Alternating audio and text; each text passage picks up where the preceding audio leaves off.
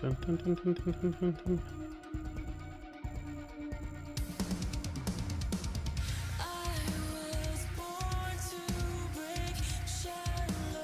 Paradise.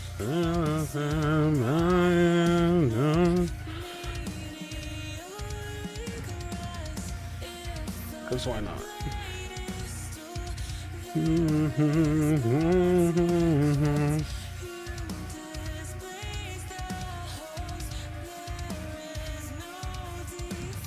Tell me the way on run.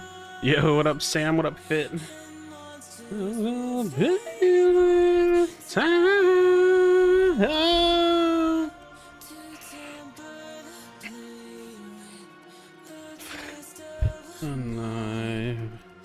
A sun killer lullaby.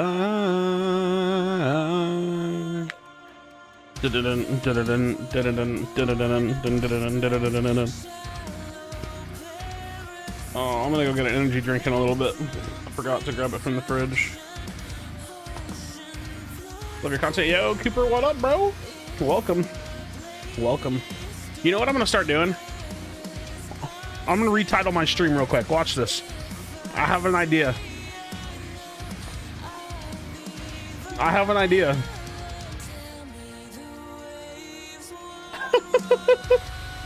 This is actually the most bozo shit I've ever done in my life. Hold on. I'm putting a rage warning in my stream title. What the fuck, dude? I have mental issues. I put in parentheses rage warning in my stream title. I can't control it, dude. I am who I am. I'm so tired of like trying not to rage because I don't succeed anyways. I'm a rager, dude. I can't help it. I can't turn that shit off, you know? Narbash support for this game, dude. Narbash is sick. I can't tell you how to build him though. I have no clue how to build Narbash. I literally couldn't tell you. What up, Lucky? Yeah, Cooper, I'm glad you're enjoying the videos. I'm glad you're enjoying the game. It's a fun game, dude. Fun game, huh? You are who you are. Exactly, dude. I just can't. Like, I've been struggling. You know what's crazy is I actually do think I'm gonna stream less because I think it just puts me in a bad mood to stream too much. So I think I'm gonna stream like once or twice a week, maybe. And yeah, otherwise videos. I've been making my bed. That's a new thing. Been making my bed every day. I don't know, bro. Big streamers are bringing over to gain more popularity. Is this going to be their form of marketing? Yeah, I mean, it's a pretty common form of marketing for most new games. It's just like influencer marketing with paid ads. That's like pretty common. Pretty common. Yeah. Oh my goodness. What up, Epic? A bunch of my members just re-upped, and it's always like a shock to see that in chat. I don't know if y'all even see that or not.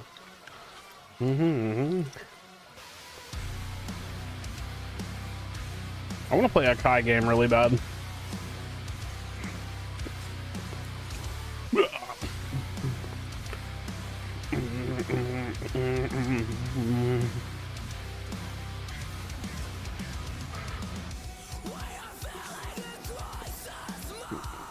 You can see it? Oh yeah, it's like super abrasive, like oh shit.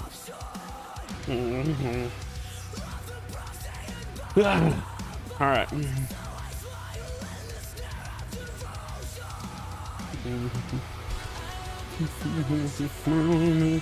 How are the games? I mean, let's see, let's find out. I mean, I'm solo queuing, so, you know, I don't have high hopes, but I was thinking about trying to find more people to duo with from time to time. Just like build like a roster of duos.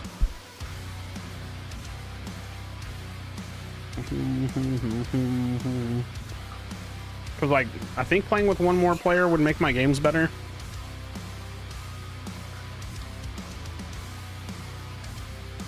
Alright, let's go with Kai. I'm in a Sky Splitter mood.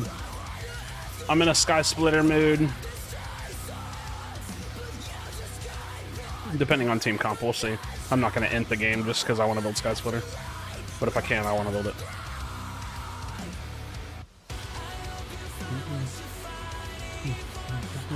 happy when I hurt you.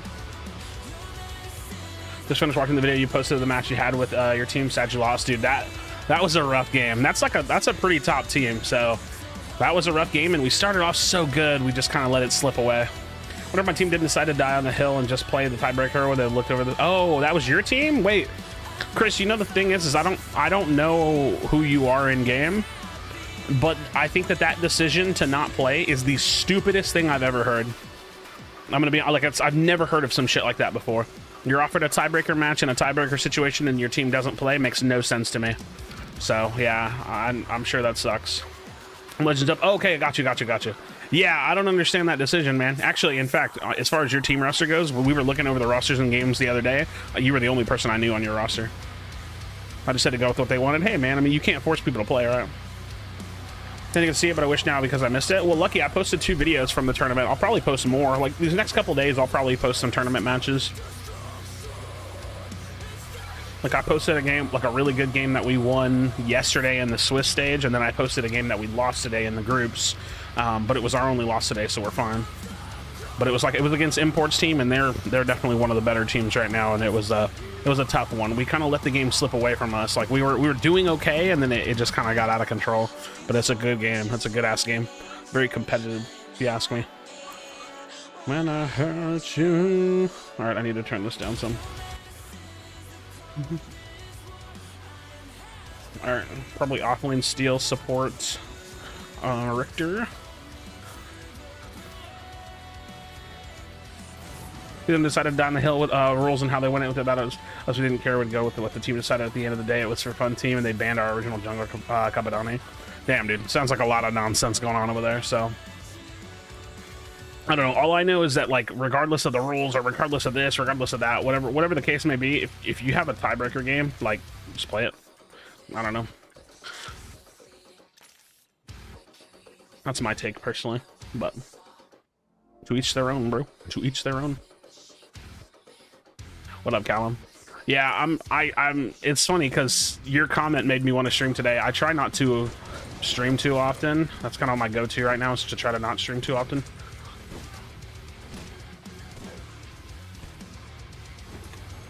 Come here. How'd they make so much space on me? Shouldn't have flashed it, probably.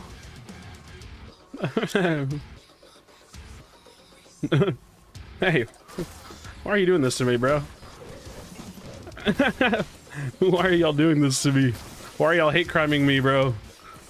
Why are you hate criming me? Why are we doing this? Stop! Why is everybody hate criming me? Let me back!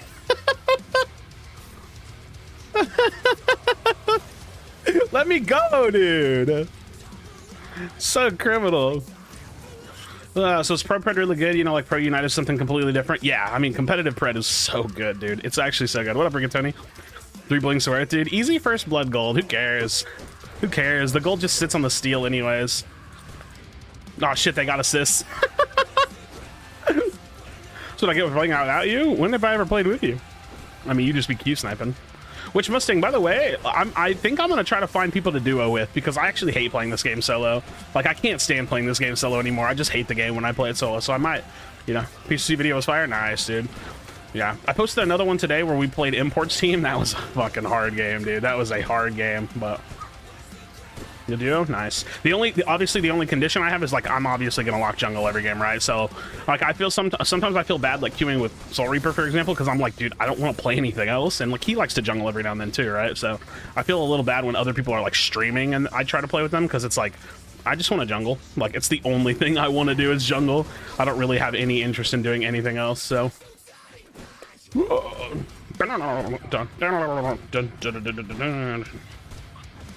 So if that doesn't bother you, then cool. This game free on all consoles, everything except for Switch, because it's not going to be on the Switch. It's too of a graphically intensive game. But yeah, it's free on Xbox One S, X, PlayStation 4, PlayStation 5, PC for Epic Games, and Steam. Still Fireball Mothline I can fill too. I mean, true, potentially. I don't think I'll ever trio queue, because I just feel like that's a little bit much, but I'd like to duo queue a little bit more. I've said this before too, I just never actually do it. So these games are so wacky, so. They get so wacky, bro. Duo is the move. I think so too. I mean, that's what rank's gonna be, right? So probably be nice to find some like people to duo with. Hey Siri, set an alarm for 8 p.m. Your alarm is set for 8 p.m. Thank you. I need to let my sister's dog out and You're welcome. feed her. I'll have to do that sometime in the next couple hours. Man, sometimes the way Siri be talking to me makes me want to act up. Not gonna lie. This game might actually survive. I think it's got slim chances, but I think it could do it. Joining a game with Crazy and Survival with someone else trio queue, I thought it was cringe. Yeah, I don't like when really good players stack up more than duo, and even when they do, sometimes it's like the game's unwinnable because they're just too good.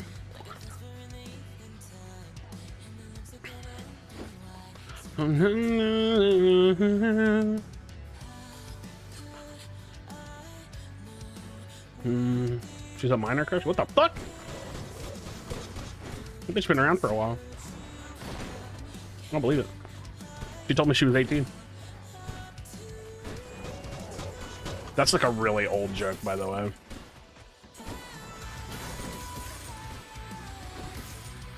That's how we're gonna keep saying. That's how we're gonna keep saying.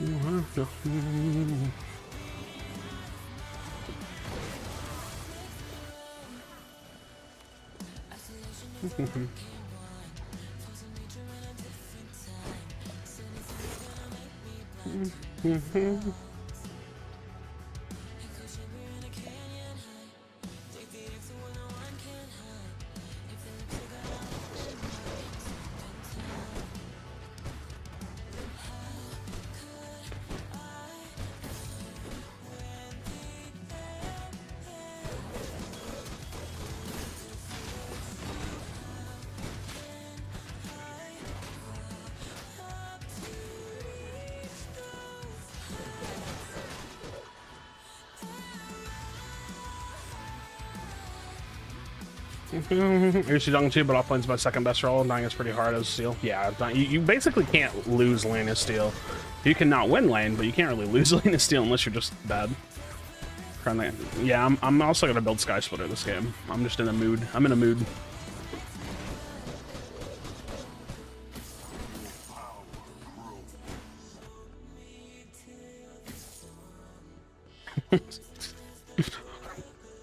Fucking stupid AI. Stupid fucking AI, dude, I swear. What rate your guys' performance so far? Are you gonna post more videos of PCC? I will post more videos. Our performance, out of my expectations, was like a 9, if I'm being honest. Now, if I'm rating it relative to everybody that competed, we probably played at about a 6.5 or a 7, but we scrimmed twice. We were a team, we formed our team a week ago, we scrimmed twice, and we made it to top 8. We are insane. Like, we're fucking animals. Like, it's just the best way I can put it. The shit that we pulled off this weekend, insane.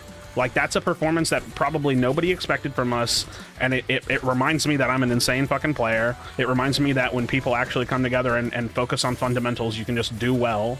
It was awesome. It was honestly like the best fucking weekend of Pred that I've had, just because it's like, it's at a time when I need it, because I'm so burnt out from this game, you know what I mean? I needed that weekend. I needed this weekend, and it was a lot of fun. And it's a lot of fun doing it with Pinzo, for example, because, you know, we're kind of like the content creator duo, so to speak. It was a lot of fun, man. A lot of fun.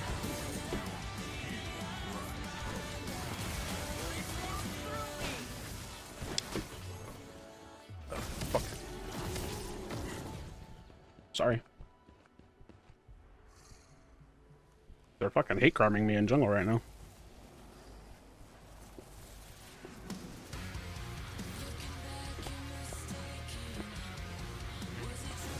They're trying to hate crime me in jungle. It's fun. Yeah, I'm gonna play Bassi next. It's fun, but I don't think you can actually ever build this in competitive. It's just too volatile.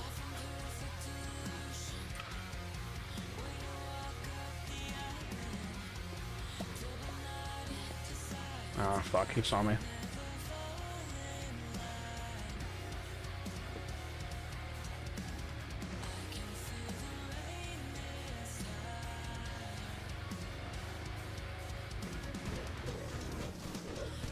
whack.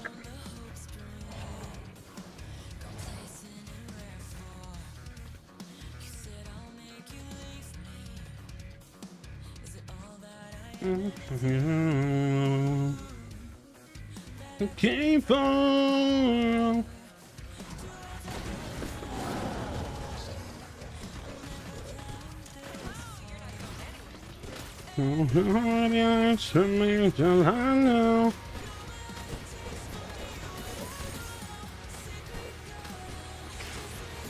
Oh my god, I can't fucking... I couldn't back up because I had my fucking ping window up.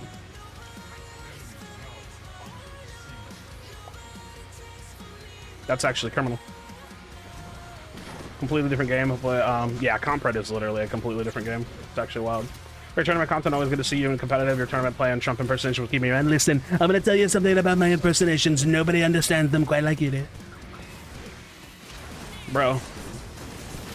I'm just simply better. I'm sorry.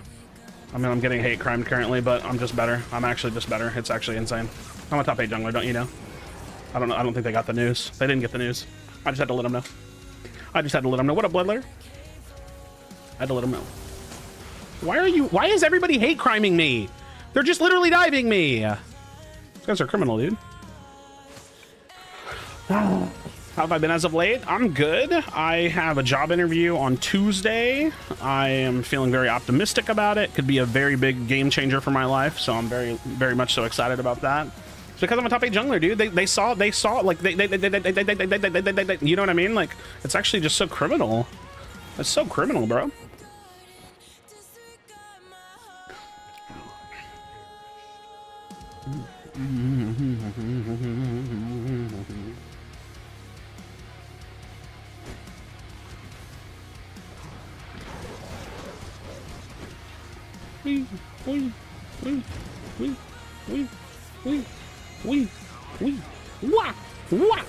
Oh, I knew that was so early. For criminal, but I'm not playing. Oh wow. Oh wow. Hello, F6. Uh-oh. Uh-oh.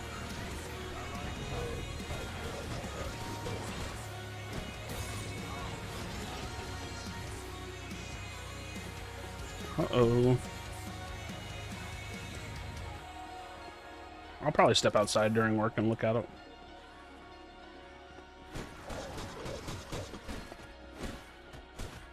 Summer credit Krashy, top 3 thick boy jungler? Sure. I mean, I don't really know what the other junglers look like, but I suppose that's true. I have to imagine that's true.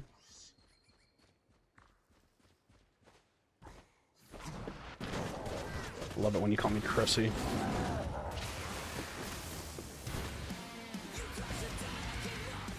I'm diving you, by the way.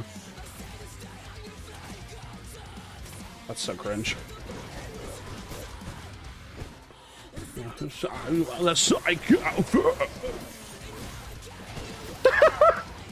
Why, dude? I've never seen people more focused on me this game. Number 8 in NA, number 1 in our hearts. Well, I'm not. I mean, well, don't call me number 8 in NA. You never know where I'm at. We might not end 8th. Although I'm pretty sure y'all's brackets are super fucked, but it is what it is. I'm not gonna complain about it. If I'm being honest, the bracket, when I saw the bracket, it doesn't really make any sense to me, but it's fine. I don't really care that much. Top 8 was my goal, so. Top 8 was my goal. That's really all I wanted. Please complain? Eh. Eh. The bracket just makes it look like we're last seed, which I don't really understand. But like I said, I don't really care that much. That's the one of the finished product. Is the finished product? Oh, okay. Well, then maybe I'm just looking at it prematurely. Aiming for top 3? I think I would be happy. I mean, I'm happy with top 8, but realistically speaking, I think I'd be happy with something like top 6, top 5. You know, just for like the product of it. You know.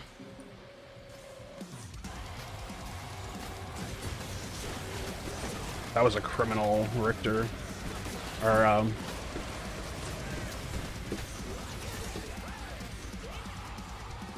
criminal ult combination there. Dude, we're getting gamed on by Revenant. Wait, what? What am I dead to? Oh, he sniped me. That's unlucky. I'm kind of eating. When you look at it, I don't know. It got posted in our team chat, so I don't know. I didn't actually even go look at it myself.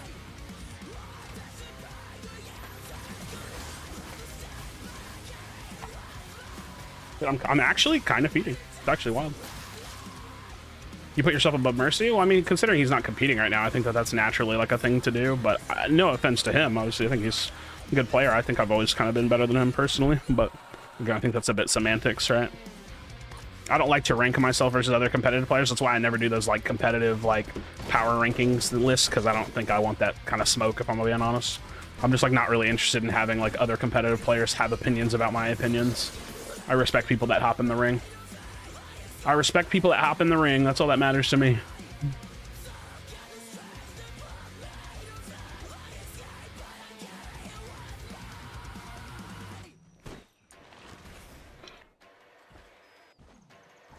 How about the shotgun skin? They look sick, yeah.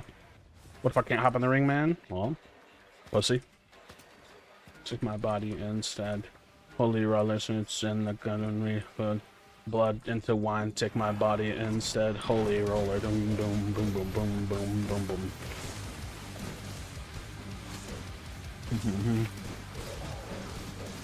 Boom, boom, boom, boom.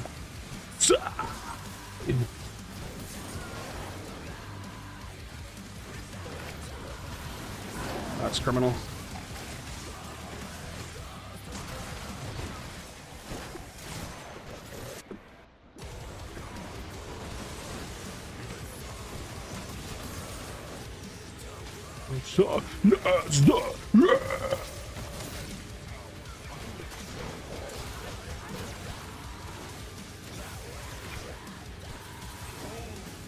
That's fucked up, dude. I believe in you, Kwong. That's what I'm talking about, boy. That's what I'm talking about. Holy roller sits in the garden, refund. Blood into wine, take my body instead. Holy roller sits in the garden, refund. Blood into wine, take my body instead. Holy roller, boom, boom, boom, boom, boom, boom, boom, boom, boom, boom, boom, boom. Come back now, dude. This game's never over. This game was never over.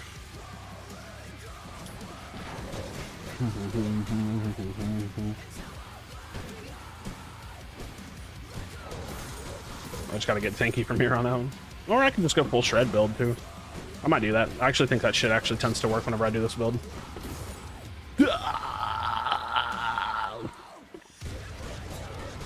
drafts prop got were criminal. I didn't really get to see them all. Should probably go look. It's so weird how different the drafts are from like tier 1 teams to tier 2 teams, because like people just prioritize things differently and they target a lot more. It feels like. Only sits in the garden, refund. Blood into wine, take my body instead. Boom, boom, boom, boom, boom, boom.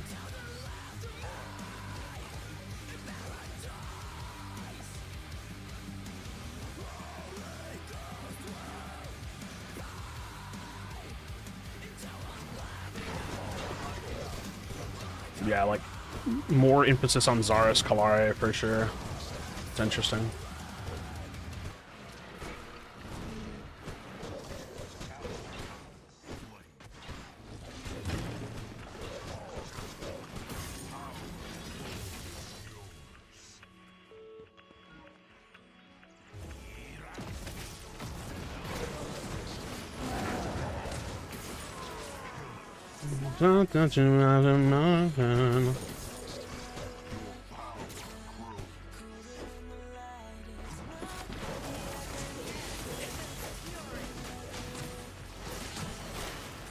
Holy fuck, he hit so hard.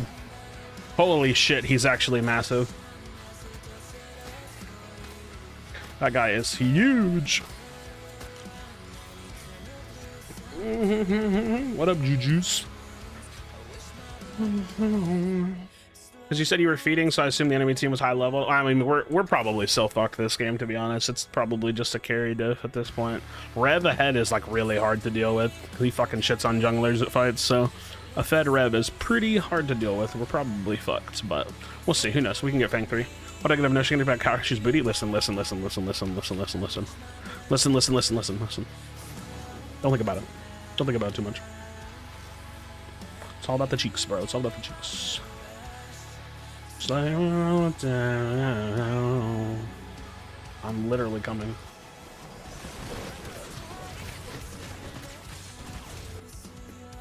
That's pretty grief. That's pretty grief. Not gonna lie. Not gonna lie. Okay, with your vids, thanks for answering my questions on an older video super fast. Love the music too. Yo, for sure. If you ever have any questions while I'm live, definitely ask, because sometimes I'll be like in educational mode. Other times I'm just fucking around like I'm doing right now. Like right now, this is a super loose game. I'm kind of just like inting around the map, if I'm being honest. Building stupid, like I'm building like super fucking damage carry with 2 cleanses. Like I don't know what the fuck I'm doing, you know what I mean? I don't know what I'm doing about it. I don't know. What's left of me, in the space in my Oh, I did not flash. I literally didn't confirm my flash. That's super fucking awkward. My flash just didn't go, and I just ulted nothing.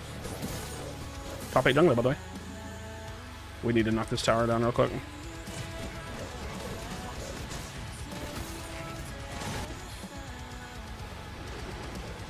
You're shitted. Shitter, shitter. Leave me alone, please. I want to live. Give me the heal. No. They should have peeled and helped me. Why is my Decker DC'd?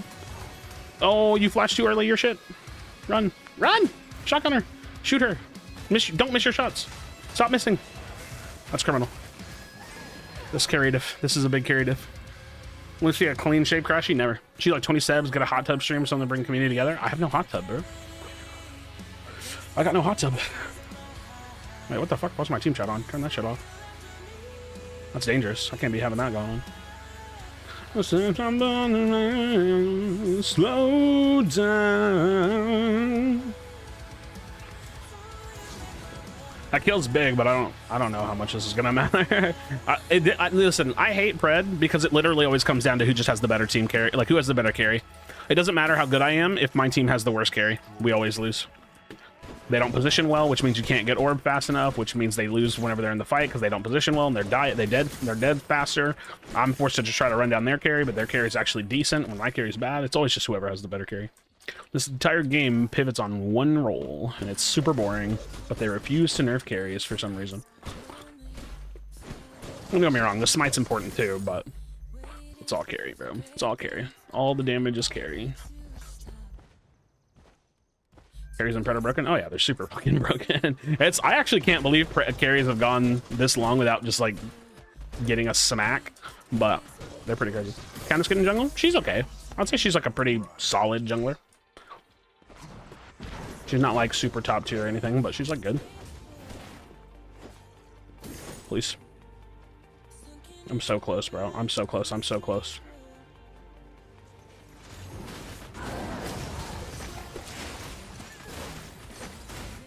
Oh my god, that's so criminal.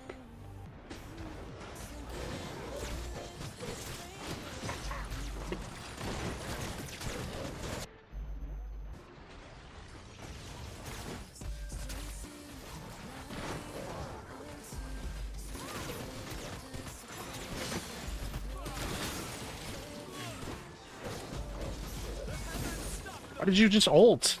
The fuck? Hello? What am I watching?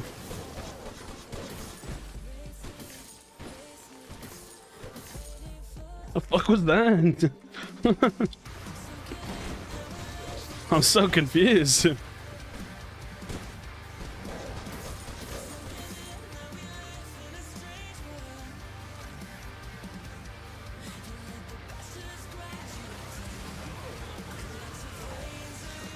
Hey. Hey.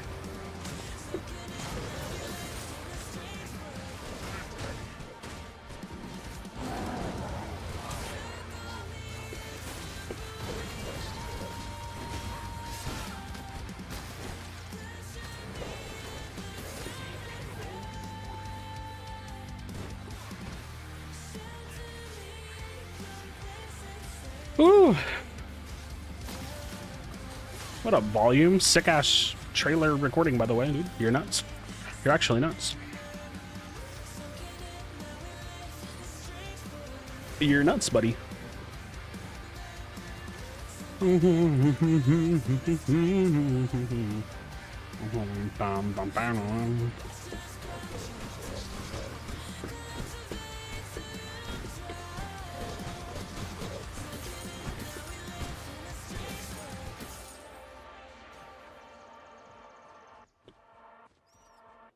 It's actually fucking insane, dude. That trailer was better than their trailer. It's actually nuts. Why do I have wards? What the fuck? Why am I 24 minutes into a game with wards, bro? Who let me do this? Come on. Ha, no. Yo, you're blocking me.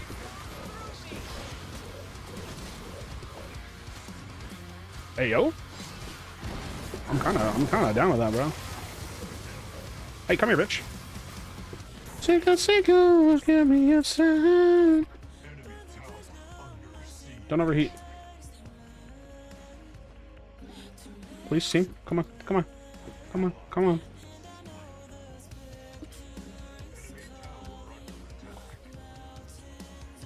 Okay. Okay.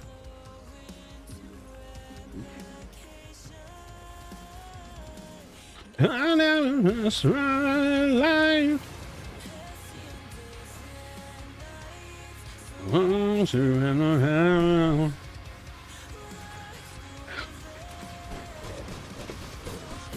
People want to fight more than they want to win. It's actually crazy. Perfect example. Perfect example right there. God, this matchmaking is so bad, bro. I hate playing this game online. Like pubs, I actually do hate it. I think this game is so trash if you're not playing competitive. If you're not playing this game competitive, it is a waste of time, dog shit game. But if it's competitive, pretty fun. Not gonna lie. Not gonna lie. Pretty fun.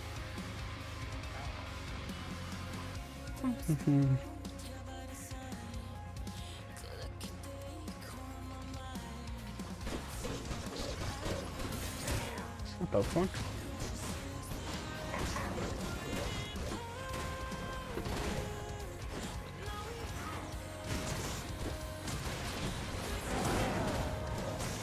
Ooh, he hit the shit out of me. Lucky. So she had a discussion yesterday. How did that go? It was nice. It was just me explaining how the game's not worth my time and me trying to explain why.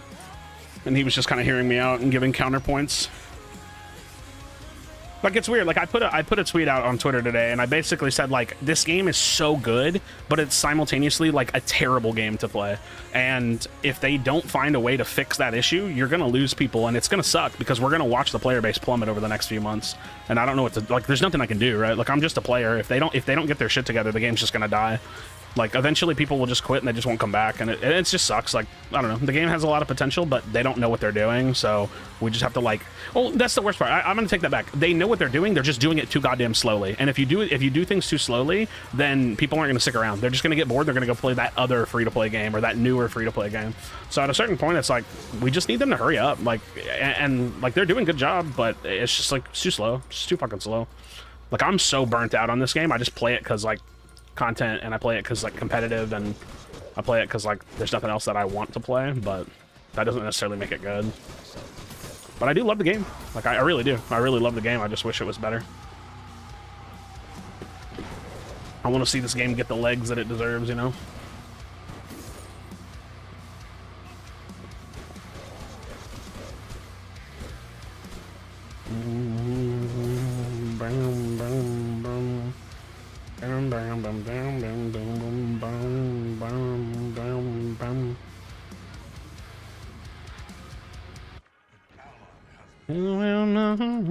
Dude, my Murdoch is getting soloed by a Richter in offlane. That's the second time he's done it. My Murdoch is getting soloed by a fucking support. He's getting soloed by a support in the offlane, in the duo lane. You autistic with your mouth? I'm chewing gum. I don't know if there's a correlation. You tell me. I think ranked helps. Yeah, I think it's one piece.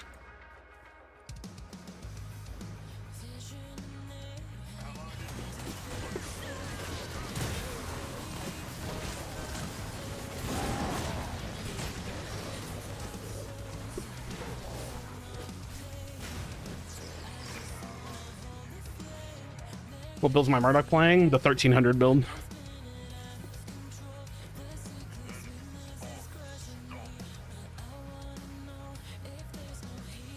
I'm so hot and sexy. It's crazy because I still do shit like that and I'm still gonna lose. You think rank should be released before any new game is introduced? I think rank should have been released 10 months ago, 12 months ago.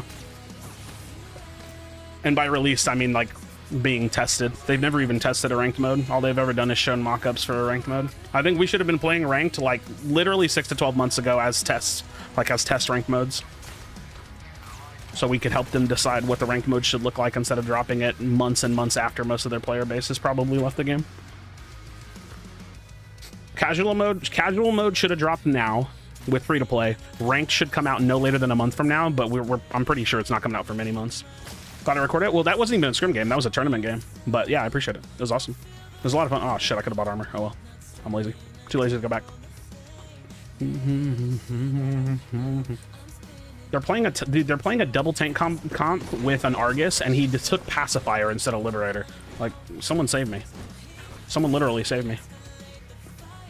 Yeah, this game needs rank so bad. Without it, like, fairly soon, I think the game's gonna suffer a lot. I think the majority of the new players will probably fall off without a ranked mode.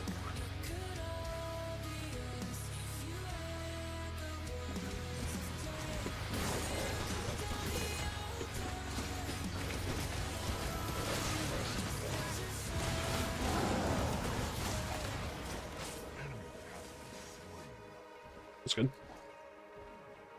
That's good. Did you guys beat any good teams? PC didn't watch any of it.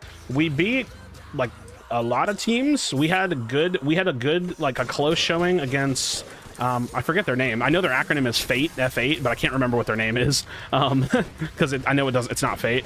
We had a decent showing against them, and then we had a decent showing against Indecisive, but they beat us. But we beat like every other team that we played. Why is my team just fighting? Like, dude, I swear to God, I'm literally 1v9ing. I'm just gonna push. There's nothing I can do. Like, what are they overheating and fighting for? It's actually crazy. What up, Ratio?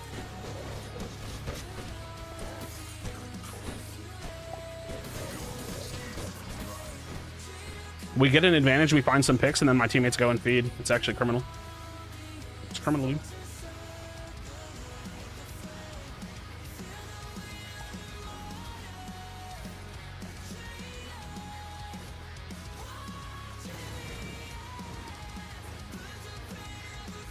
Criminal.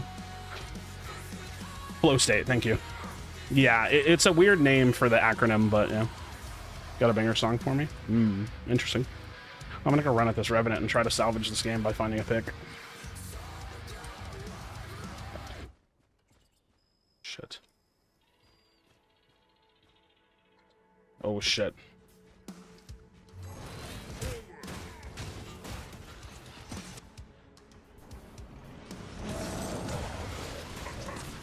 I'm so dead. I got picked. That's on me. That's unlucky. That's unlucky. I was gonna try to throw myself at the road.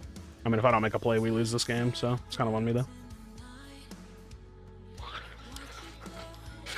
Yeah, listen, I'm gonna say two things about PCC because I had a lot of fun. One, we got zero appreciation until the last 10 minutes of the stream. I don't understand why that's possible or why that happened. You even had to go all the way to the point where they were calling out all the teams that got listed and they didn't say our name. And then they were like, oh, we've got 6 teams. They said, this is what PCC said.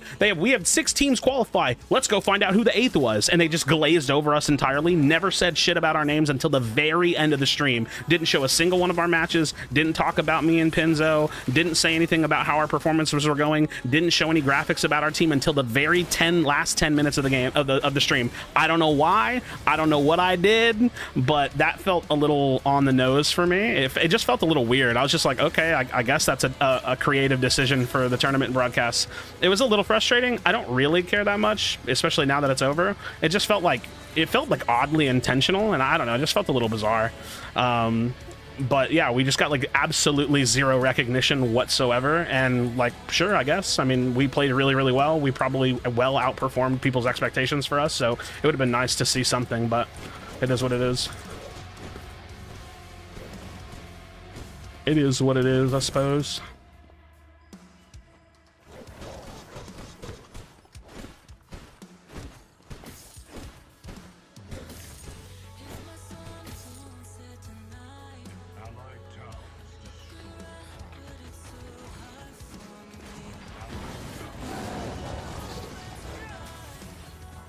So annoying. Can't do anything to her. Pretty sure it was most teams though. I mean, I don't know. I saw multiple teams be on stream more than once. I'm not even expecting to be on stream. I just like zero recognition. Like literally said nothing about our team at all until the very end of the broadcast. It just, like I said, it just felt a little on the nose for me. Just felt a little bizarre to me personally.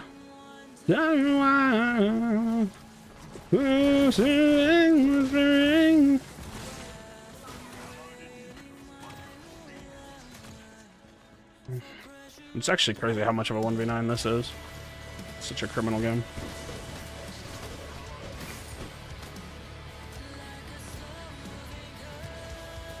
Been in a stream before until today because I played this game when it was a real game, not this recreation. I mean, cool. Welcome. Welcome.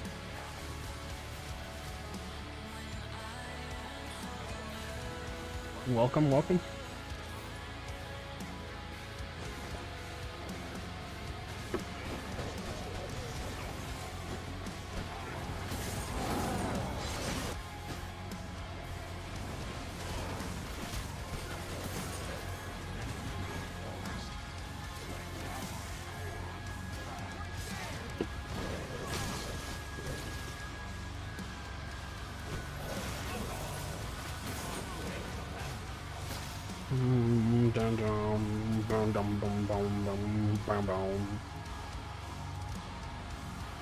This has to be like one of the lower rated games I've been in a while.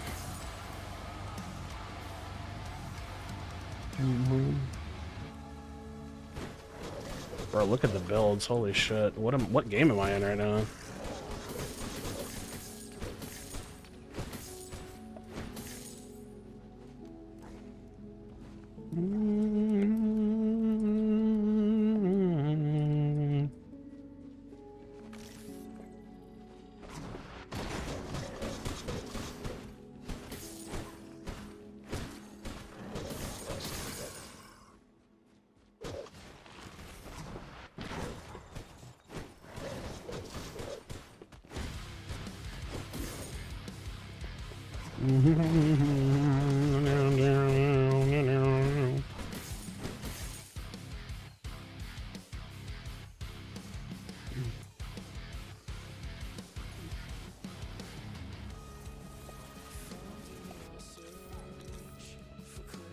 $10, 9, 8 with 350 farm, bro. Holy shit. I'm actually massive.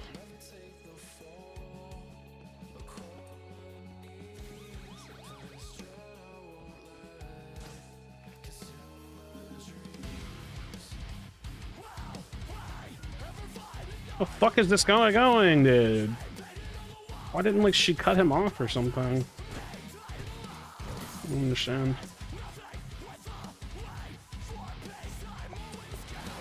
What am I watching? What am I actually watching? What am I watching? What am I watching, dude?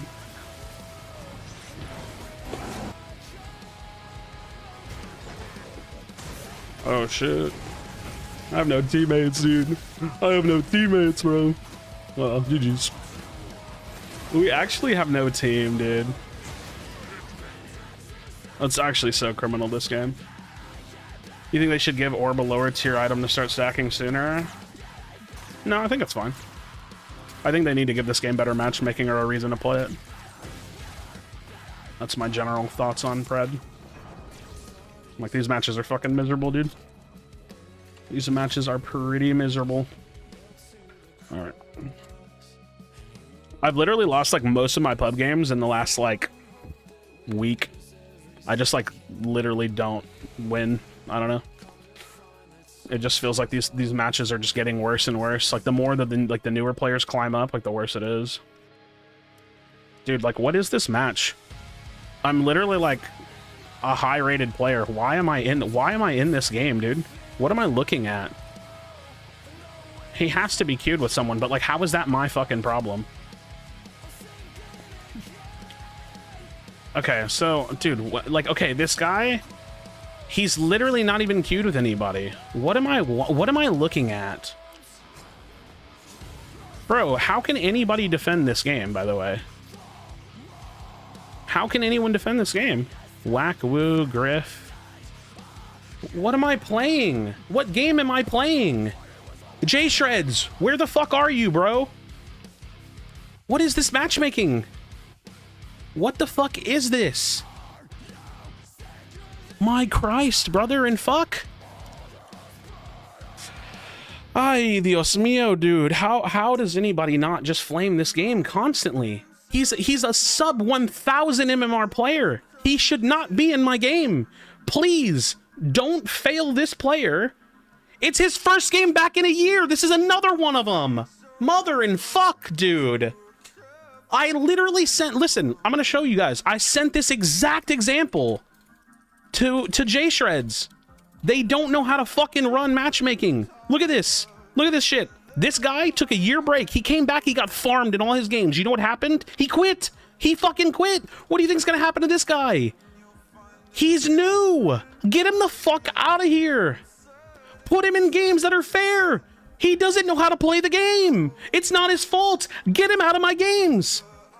Put him somewhere else. Oh, Meta, how are you dropping the ball? I'm doing work for your company for free. I'm on the ground floor. I'm in the fucking trenches collecting data for you. Please, for the love of God, fix this. I'm begging you, not for me, not for him, for everyone. I have to send this to someone. I have to. I literally have to send this to someone.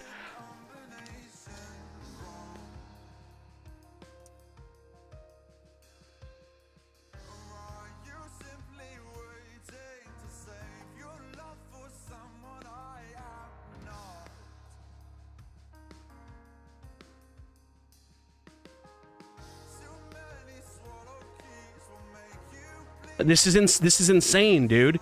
This cannot be the way that this game is run.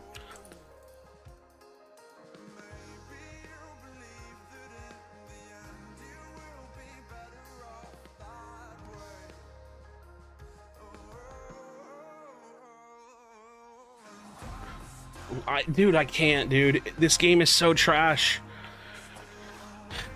Like, there's no excuse for this. That's my point. He's not queued with anybody that I can tell. And if he is queued with someone, you have to find a way to wiggle this shit around. You're gonna lose players to this. I don't want to play this match. I just don't, dude. I have no interest in playing this lobby. What is wrong with them, dude? What the fuck is this, bro? Like, I don't know, man. I don't know what to do. I don't know how to save this game. I don't know how to save this game. I don't know how to save it. I don't know how to save this game from dying, but this game's gonna fucking die if I don't do something. And I don't know what to do. What can I do? I'm just a player that plays competitively and makes videos and rages. I don't know what to do. What do I do? How do I stop this game from dying? Just gotta carry harder? No, they have to fix this, dude. Like, carrying harder, that's about winning. I'm talking about not losing players, right? Like, it's a two different there's a two-part conversation here, right? You have the conversation about how do you win this match. That's one conversation. Then you have the conversation about how do you not let the game lose players. That's a second conversation. This game sucks, dude. This game is bad. When you play it, the matches are terrible. When I go and play competitive, the games are amazing. When I play scrims, the games are amazing. When I'm playing with people around my skill level, it's fucking night and day. And of course, a solo queue system will never feel like that, but it can't feel like this either, right? It has to be somewhere better.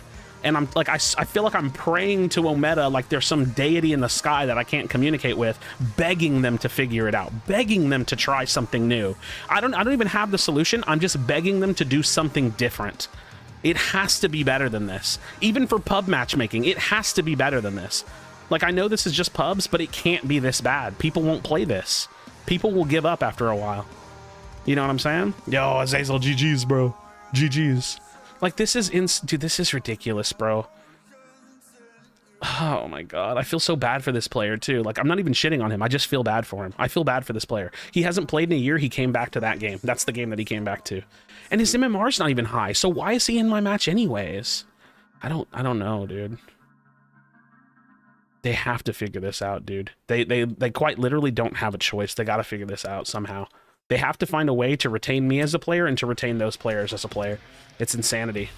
Because my problem is, like, I don't have fun, like, winning or losing a lot of my games.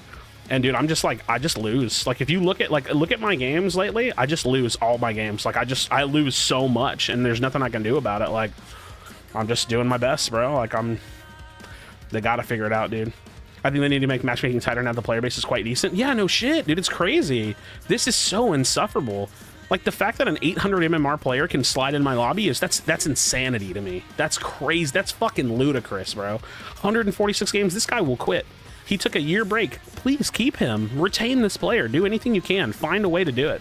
Not everyone will deep this situation as much as you are. I bet you that player is another match already moving on and playing the game. Yeah, okay, Morgan, look at this. Perfect example. Morgan, stay with me. Stay with me here. Hold on, let me turn off the music. Okay, Morgan, you're completely right. He might just move on and not worry about this at all. But what about this player? Let's shower. Fuck. What about this player right here? So I ran into this player like 4 or 5 days ago, and it's the same exact situation. He's a returning player with 254 games. He came back to the game a year ago, right? He came back to the game 9 days ago. He started playing. He lost every single game, and now he's quit. He hasn't come back. So what about this player? It's a perfect example that people will eventually not deal with this. There will be people that will eventually move on from this. And he actually brought a friend with him, too. I'll find him for you. I have to search for it a little bit. He has a friend in one of his games. For 2 games, his friend came back too. They lost 2 games. He moved on. Hey, Him Ratio, you're here. Bear Jewett. Okay, so look at this guy. This guy, year break, same thing. Came back, played 2 games, quit. People don't want to play this, man. It's like, I know that I'm speaking anecdotally, but I'm finding really odd scenarios where these people are getting put into games that they can't perform in, and it's making them quit. It's a pattern that some can't see, dude. It's a pattern I see bright as day. People don't want to play these matches. And what makes matters worse is that we have a tool like Omega City that shows it to us. Like, you have a tool that shows it to you. And look at the win probability. Like, is this fun for anyone? Like, is this, like, you know what I mean? Like, is this a fun game? This is crazy. Who the fuck wants to play this? We have an entire website that proves that this shit is unacceptable. I just want to play the game, dude. Like, I promise you, people will stop playing. You have to figure it out. They have to figure this out. And I know I'm, like, in full rage mode right now, but, dude, these matches are just so unenjoyable. They're so unenjoyable. And it's not any person's fault, right? Like, it's not this person's fault. It's not my fault for being higher rated. It's not the soccer fan for doing well on Richter high rated. Dude, the soccer fan, I don't know if you're still in here. GG's, by the way. I saw your message. I was just in ranting mode. The soccer fan was the support Richter, and he was soloing my carry. He was soloing him in the duo lane. Dude, this cannot sit this way. Omega Studios, I promise you, I'm not just the raging asshole. I promise you this is for the betterment of the game. You have to figure this out. It's crazy. It's crazy. Okay, I think I'm going to move on. I think I'm going to try to move on because there's really nothing more to say. Like, I've known this for 15 months. If they don't figure it out, people are going to quit playing. Mustang, will you message me your code again, or you can add me or whatever? That's crazy. That's crazy talk, dude. That's crazy talk. All right. Why don't you come play customs? Because I want to, like, because that's not how I game, right? Like, that might sound like a weird thing to say, but, like, I don't game like that. Like, you know what I do? Like, I just game the game. Like, I'm a very simple person. I turn the game on, I want to game the game. I turn the game on, I want to grind the affinity. Even though the affinity is a fucking scam, I still want to grind it, right? I turn the game on, I want my number to go higher, right? My stupid profile number. I want my number to go higher. I game the game, I want my Omega City to go higher. Like, it's all a bunch of bullshit, but it's like, that's how I game games. I don't want to just play nonsensical scrims all day. And honestly, because we know scrims and, like, stacks or like in-houses can get a little sweaty, sometimes I don't even want that experience, but I want better matches than what I'm getting. So it's weird. I'm just like, I love competitive and I love solo queue, and, like, those are the 2 things I want to do, and, like, anything in between just, like, doesn't really interest me, which sucks, right? Oh, I feel like I'm literally hot. I need to turn my AC down. Fuck, dude. You know what's crazy? You know what playing with subs. I'm playing with Mustang. I'm not really playing with subs. I mean, maybe I'll do that at some point where I throw, like, a custom on and we just play or something, but I'm literally hot, dude. Get the games you want via comp or sweaty in-house. Well, that's the thing. Like, I don't like. I want two different kinds of games, right? Like I want games that are like casually competitive solo queue matches, but those don't actually exist. So it's like the thing I want. I'm asking too much. It's just I don't know. I don't know what to do. I'm just gonna try to start doing with somebody and see if we can have some good matches. Like what you're saying, but I was getting shit on, but I kept playing. Yeah, but you're one person, right? Like I know that I'm showing the example of like one or two people, but like where someone will deal with it, someone won't, and you should try to have a game where people will stick around, right? And I know you'd rather play a tough lobby, but there's a difference between a tough lobby and in a lobby that you cannot perform in, right? Like there's data. We have data. Like that Murdoch player, he can't perform in that lobby. It's not a matter of like, oh, well, that's a challenge for him. No, he can't do it. He lacks the capacity. He doesn't have the experience. He doesn't have the knowledge. He hasn't played long enough. He's not there. It's not there for him yet, right? What the fuck? What the fuck? I'll play support this game. This is a gamer lobby. I don't give a fuck. Oh. Final Chaos playing Pred, Smite Creator, the kind of stuff isn't going to keep a mobile player of the caliber neither for long. No, absolutely not. I mean, well, a lot of the paid streamers are going to hop on the game and they're going to see that the game has no ranked mode and they're eventually going to just stop playing, right? Like they're literally going to just stop playing. Like they just won't. Like they'll be like, "Oh, yeah, this game's pretty cool." And then they'll play it for a little bit and then they'll quit. I have no idea how to build supports, by the way. I'm probably just going to have to play Richter. Bro, I'm about to ramp support. Fuck it. I don't go fuck. Or I could Zara support. Zara support's not bad. I could play him. Most have already. Well, I mean, let's be real. Let's say 70% of people. No, let's say higher. Let's say 80% of people that accept a paid sponsorship are never intending to actually play the game. Let's say a small percentage, like 20%, actually do play the game and they like it.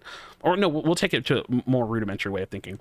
80% of people that are paid don't actually give a shit. They just play it and it's over. 20% of them, hey, they actually find that they kind of liked it. Those 20%, you'll lose most of that 20% just because it has no reason to actually stick around. So, like, even if there was someone that has like a nice audience that wants to play the game, they'll eventually fail to stick around because they realize that there's no way to retain viewership on a game that's not retaining an audience. So they'll eventually just move on, right?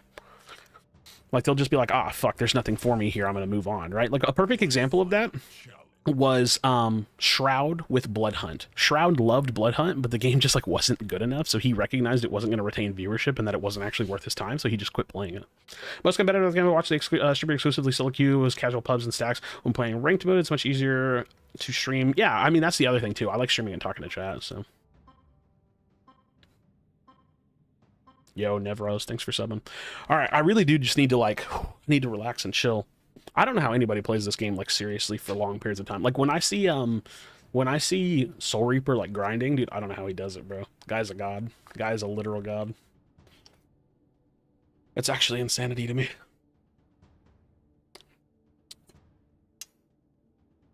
Trying to 1v9 and talk to chat seems very hard. Well, I mean, it is when the games aren't like when you actually have to 1v9, right? Strong mental. I mean, the crazy thing is like my mental sucks for solo queue when the matches are unwinnable. If it's reasonable, like I can carry some games, you know.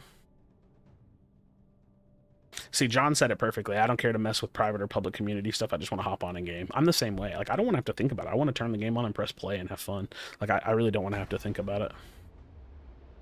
The battle begins in 5, 4, 3. Yeah, I know. I see. I got flick. Good. Let my man grind. Having the same problem literally almost every game. There's 2 to 3 just total noobs at this moment. Yeah, it's rough, man. I think what their matchmaking system is doing is sacrificing good games for speed, and I think that's a mistake past a certain point, right? Like I think past a certain point you have to get rid of that. Like you have to look at would health be better? I don't really need to get the serrated blade online faster than maybe just having some extra. Fuck it, I'll be poking. I think that you have to say, okay, past X amount of rank, right? X amount of MMR, the matchmaking is going to tighten the fuck up. And then after, like, and then here's what you do. You put a condition in there. After 8 minutes of matchmaking time, you loosen that parameter. And then you say, okay, after 10 minutes, you loosen it more, right? So it's like, it's not that we can get rid of these games entirely. It's but you should make them the minority of matches, not the majority of matches. And currently the way that their matchmaking system works is that it's the majority of matches. Every time you play, you get a shitty match. It's like 9 times out of 10. You know what I mean? Like 99 out of 100 you're playing, you're going to get a shitty match. Like it's just, you're just not going to get a very good match. Every now and then you'll get a good match. It's not 99 out of 100. You get my point. I'm exaggerating, but you get my point. Dude, I literally paid $1.50 for this spray. I don't know how I feel about my decision. I mean, to be fair, it's $1.50 of money that they gave me, but it's $1.50. Which is a necessity for first image and keeping players. Well, that's my point. I think at a certain MMR range, it should be higher, right? Like I'm talking about like higher rated players should have longer matches, or all the new players they're lower rated. They should have perfectly fine matchmaking. It shouldn't change at all. Higher rated players, it should be much more selective.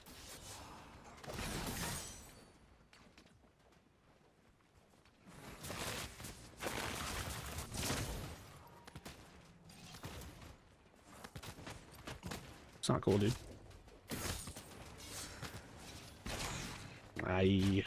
Goal.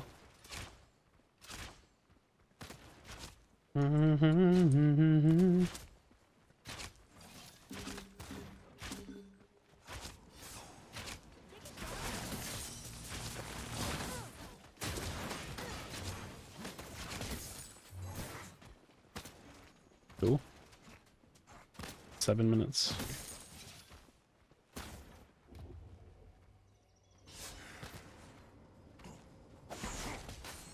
Cool. What the fuck?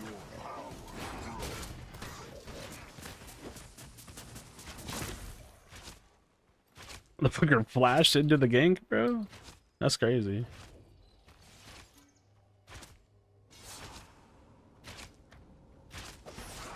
Come on, dude. Back it up. Back that ass up.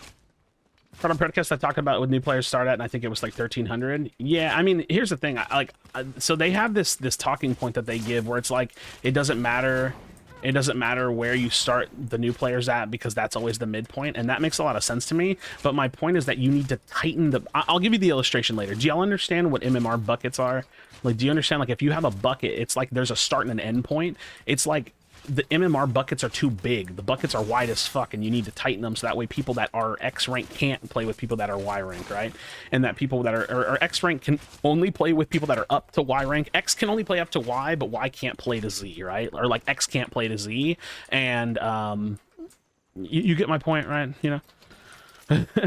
Yeah, jungle swing now. Like I feel like I'm explaining it poorly because I'm fucking trying to lane and I suck ass at laning, but yeah.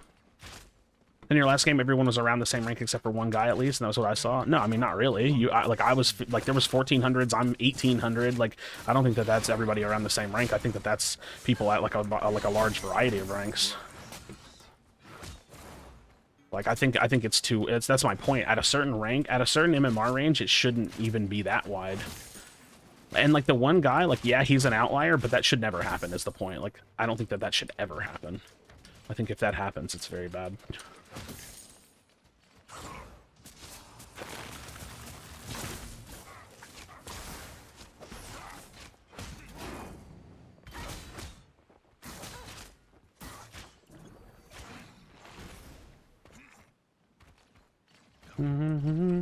Expanding search. Yeah, I know. That's what they should do. That's exactly what the game should do. Oh, 800, that's way lower. Yeah, exactly. He's 800. That's like almost half my rating, right? Like, it's not, what is it, like 70%, 80% of my rating? But you get the point. It just feels, I don't know, it just feels bad. It feels bad to play matches like that. I feel like I can explain it in reason, and I feel like there's a reasonable enough of data to show that this is an issue. And I also feel like they made their new matchmaker, right? Like, they said they made their new matchmaker. Like, why haven't they, you know what I mean? Like, why haven't they... Wait, did I not get that? How did I not get that? I guess I don't do enough damage yet.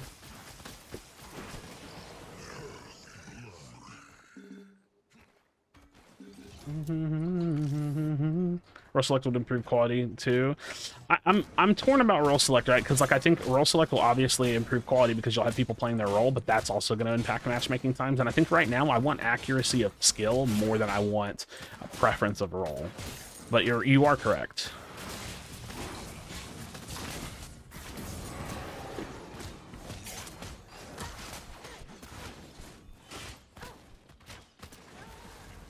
You are correct.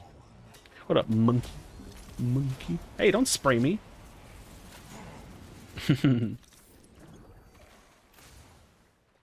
Zarya support's so fun. Can I build a dynamo on this character? What do I build? Oh shit. Well, Citadel's probably good too. I'll probably just build a Citadel.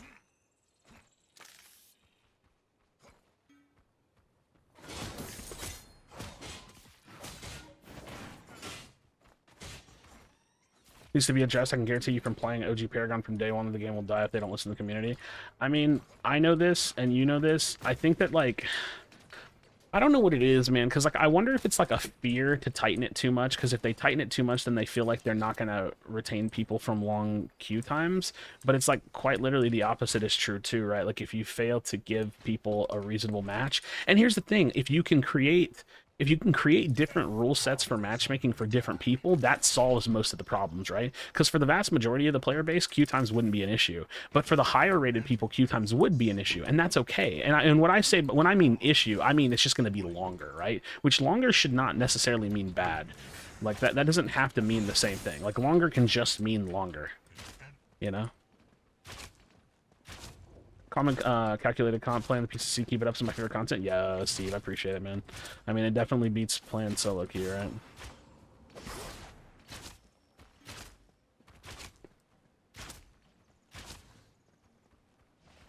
Are fine with long queues times, yes or no? I mean, it'll be yes with as long as it's within reason. So here's the thing: there's no such thing as perfect matchmaking, but if you can keep it at a reasonable amount, then it's good. Need to thin a little bit.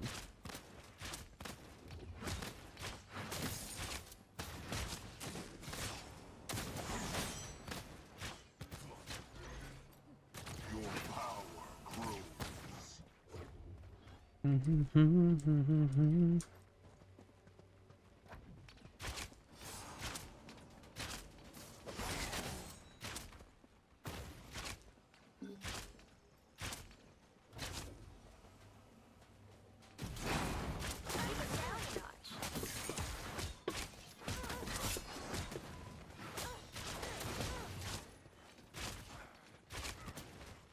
Any snipers? Damn, he doesn't have level 6. Ally has been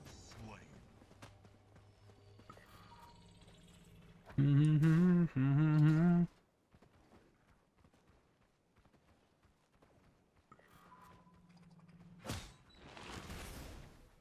Whee!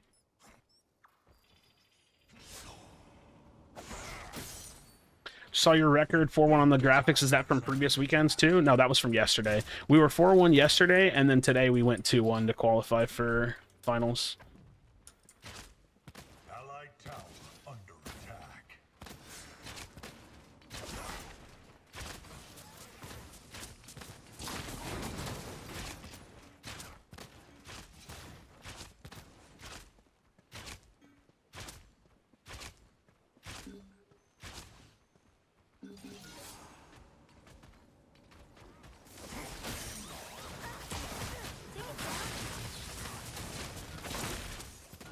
Bro, we're always so close. Come on, ult me. Come on, ult me.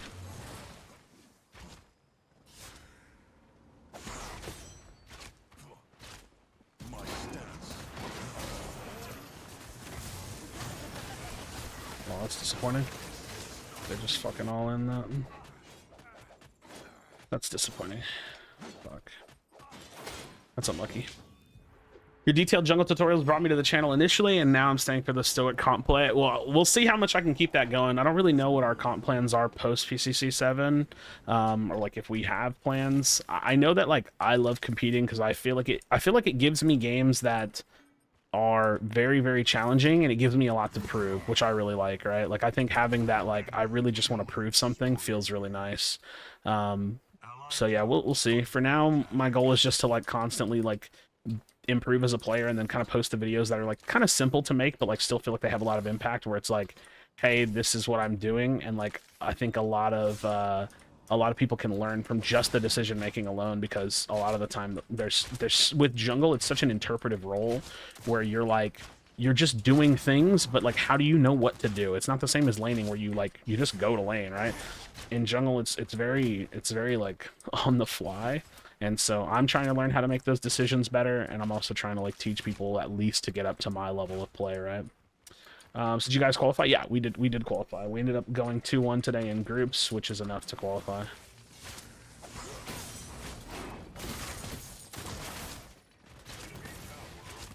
Did I like initiate and he doesn't go in? That's so tragic. Anyone else when I queue it stops on its own, just got out of a match, no XP, and it won. Are you sure it's not just a visual bug? I mean, I haven't seen anything about that, so it's impossible for me to say, but it sounds like it could just be like a bug.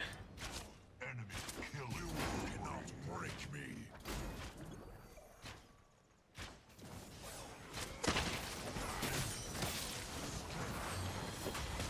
Your skill rises.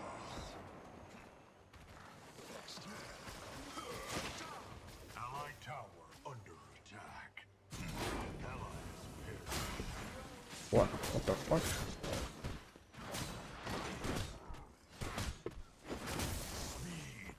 The fuck? Does this guy never CC'd? Am I crazy? That guy just literally never got CC'd. I'm so confused. I'm so confused. Enemy tower. To me, jungle and mid is the most skill expression. I think jungle has, yeah, probably. I think jungle and mid has the most skill expression. I mean, with carry requires a good reasonable amount of skill because you have to position really well. Otherwise, you're just kind of like a bum carry. But I also think the role is just like super easy once you get online, right? Once you get online. Can you play a match with me and test it out? I don't really think that that's like gonna test anything out. Won't have to decline.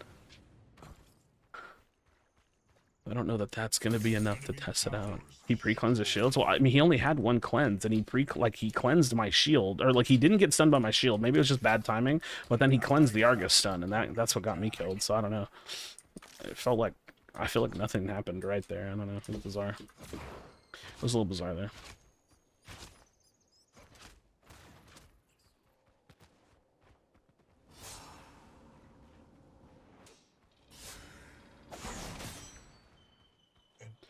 Oh goodness. Matchmaking should recognize solo and duo queue and matchmake duos into slightly more difficult games accordingly. So the matchmaking, okay, so as far as I know, the matchmaker has a party multiplier, but we don't have enough conclusive data or like conclusive information about how it works. I was also told that it maybe was turned off with free to play, so I don't know anything about how the matchmaking is actually working, other than that when I look and see like a giant discrepancy in skill, it sucks. And that could be because the players partied, it could be, you know, it could be for a number of variables, which all suck. All I know is that when you play the games, the question has to just come from a simple from a simple place. Was the match that you played good?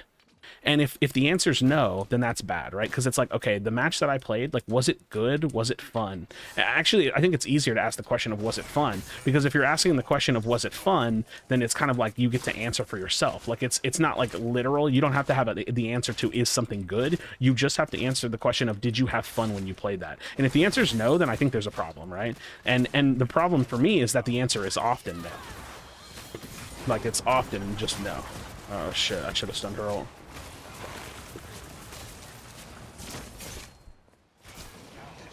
It's unlucky. Yeah. I don't think the matchmaking is polished enough to do this, though, despite what they claim. For that reason, as everyone knows, duo is significantly easier. What are your thoughts on solo queue yielding a very small amount of bonus MMR rank points? Well, so here's the thing. MMR and rank points are all fake. Like, none of it's real. I don't have an issue with my MMR on Ometa City. I have an issue with whether or not the game is fun to play. You know what I mean? Like, that's the issue I have. I don't have an issue with, like, oh, why is this guy such low rated? It's like, no, he's, like, the rating is relative to his skill level, sure. The question is, like, why is he in my game if he can't perform? And so I'm not really looking at that 800 number and saying that's the perfect example of why he shouldn't be in my game, but it's relative enough that I can look at it and say, like, yeah, that means that he's not very good. He shouldn't be in my game, right? So... it's like I can look at it enough and say and like use that as information and data as to like why he shouldn't be in my game, because it's like decent. It's like a decent. Like marker for skill. So not that it's like fully objective and I'm like worried about the number. I'm less worried about the number and more worried about whether or not the player can actually do something at that skill level.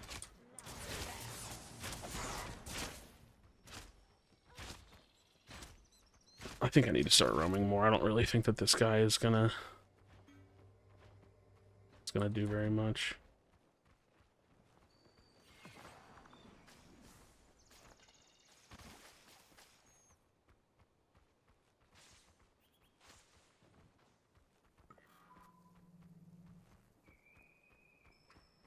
Join me in the arena. I don't really know what to do. I need to start roaming. Shit. I think we just lose this game. Usually roam with Zarus or no.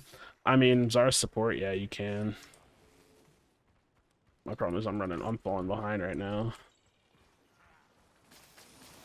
This game, I don't know. I played Paragon until the moment it died. One of my favorite games of all time. Well, I think this game's fun, but it's got a lot of issues, and I'm not gonna lie to you about that. It has a metric fuck ton of issues, but it's free. Might as well play it, right? I don't recommend people not try it because it's literally a free game, so like you might as well. But it does have a lot of problems.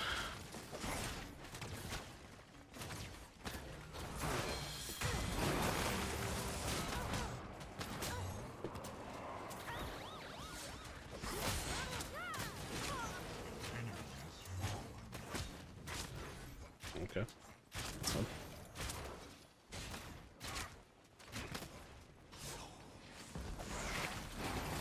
Oh, that's disappointing. That's unfortunate. I thought I was out of it. What's wrong with free? I mean, nothing's wrong with free. It just, there's a lot wrong with the game. I didn't say there's anything wrong with the game's price. I just said there's a lot wrong with the game. You know, because the issues are so fixable, it's fucking annoying. Yeah. I mean, I think changing the matchmaking when it's like number values and like programming a system that you allegedly have like full control over is definitely on you. I also think like, you know, adding in content is important and like things that they should try to expedite. I think that like, you know, making map changes is something that they should actually put some focus on instead of just ignoring the community's feedback on it. And I think a lot of shit is actually doable. They just have to have the will to do it and the give a fuck enough to do it.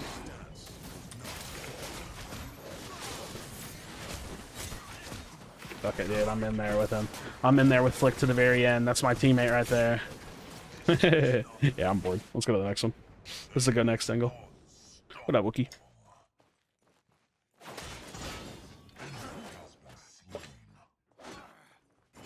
Yeah, this one's unfortunately a go next angle. I haven't downloaded, so maybe I'll give it a shot tonight, but I guess it's staying true to Paragon's roots by having horrible matchmaking. Yeah, it's pretty atrocious. I think the worst part is that like it feels like they haven't done anything to like readdress it, right? Because they like the biggest thing that they were saying was like, oh, we rebuilt our matchmaker, and it's like now we can make changes whenever we want to, and it's like, can y'all work on that? Like, can y'all do that now? Because like I can show them perfect examples of why the matchmaking's working poorly, so it's like I would at least like expect that they would try to do things to it to like make it not so bad, right? Since they allegedly have all this control. Since they allegedly have all this control, right? My bad. I didn't see the Argus coming in. That's nice.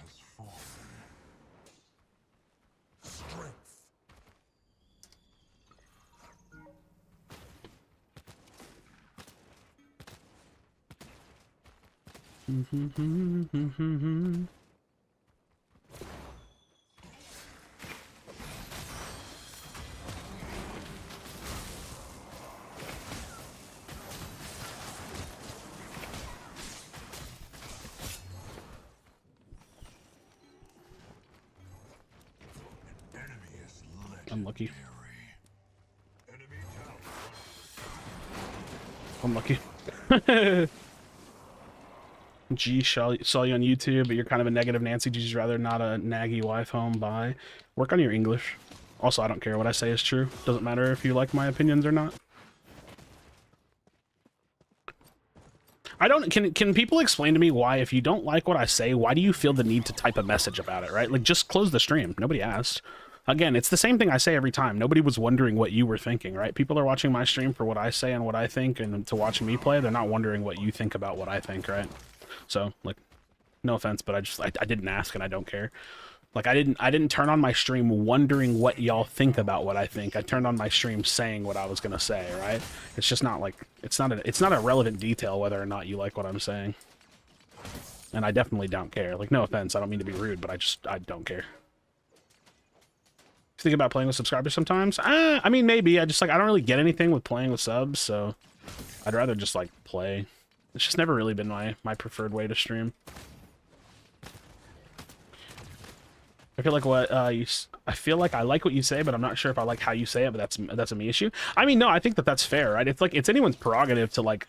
Listen, I always like advocate for people to spend their time, like curate how you spend your time online. Like I don't think you should be spending your time watching something and listening to something you don't like. I would never do that. I think that that's stupid, right? So I think that if you listen to what I say and you're like, man, I really agree with him, but like fuck, it just pisses me off to listen to it, then I would never expect you to watch that. But I also don't expect you to make some grand gesture by saying that, you know what, fuck this, I can't stand you, why do you talk like that, you know, like who cares, like that's not necessary either. So like the same way that it's not necessary for me to like go out of my way to give a shit about what people think about my opinion, like it's also not necessary for people to say that they don't like my opinions either. It just doesn't do anything for anyone. So I think that it's like it's your prerogative to like listen or not listen to what I'm saying. That's totally cool. But I would also just like suggest you just do whatever you want, right? Like that's a simpler way of being. Just do whatever you want, and that's cool. Yeah, I think this one's chalked, brothers.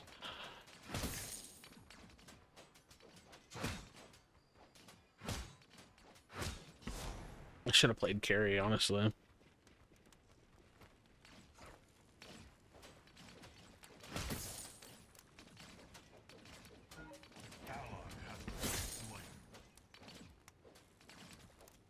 This honestly feels like just like a game off.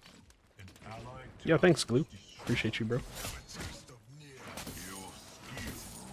I appreciate you.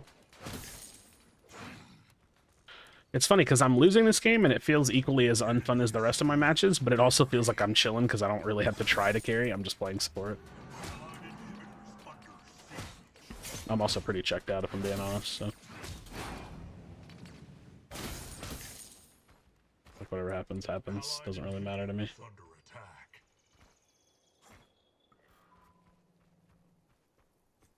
No, I have my Citadel. Nice.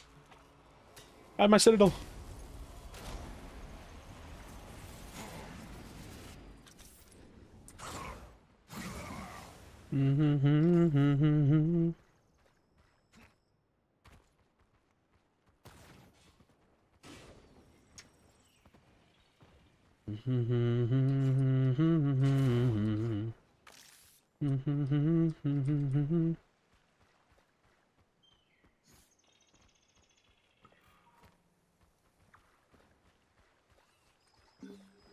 I'm not gonna lie, I kind of want to flash ult her. Yeah. Never mind. Oh, Murdoch is dead. Oh, maybe not. That's surprising. I thought they would turn on him.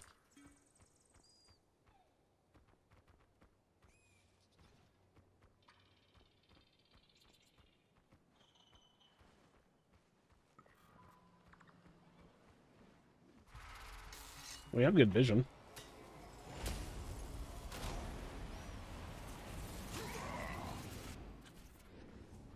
I don't really know what I want to build.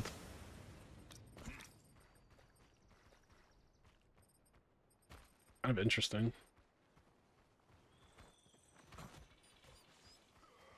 Oh, that is so unlucky. That's not unlucky, that's nice. Oh, dude, if I can get there, I honestly might.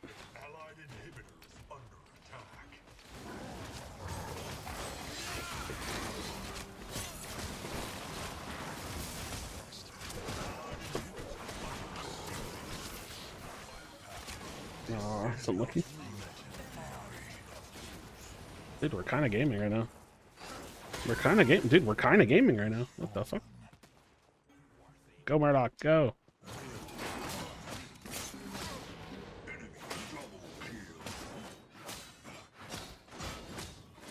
Just gotta let the thing now carry. Dude, it's just too easy. What do I build? Do I just build tank? Like...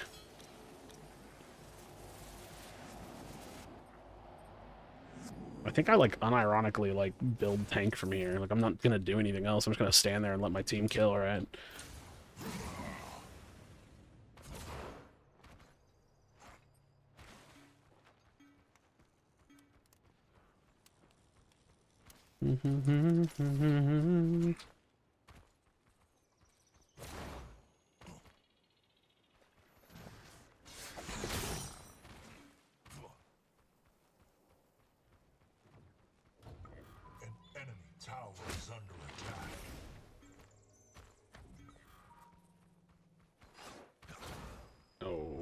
Losing Argus there is rough.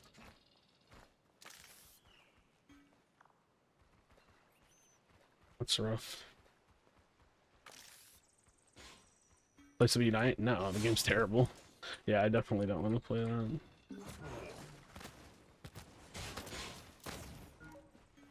The crowd awaits.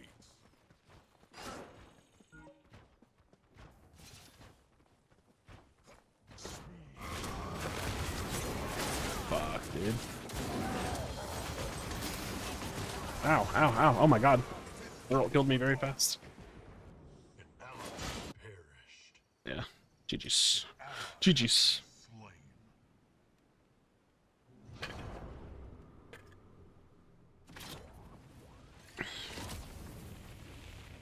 Alright, who wants to take bets on the Murdoch's MMR? No flame to Murdoch, we're just talking about matchmaking. I'm gonna say 1372. If I had to take a bet. Yo, GG's, boss. If I had to take a bet, I'm gonna say 1372.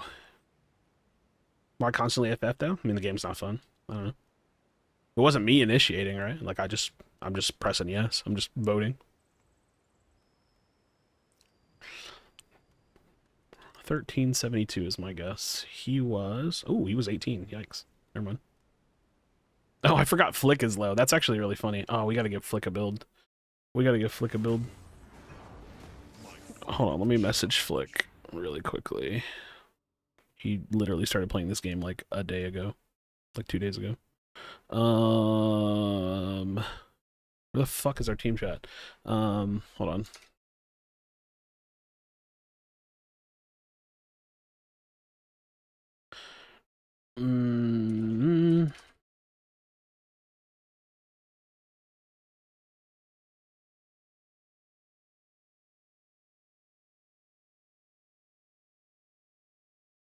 Alright, cool. On to the next. Who's Flick? He is my competitive teammate that literally started playing the game like a week ago.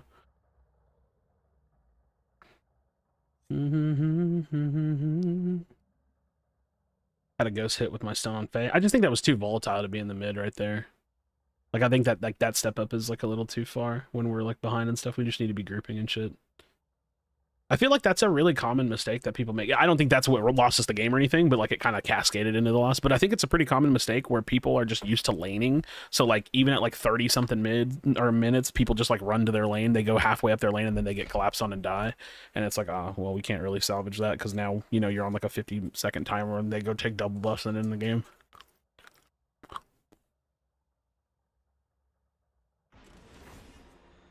Never push past the river when your T1 is gone? Yes. Yep. You pretty much just like stay where your tower line is. I wouldn't even go like up to the river at all. It's like too far. Unless you have like a tank or a support with you. Like if you have another teammate with you, then you can kind of do that. But otherwise, yeah.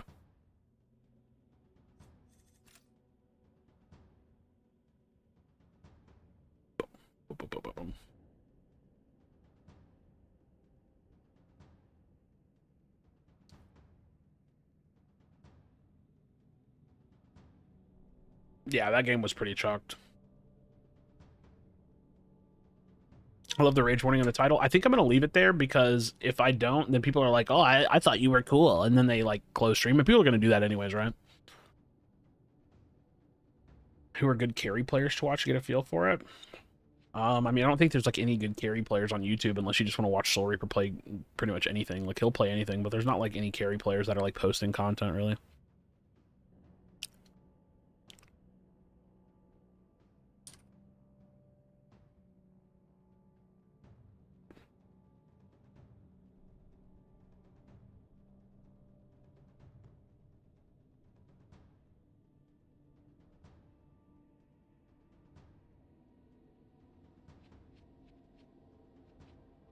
I don't know who to play.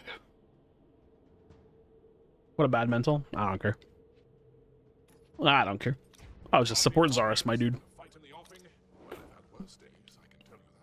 What build did you send Flick? Fire Blossom, Ella Frost, and Flux Matrix. It's like the only, yeah, like the only Kwong build there is really. Not you, Mustang. Well, I mean, he's right. I'm agreeing with him. Like we like I mean, I was pretty checked out that game. Like I'm laning with a guy that like I don't just kind of walking around and we're getting chunked and like we're losing in the off lane. We just lost everywhere. I don't know. I don't really care. At a certain point, like when I FF'd the first time, I was checked out. So good luck versus Chefs. Is that the matchup? Did they finally post it? That's pretty fucked. That's pretty fucked. Let's see. Event info, groups. Us versus Chefs. Yeah, good luck versus Profs. Fuck, dude. Yeah, that's going to be a tough one. That's going to be a tough one. We'll do our best. We'll do our best. I haven't figured out how to make that build work. Might just be bad at Kwong. Wait, which build? The tank build? I mean, it's the easiest thing to do. You just stand there. You don't have to like think about how to make it work. You just do it. It's like pretty easy to play. I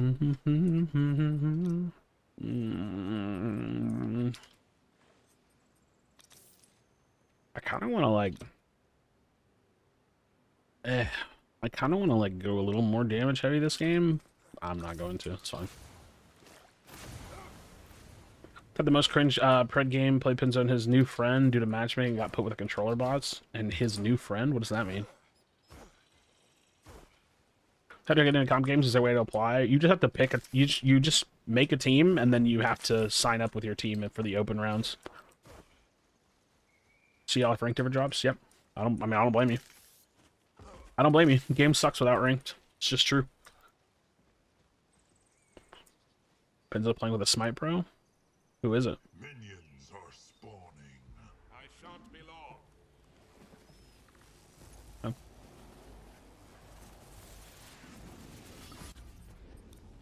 I don't really know anybody from Smite.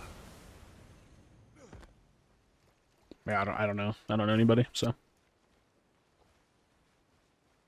I just have a shit mental when it comes to playing this game in pubs. Like, I just, like, I don't know. I think I've had such bad games since free-to-play release that I'm just, like, super jaded with pubs. Like, I'm going into these games with, like, a tilted mentality, which is really bad, but I don't know how to stop because the matches are just so bad. I'm kind of on, like, a downward spiral lately, if I'm being honest. I just, like, I don't really know how to turn it off. Because the games just suck. Like, even if I can carry, I don't really want to. I just want to have good matches. I'm not saying I shouldn't carry. I'm just saying, like, I just want to play good games, you know what I mean? I really just wish that there were just good games in this game. Shit. He just got flicked on, bro.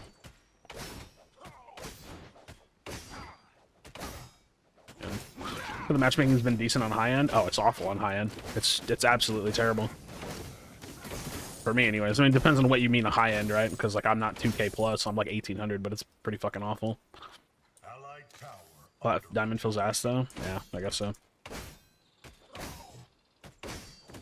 Yeah. Yeah, I'm Diamond, and the game is, like, barely worth playing, to be honest. I just wish Omega would, like, say something about it. Like, for me, I'm just, like, I'm annoyed with, like, their ignorance to the issue. And, like, oh, we made this new matchmaking system, and it's like, dude, your game sucks to play, and, like, I know that I'm just one person saying it, but, like, if I'm a person saying it and I can show you why I don't like it, like, I wish that, like, something mattered, right? You know what I mean? Like, I wish it mattered for me to be like, hey, this really sucks to play. I really wish you would change this, and then more or less do nothing about it, right? Who are the best characters to jungle with? If you're a brand new jungler, I'll always recommend Kai. Kai is, like, really, really easy to learn, and he's probably, like, the best starting point, and he's also really good. Like, he gets played competitively. He's a super solid jungler. Chimera is definitely the place to go. You think higher matchmaking would be higher? I mean, I don't know. I don't understand it. To me, it just all feels so wacky. Like, it all just feels really bad and, like, not good. It's rough.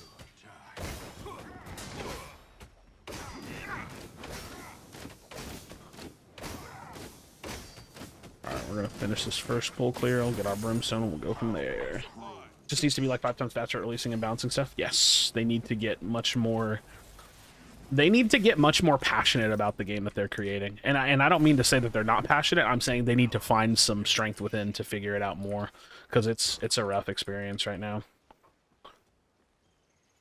Like, we need to have reasons for them to, like, get really, really excited about the game and to do some shit.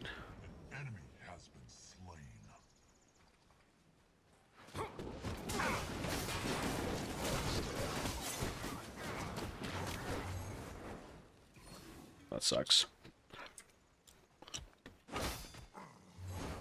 That also sucks.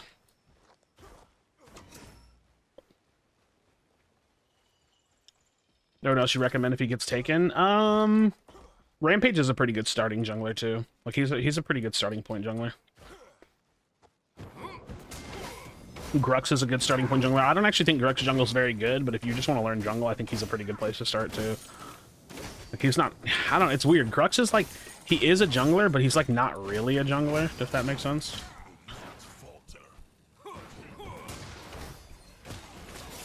Damn.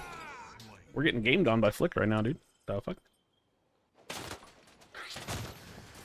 You think with all these players are going to be dropping shit like no tomorrow? Nope. Yeah, I mean, I think the game wasn't ready for free to play, and I think dropping the game in free to play now is a huge mistake, and it's going to lose them a lot of players. Like, I think over the next 2 to 3 months, you were going to see the player numbers drastically plummet. I'll be very surprised if that doesn't happen, but Grux is really great for team fighting, bad at farming. Yeah, which is why he's like an offlaner and not a jungler, really. Like, he's really good at offlaning, but he's not very good for jungling. Definitely wasn't ready for advertising. I mean, yeah, I don't think the game was ready for free to play at all. I think the game needed like another 6 months at least. Because the implication of making your game free is that people come and play it, right? The problem is that this game's not good enough to be played yet, so I don't think that it should have. I don't think that it should have happened. I don't think that it should have happened. There's just not enough content. There's not enough content to keep people interested. There's not enough skins. There's nothing to grind for. Like, the game is missing like really big fundamental parts of what make MOBAs good free-to-play games. No casual mode, you know. The gameplay's fun, there's nothing to work for. Yeah, exactly. And sadly, the affinity system is like a full-on scam. Which I'm saying that, like, jokingly, right? Like, it is shit, but it's not a scam, but you get my point, right? What do people mean by auto-canceling? So if you auto, there are some abilities that will break the animation of my auto. So, like, my E, for example, it's an animation cancel. So, like, I can auto, and it, like, instantly autos, so that's, like, auto-cancel. So, like, you'll see it here, like, I auto, and it sends, like, 2 melees, like, in rapid succession, essentially. That's, like, an auto-cancel. Am I excited for Gigantic? Not really. I think Gigantic's going to be a fun game to, like, fuck around on, like, you know, but I don't think that the game's actually going to get a lot of servicing, so I'm not really sure. How long do you have to wait for the first melee to go through? I mean, it's just kind of like a timing thing. I couldn't give you, like, an actual value, right? Like, you just have to, like, kind of learn it.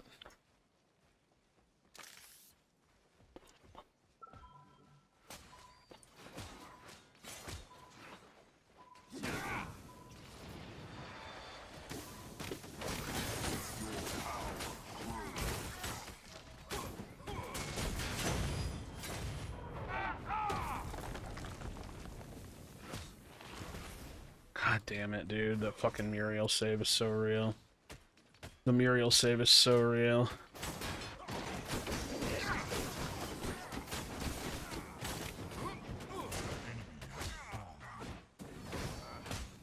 And I'll take the 1 kill. That's all I can get. I won't even get that either. Fuck me, dude. We are getting gamed on in this offlane right now. My offlaner is getting me fucked. That's unlucky, dude. Cherry, thank you for the raid. How was your stream? Hopefully you're having more fun than I am. I love you. In like a friend way.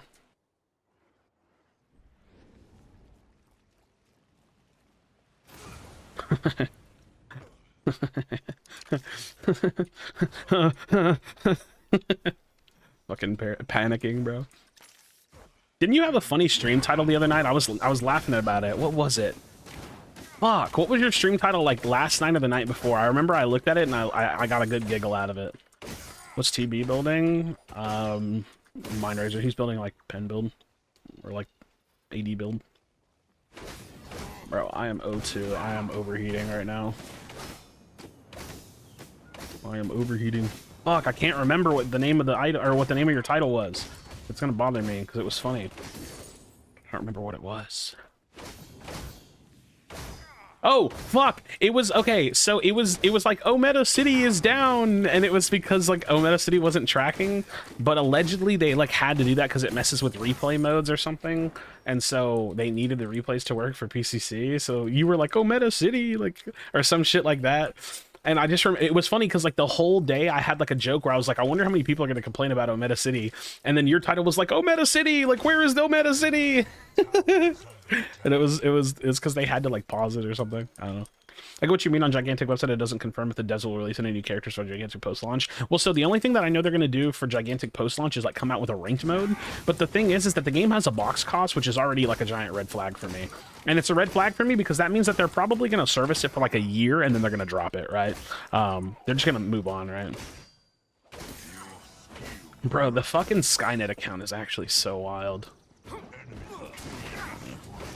Bro, we are getting gamed on by Flick right now. We are getting gamed on. There's no point in playing without fake rank. I mean, there's no point in playing even with it, so. These matches are terrible. There's nothing to unlock. There's no rank to grind. Predecessor is in shambles. This game is in shambles. I tell you.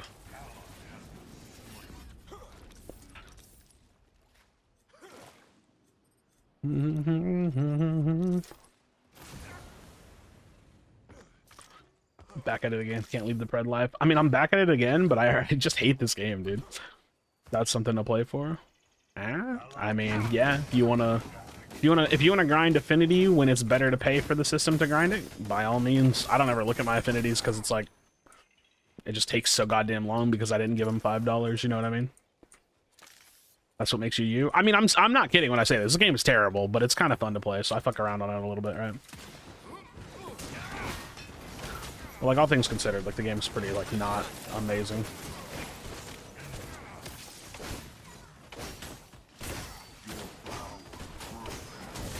Hey, look, it's me.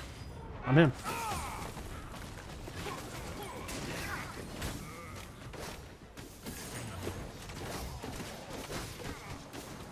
Please, I want to live. If you don't kill that, I swear to God. Streams are always funny though, so I appreciate you coming around. Yeah, I appreciate that. Did you play Overprime at all? I played a very little bit of Overprime. Yeah, Overprime was pretty cool. Overprime was pretty cool. The only problem I had with Overprime was the sprint mode was terrible, and the North American community and ranked was really small. Yeah. I don't know if it's even worth it to spend the $5. Well, I mean, you get more content and you get like a, what, 30% boost, so it's like, it's worth it in the sense that relative to not spending it, you don't get any of that, so. Dude, I know, Rip Adele. Adele was actually one of my favorites to play. She was so cool. She was so anime, and I loved it. I loved it. Alright, I want to help my Zarus, but I genuinely don't think that we would come out on top. The real question, Krashy, what's that? Is the Grux bundle worth it? I mean, I didn't buy the bundle, I just bought the skin. I couldn't tell you. I don't really think giving them money is all that worth it. But, like, maybe, I don't know. I'm assuming they're standing on a ward, so. Hey. Woo. Woo. I'm shredding.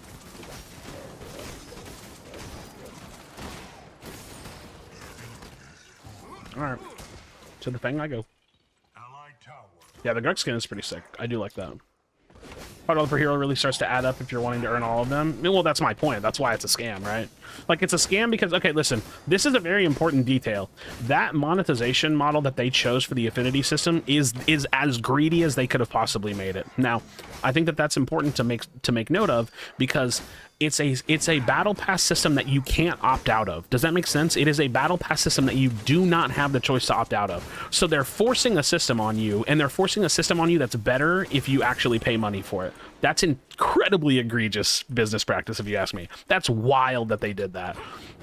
And originally, if you remember, they weren't even going to give you the skin. They were just going to make you pay for it. So like they literally made a system that would have been amazing for player retention had they made it free, and they made it cost money. But they didn't. Not only did they make the system cost money, they made it cost money 30 plus times over. It's the craziest thing I've ever seen, right? Everything about this game feels horrible. The sounds don't match attacks. The map's hot dookie. The monetization systems are egregiously greedy. I don't fully agree with that. I think that the sounds and like the look of the game and the gameplay of the game feels good. I just really hate the monetization. I hate the matchmaking. I hate that there's not enough content in the game that's supposedly like open beta pre-release. I definitely have a lot of issues with the state of the game. Where do you draw the line with skin prices?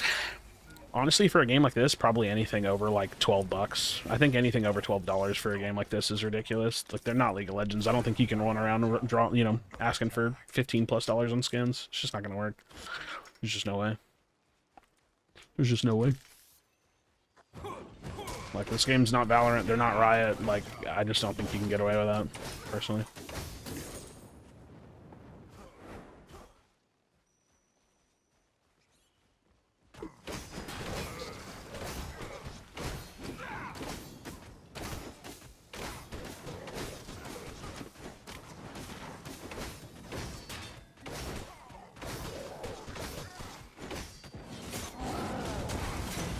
There's no way. Fucking begging for help.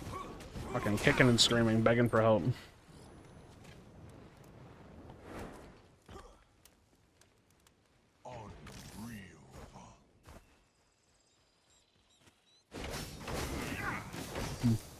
You enjoy Sev Jungle? Nah, not so much.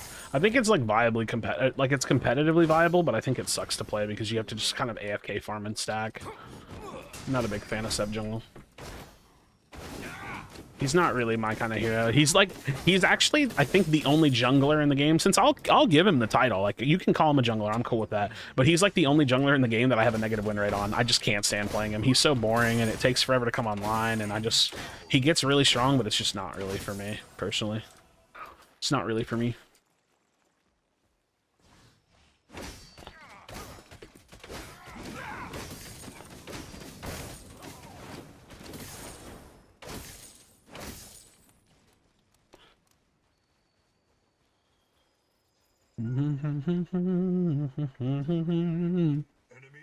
I want to do this,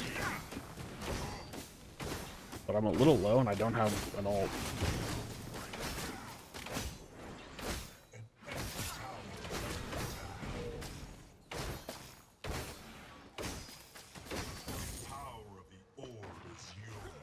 Cool.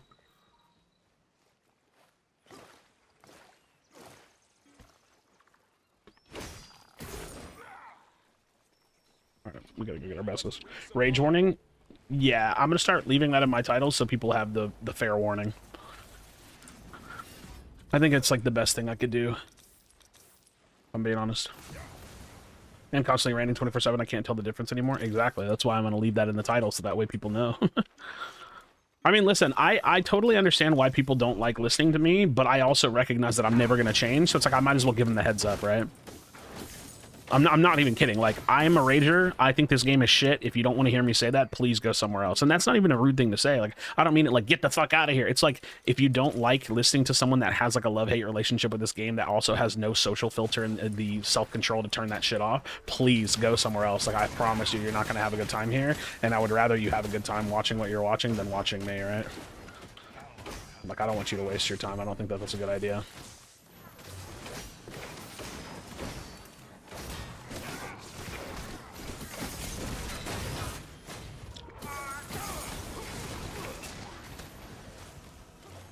Dude, that was a wild, like, that was a wacky chase.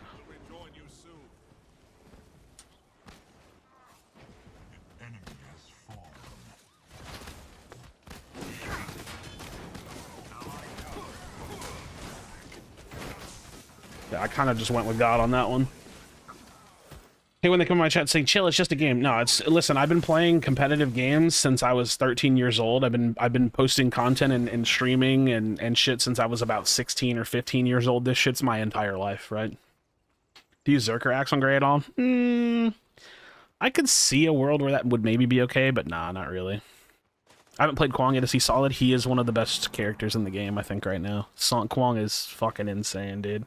If you don't like it, why do you play it then? Do you the game has potential? That's a fair question. I think that the reason I play the game is because I obviously see a ton of potential. It's my current content focus, so it's like I can't see myself not playing it, because if I'm not posting this game, which I do like the bones of the game, right? I just hate everything else. If I'm not posting this game, then no one's really gonna watch, which is kind of like a I could just go post something else and try to grow a following on something else, but I've just chosen to invest myself in this game, and even though I have a lot of harsh criticisms and I really can't stand this game, it's like it's easier for me to stick it out and ride this all the way to whatever the inevitable end of it will be, success or failure, than to just quit and go do something else, you know?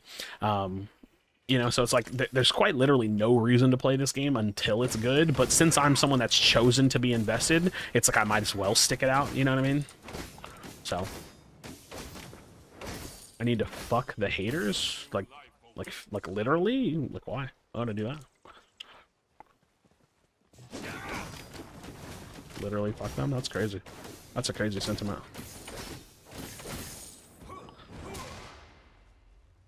That is a crazy, wild sentiment. Well, his fucking staff scared the shit out of me. I'm not gonna lie, we could probably just go orb. I ain't gonna lie, we could probably just orb.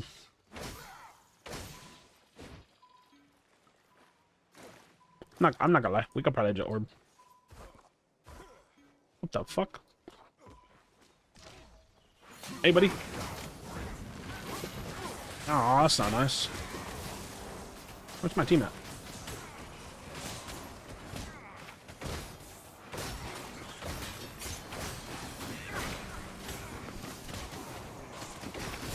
Oh, dude, I'm literally pressing my R. That's so criminal. It's unlucky. I think this is a carry death game. Maybe not. I don't know. I don't know what's happening this game. What are some low-hanging fruit they can fix, change to make Pred better? Well, to start, matchmaking. Like, the matchmaking is abysmal. Dude, I was literally spamming it. That makes me sad. I shouldn't have held it so long, but I was trying to make sure I was in a decent spot. Yeah, I would say for start, matchmaking. Matchmaking has got to be the easiest thing that they could fix. Outside of that, they just need to actually create content for the game. I think the biggest issue, or one of the biggest issues with Pred, is that they don't actually produce very much. Like, they don't produce anything. The game has, like, no skins in it. The game has, like, no systems to engage with. The game has no fucking other game modes. The game has nothing. It's literally just the same game mode over and over and over again. So it's like, they just produce no content. Like, they quite literally go to work 8 hours a day, 5 days a week, allegedly, and they don't ever produce anything, right? So it's like, I don't know where the fuck all that time goes into development. If it's all the back end systems, like, that's cool, I totally respect that, but it needs to be faster. You need to hire more people. It's got to be faster, you know? They have a small team, I guess. I mean, I don't really care if they have a small team. Either way, you got to figure it out. Like, I'm never gonna give like leeway because their team is small, right? For one, their team's not actually that small. People think it's small. It's not really that small. It's like 100 people. And regardless, I don't care. Like, I've never known an end user that thinks about, like, okay, like, for example, like, you use Gmail, right? Like, if Gmail servers go down, like, are you sympathetic because, like, you know, like, are you, like, super pissed because their team is really big? Like, what the fuck, Gmail's down? Like, they should have this working immediately. Like, it's kind of like, if they're a small team, it's like, oh, you want the service to work. You don't actually give a shit about the details, right? Like, you never really care about the details of the service that you're using. You just expect the service that you're using to work. So it's like, I don't know. It's never really the concern of the user to why shit works, right? They're like,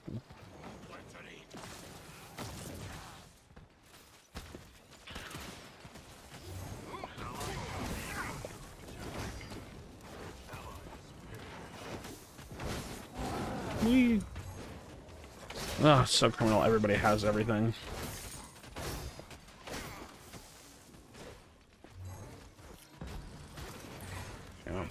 Can't do anything. We're just losing in every area of the game.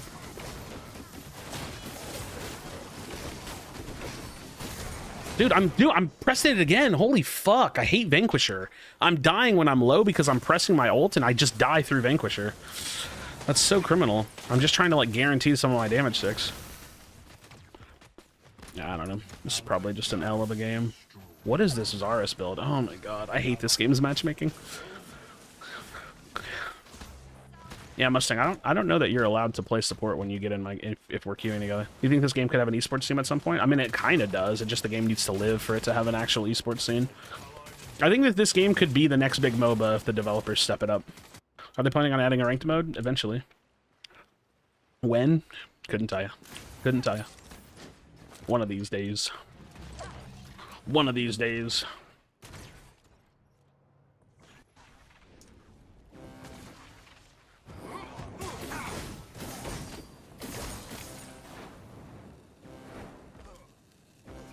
Couldn't tell you.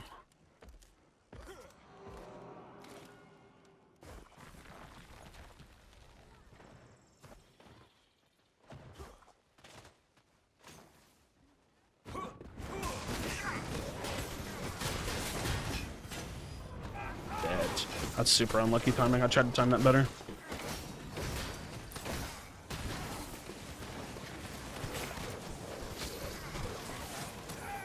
I tried to time it a little bit better.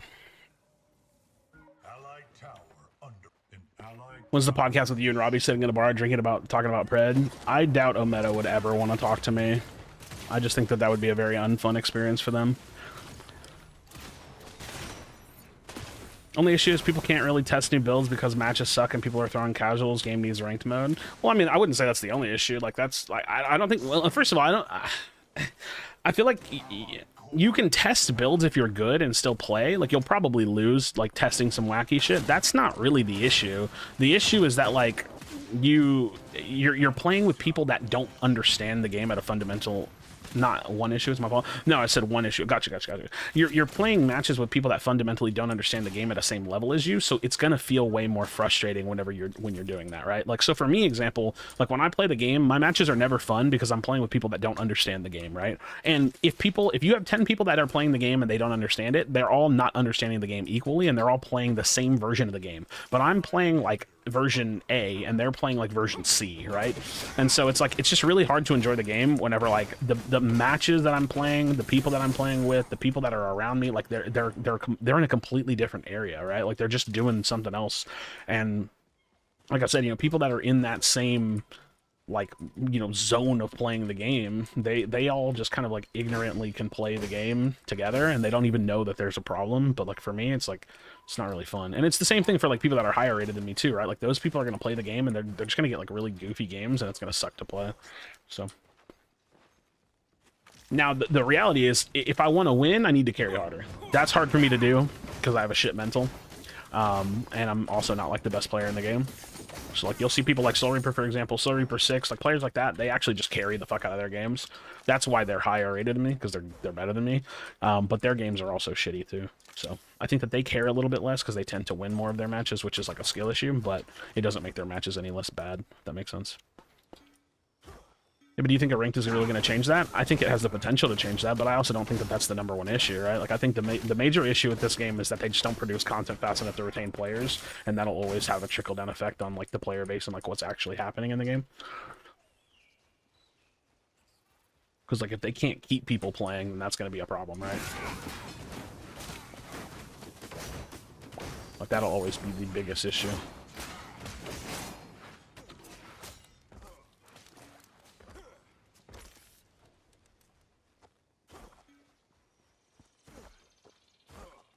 You just play carry? I'd probably have a higher win rate if I played carry. Oh, fuck! Oh, no, that's not good. Holy shit, I was not paying attention. Oh my god. Arbalica's dead, I think. What jungle is the best full damage build? Kalari Fangmao, probably? Like the assassins. Probably the assassins of the game. Recent development dev blog notes that they put out this summer with the Undertow skins dropping, ranked will be dropping as well. Yeah, I mean, we know, but they've been saying that for a really long time. Like, the first time they announced ranked was in Season 2 of Early Access, and that never happened either, so they've been saying ranked is coming for a long time. Or, like, they've been, you know, oh, we had to slow down, we had to do this, we had to do that, like, oh, excuse number XYZ 10, 11.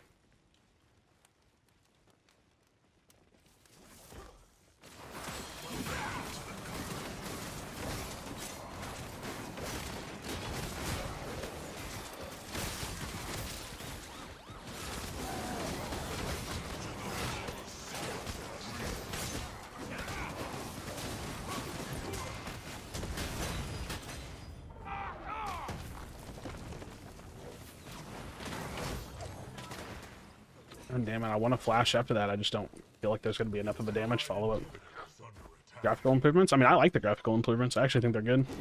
I don't think it, like, fundamentally, like, fixes the game or anything, so I don't really think it matters that much, but I do think they're good.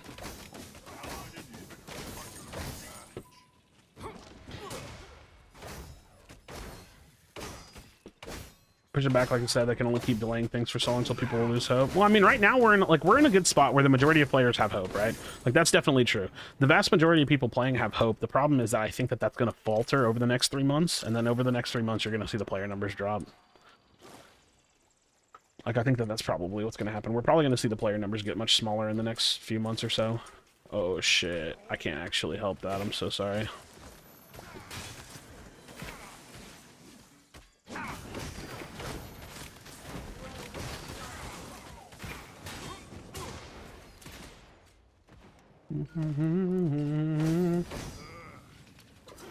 Dude, what is this? What am I watching right now? I'm just like, beelining it at me. I'm not gonna play Dead or Return Alive. Not really interested in that. Allied inhibitor is under attack. They don't have the player base for rank? That's a fallacy. That's not true. That's actually just not true. The player base just like 5 to 10 times X'd itself after the release of free-to-play. It's actually just false.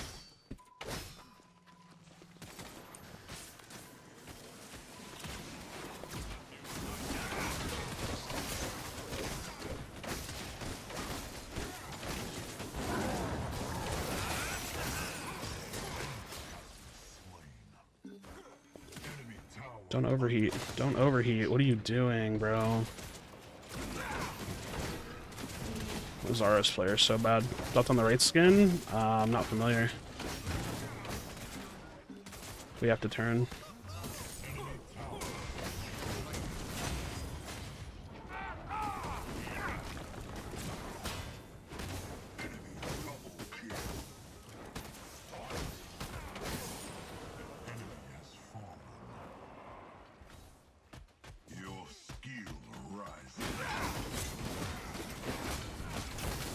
Oh my fuck. I'm actually just getting farmed.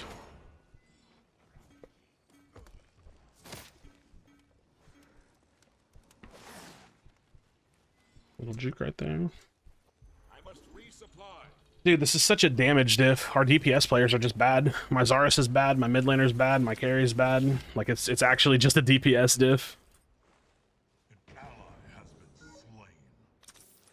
slain. We're literally just getting diffed by our teammates that don't do any damage. Oh, yeah, those new skins. Yeah, they look cool. What happened to your man, Sanji? He just plays other games. He just be playing other games.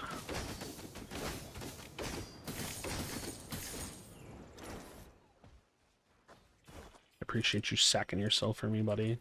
I wish you'd give me some other kind of sack, if you know what I mean.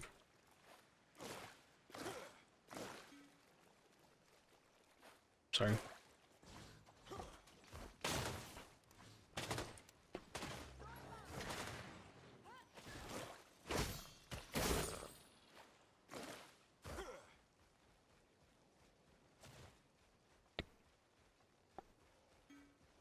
Bro, fucking Thanos gone. I'm not actually trying to fight you.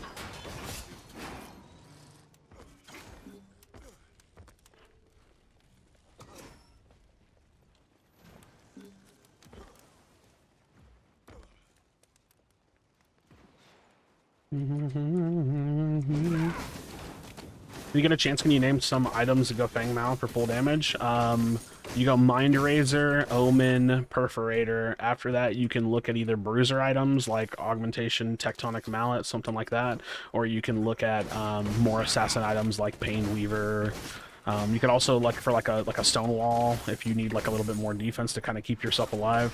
Really just depends on what you need.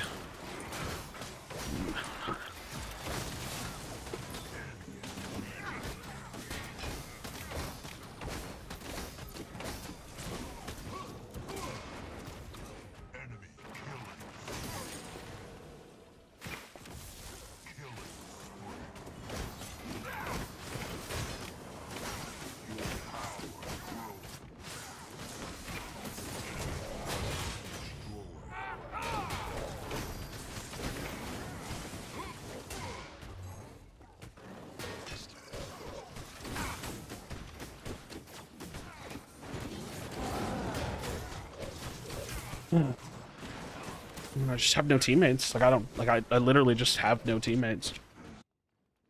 It's crazy. How do you get Amber quickly? You torture yourself by playing a lot of this game.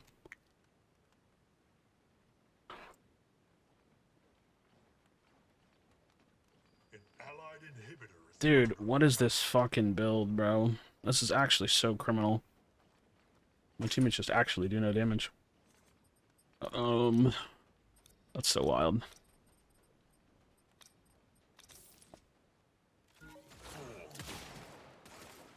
It's actually just so wild. Every game I play is just a team diff. Can't do anymore, man. Can't do anymore. I'm trying out here, fighting for my life. What are you gonna do? What is this? You don't have a smite. You're just inting for double buff now. They're walking away from you. What am I watching? Is Howitzer Jungle good? Stop it. They literally, dude, they literally walked away from my teammate and laughed at him. They laughed at him and walked away. That's actually so funny. I've never seen that before. They literally laughed at my teammate and walked away, bro. Is this Potato League? Yeah. Pretty much. Yeah, this is just so criminal, dude. I don't know.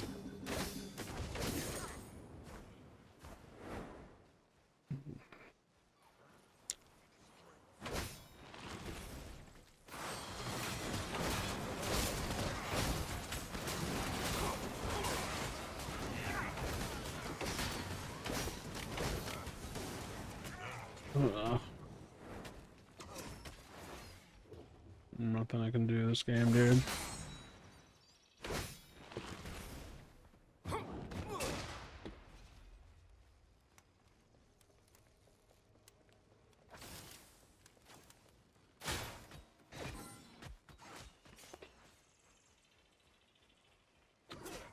an allied inhibitor is under attack.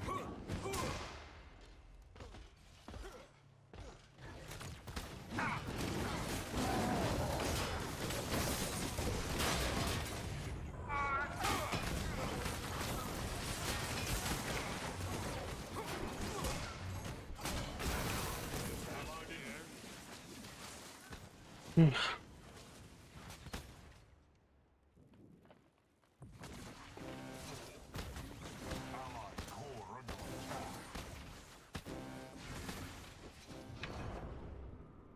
Yikes.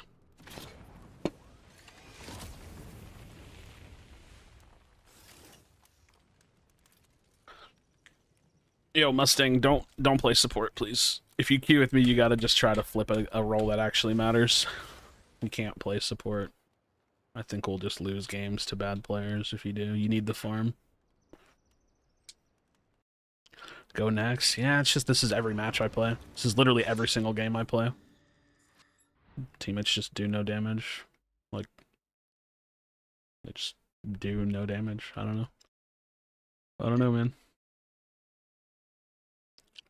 I for sure just got a 2-day ban for leaving a game. I leave games every now and then just because I don't feel like wasting my time on this game. It's pretty rare, though. Bro, these are some creature matches, man. I don't know.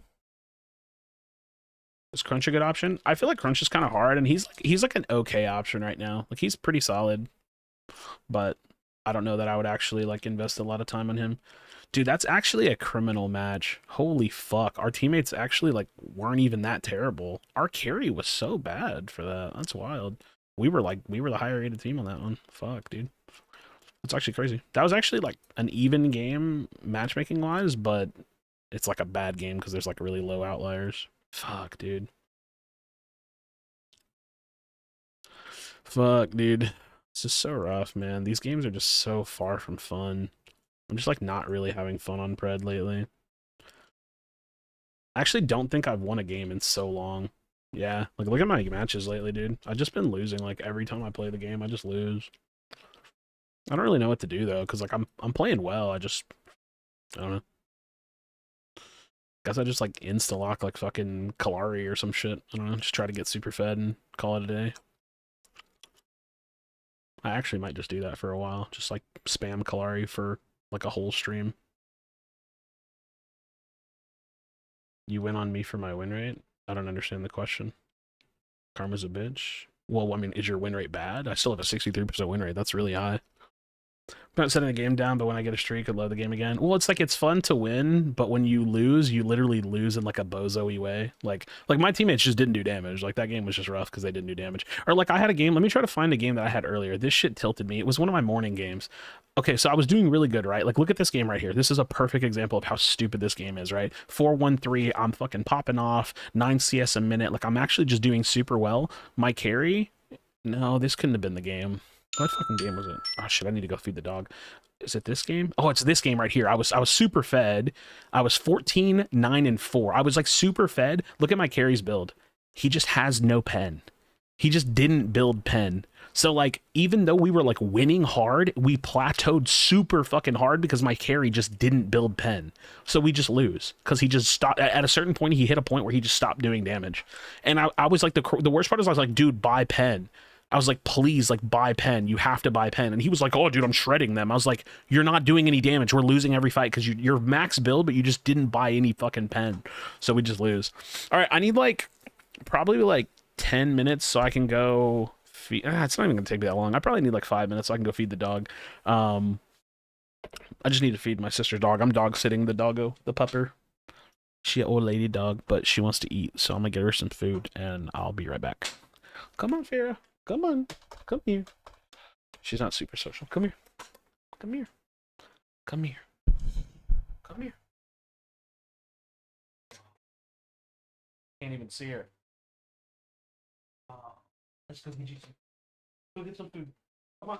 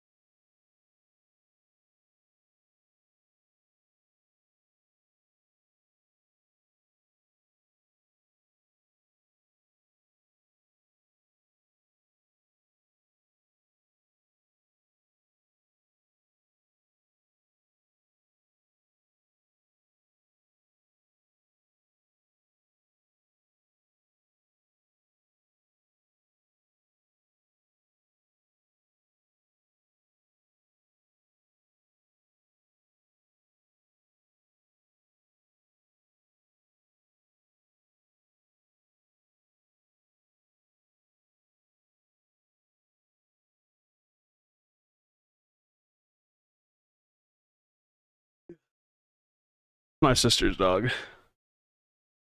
Oh man. I don't know how to win in this game anymore, dude. I know how to win tournaments or like do well in tournaments. I don't know how to actually play and do well in the game. It's fucking crazy. It's fucking crazy, dude.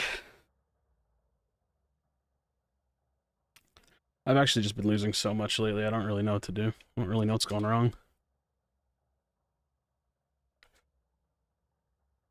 Fuck, dude. It's actually so wild. I've just been giga losing for like 5-6 days in a row. Yeah, I'm babysitting my sister's dog. She's not very social because she's very old, so she doesn't really like hop up or anything. She just kind of like walks around. She's got really bad legs. She's probably not going to be with us too long, so we just give her a bunch of love. And we feed her good, and yeah. Oh, fuck, dude. I'm so frustrated. I'm so tilted. I don't even know what to do. I'm just like upset. I just wish this game wasn't bad. Or you know what I wish? You know what I actually wish? I wish the devs would do more dev streams so there was like a live platform to ask them questions and like have them like react in real time. Because then I feel like I could put them more on the spot with like bigger questions and I could like get them to respond in real time. Like, hey, this is a concern that the people of the community have. What do you think about this? And then instead of they're just kind of like, we're doing what we can, give us time, kind of a response, like they could like maybe like respond to it in real time kind of a thing. I think that would be interesting. Plunder? I kind of think Plunder's a dead game until they release more content, but it's like fun, right? It's a fun concept. I think I've kind of played it out though. Import answers all. Yeah, but I want them to do it like in an official capacity where it like has weight, right? Like I want them, like I want to say like, hey, your game sucks for XYZ reason. This is the example I have. This is like what I think about it. This, right? I want to say all those things. I want to line it up for them. And then I want them to react to what I'm literally saying. Like, hey, there are these outlier matches that are super unfun to play. We're playing without a lot of content in the game. We're earning tens of thousands of amber with nothing to spend it on. You've said that there's going to be a 3v3 mode. We haven't heard any update on that. We know that you're working toward a ranked mode. Could you give us some insight on that? Like, we've basically gotten nothing other than like little bitty baby teasers, and I just kind of want them to be like a little bit more accountable to their project than that. I think that would be a lot of fun. To kind of like, hey, these are the things that we're noticing. Like, what do you think about this? And then go from there. You play Gigantic yet? Has it re-released already? I don't remember what the release date was, but I don't think I'm going to play it very much. Actually, I might not even buy it at all. Because I don't really expect that they're going to do anything with that project. I'm sure you can buy skins with Amber eventually. Well, yeah, like, but that's the same as saying I'm sure the game will not suck eventually, right? But I've been playing it for 15 months, you know? So I don't really think that like the concept of slapping something behind or like in front of the word eventually is that is the problem, right? Like saying like, oh, I'm sure XYZ thing will happen eventually. That is the problem. The problem is that everything they do takes way too long and isn't fun. So it's like, yeah, I'm sure that they'll eventually fix some of these things, but like why has it taken so long, and like where are you at in that process, you know?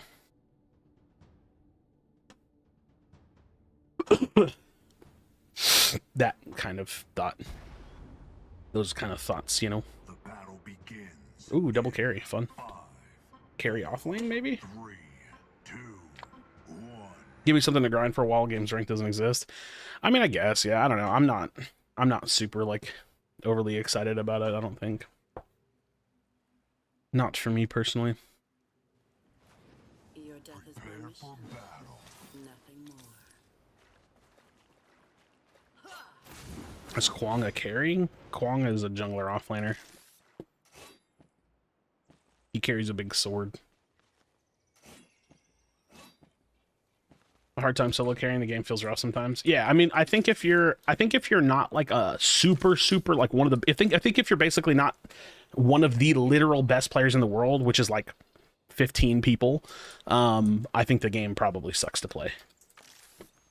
Like, if you're a low-rated player, there's a lot to learn, and, like, there's a lot of fun to be had there, but the matches are probably not great. If you're, like, a pretty solid player, there's nothing to play for, and the matches feel terrible, so it's not really fun to play. So basically, I think the game is, like, kind of acceptable and fun for, like, the super high-end players, and then, like, for everybody else, it's either just okay or bad.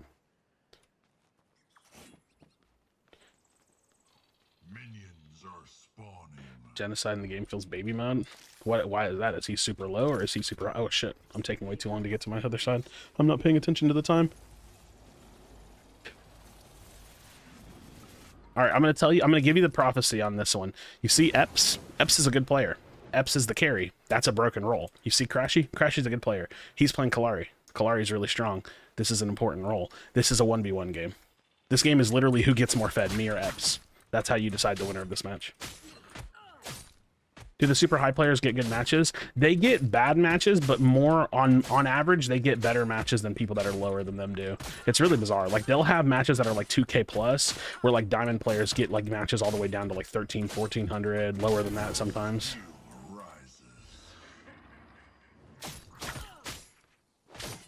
Always room for improvement in the game is super fun. I have no problem grinding games. Yeah, but I mean, that's just you, where there's a lot of people that are not going to play this, like, terrible, unfun matchmaking forever, right? I think you're probably the exception, not the rule. Running for what? Amber? Yeah, I mean, you just get currency to spend on nothing, more or less.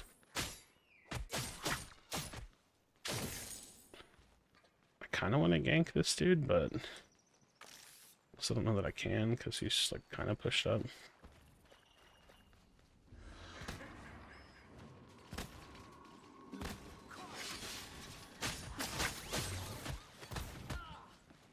$734. Meta city points, baby, dude. Super fun grind. Wait, what the fuck?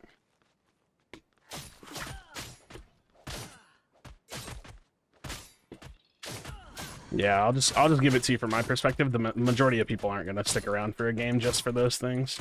Like, a meta city points aren't real, and the matches are terrible. Affinity is a really shitty system, and Amber, there's nothing to spend it on, so the vast majority of people that play this game probably won't stick around for those things. I mean, you just have to give them time to like, basically cut the honeymoon phase, because, like, right now, the majority of the new players are all honeymooning, so they're going to stick around no matter what. Like, they're having fun, and that's, like, it makes perfect sense. They're having fun, it's all new to them, there's, like, all these mechanics and all these characters, and they don't have everything unlocked. Like, over time, that feeling is going to fade. Hopefully it fades at a rate that's not as fast as the actual influx of content, because that was an issue with early access, where the content was actually coming out slower than the rate of new content, or like the content was coming out slower than the rate of people getting bored. But we'll see if that changes with what they're doing now. You'll really be able to get to Affinity passive with a smaller MTX. I'm not sure what you mean by that. I mean, you should be able to buy Affinity with Amber. They just haven't built that system yet, which is really shitty.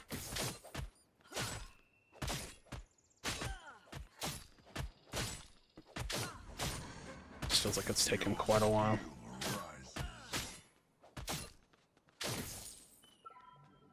Taken quite a while.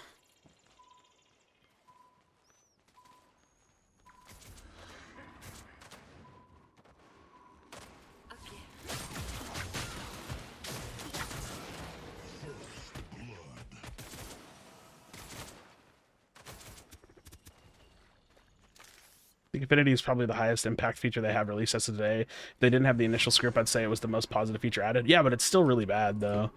Like, the problem with the Affinity feature is that, like, yes, it's something to play for, but they added it in a really greedy way when they could have added it for free. And if you would have added it for free, people would really have, like, been receptive to that system and been, like, super excited that it's there. Whereas now, most people will probably play the game and not actually even pay attention to it. It's just a thing that's there because it takes so long unless you spend money that it's not actually worth looking at. IMO.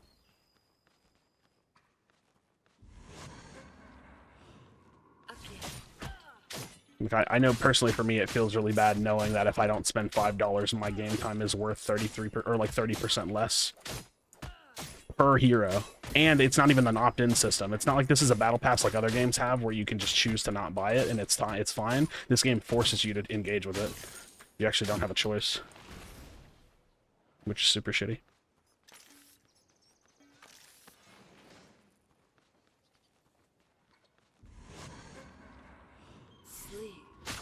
Per hero aspect's annoying. Yeah, well, I mean, again, I think that the Affinity system should have been for free, and then every season they should have came out with a battle pass. That would have been the right way to do it.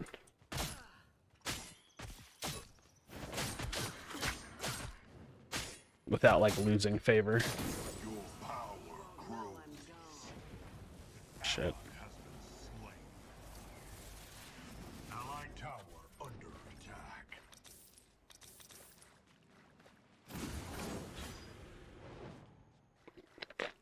I think they'll adopt that. Well, I mean, it's already too late unless they make the affinity system for free. Like, they would have to walk back the decision they've already made. His reason was affinity? That's funny. I mean, don't get me wrong. There's definitely going to be people that are going to engage with it, and they're just going to, like, no-life the affinity system. But, like, that system, again, would have given a lot of faith to the developers had it just been a free system. What does affinity do? It's basically just a battle pass per every hero, but if you don't spend $5 per hero, you can't unlock all the content, and you also unlock it slower if you don't spend $5 per hero. So there's like, what, 34 heroes in the game? Someone do the math on that. You have to spend a lot of money to basically be able to engage with all of the content that they built, which is like a super, super greedy system. Now, here's the thing. Yes, you will be able to eventually unlock affinity with Amber, but they haven't done that yet, so it just like feels bad that it's in the game without the ability to actually unlock it. Because we're just kind of like waiting for that. We're just like playing the never-ending waiting game of them actually doing the thing they said they were going to do, which is like a pretty common theme for them. Like never actually doing the thing they said they were going to do, kind of thing. Or just like taking a really long time for it.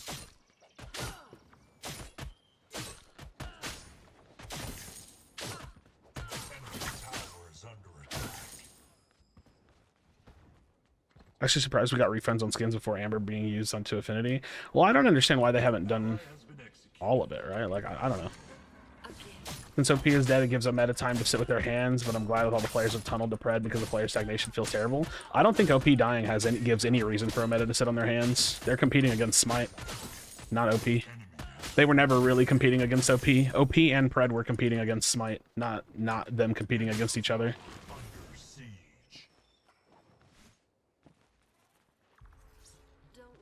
Okay, I want like a little bit more gold.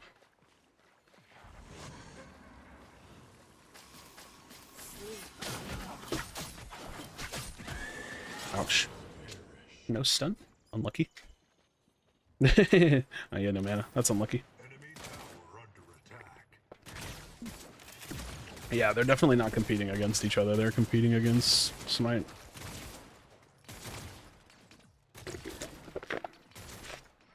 I hate that this Kwong is just infinitely shoving this lane because I wanted to farm kills off the Murdoch, but I can't. A few Smite pros have liked it. Well, I mean, yeah, I think it's refreshed for them. So, like, I understand why they're going to like it, but they're not going to stick around once they get past the honeymoon phase, which is, like, the biggest issue that I always talk about. Like, the majority of people that are playing the game are, like, they're still in the honeymoon phase, but that honeymoon phase goes away after, like, 1 to 3 months, usually. Like, I'll put it this way. I'm personally very invested in watching the player count over the next, like, 2-3 months. Do you VOD review any people's games? I don't often, but I should because it'll give me a reason to, like, stream without playing the game. So I want to.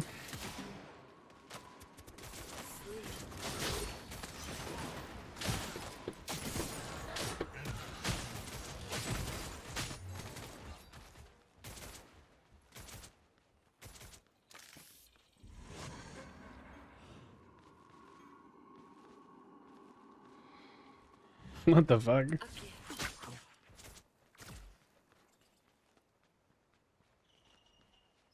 Fuck, I want to take that camp, but I can't. Lower skin prices and they would make more money. That's my opinion coming from a Paragon player. I don't remember them being 20 bucks a pop. Well, they just lowered skin prices, but they didn't lower them enough, in my opinion. So hopefully we can get another push for that at some point. They only lowered, like, some of them, which I thought was weird, because they made it originally sound like, yes, we hear your cries, our skin prices are too expensive, we're going to lower them. But then they didn't even lower skin prices, they lowered some skin prices, which is not necessarily the same thing, if that makes sense. You only do VOD reviews of bad games?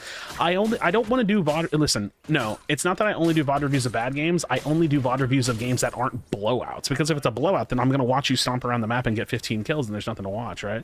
So it's like, it's not that I want to watch a bad game, it's that I don't want to watch a stomp. Which I think is, like, a pretty distinct difference. You just have to, like, not send me the blowouts, right? I wish they would just take the professors of or some of the devs to play and create just flat out role guides. There isn't enough MOBA knowledge floating around the general player base. Well, so here's the thing. I think that I think that they do need to up their education in the game, but I also don't think that that's the end all be all of what's happening here. Like, the issue with the game is not that the game is just lacking information, it's that the game is lacking information and they're not adequately placing people in good matches, right? Like, so it's like a two-part thing where, one, the game absolutely does not teach people enough, and two, the game shouldn't have to teach people that much because it should just be putting them with people that are actually around their skill level. So it's like a two-part issue, and I'd say like the second part is actually worse than the first. Like, the first part is like, yes, sure, they should be doing a better job of this, but of like actually they should be doing a better job of matching people with people around their skill level, and teaching people how to play the game.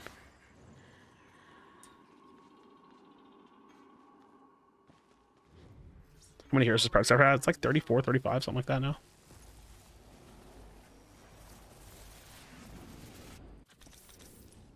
Something like that now. Matching has been an issue for like a year, so you got to consider that people who've been following this game for a while just learned it. Well, I mean, what does that have to do with matchmaking? I'm sorry, I feel like I'm not understanding the connect there. Like, I think matchmaking has been an issue for the entirety of this game's life cycle, but it's also not fixed, right? Like, it's still an issue. Tower is under attack. That's good, Argus. That's good, Argus. Enemy has been I'd like to do this. I don't know if our TB's gonna base, though. He did base. Fuck.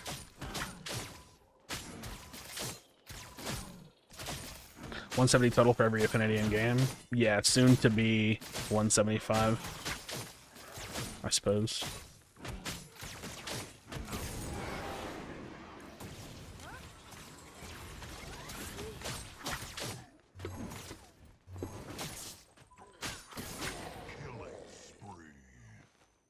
I'm honestly just gonna play Kalari for like 30 games in a row and try to spike my win percentage in my MMR for a little while.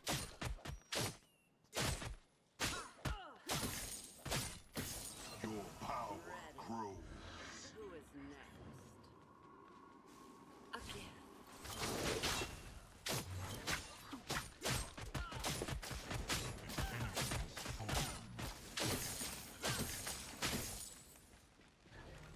Enemy tower under siege. Give you the gold. Oh, I'm sorry. I didn't want to split the gold. Destroyed.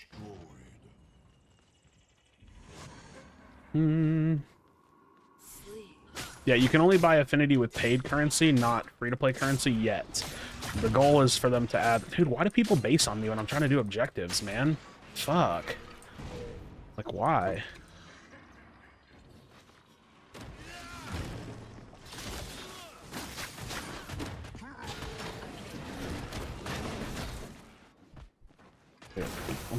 I'm so annoyed. Why would my Argus back right there?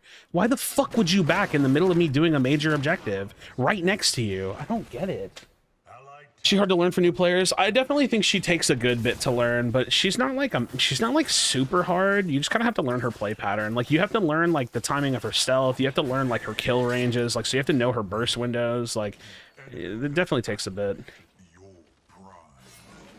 It definitely takes a bit to learn. Fuck, dude. My mid laner sold that fight so hard for me. Like, I really thought he would just go with me. You see how many Grady was talking about quitting Pred because he's tired of carrying, deciding every pretty much... I mean, yeah, the game sucks. The game... Listen, there's not a single high-rated player that thinks that this game's matchmaking is okay. And if they do, they're coping. They just don't want to admit that the game is doing terribly. This game is struggling. It's struggling very hard. Now, here's the thing. The Steam charts and the player numbers and all that, like, it makes the game... We're currently being inundated with good information, right? That doesn't change the reality.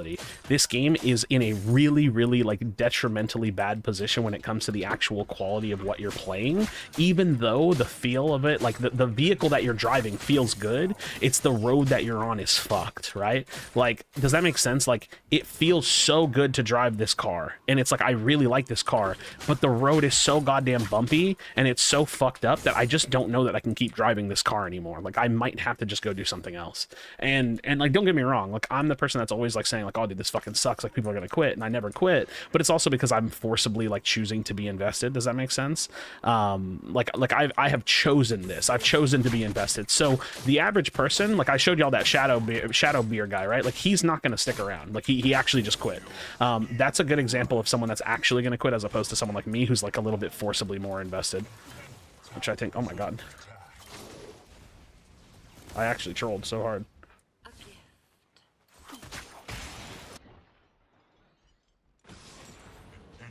Cool guys don't look at explosions. They turn their backs and they walk away.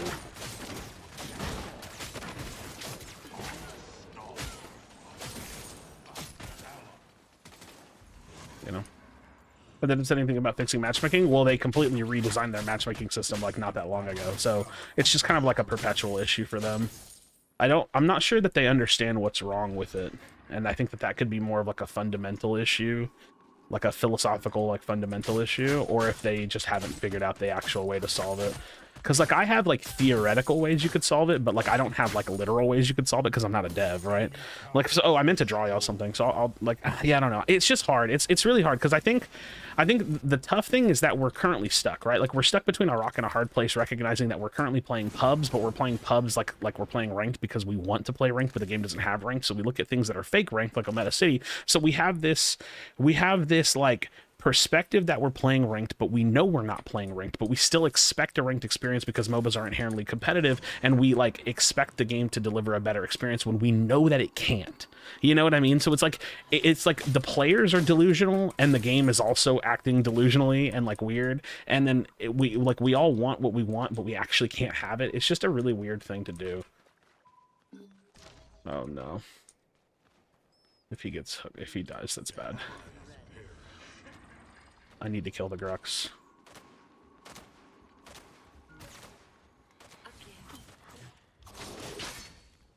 Enemy tower under attack.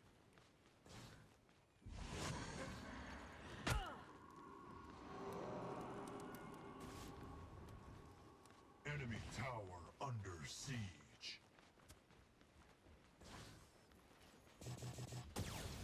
Ally has been slain. Sleep. Enemy has fallen.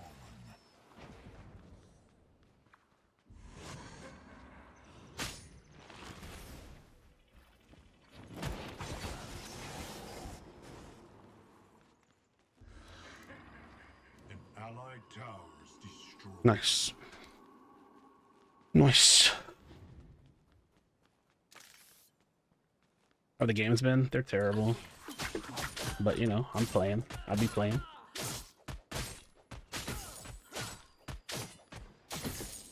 I'll be playing.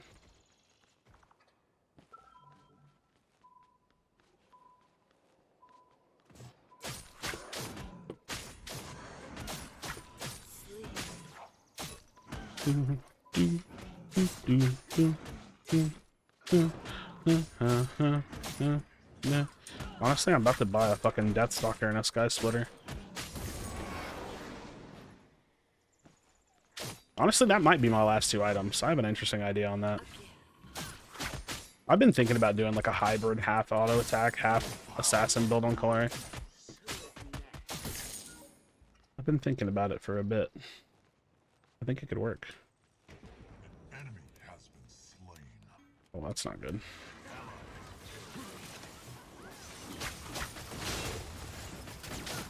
He's dead. I'm not gonna lie, I think we could actually... Wait a minute. Okay, that's just pacifier.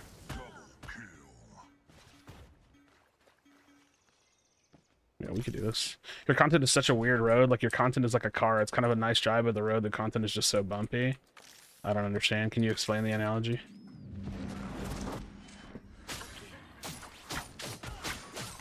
I mean, it's so funny because, like, a big critic... I'm not saying that you're doing this, but one of my biggest criticisms is people are like, oh, you always waffle. You're such a waffler. Like, you always, like, you never make up your mind about your opinion. It's like, dude, my opinion's the same always. Like, it's like, I just think this game is bad, and that opinion has always been the same. You know what I mean? So I never really understood what people meant when they said that, like, my opinion is, like, waffly, or, like, I'm not consistent with my opinion or anything like that. This is taking us forever, and I think we're actually going to throw this. Oh, shit. Yeah, GG's. Our carry based instead of helping us. It's bad for new players because they'll get matched up, destroyed, say this game sucks, uninstall instead of having okay game, enjoying, let me get better. Yes. So I was just memeing your analogy. Okay, I wasn't sure if you were actually like trying to make a point. I'm not saying that like you can meme. It's fine. I just was like wasn't sure if you were actually like if you had something like that meant a little deeper. I know you were memeing the analogy. I just thought you meant something by it. I think the matchmaking is decent at low ranks. I don't, because I get people at low ranks in my games. So I think inherently, I'd say on average the matchmaking is probably decent at low ranks, but I would say like it's still bad, if that makes sense. Ooh, the back attack from the Grux. Crazy. So recently confirmed the matchmaking is bad? Yes, it's very bad. I can also confirm it. I've been playing for 15 months.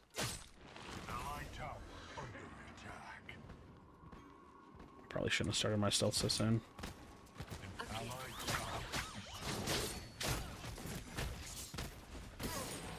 Enemy has been slain. Your skill rises.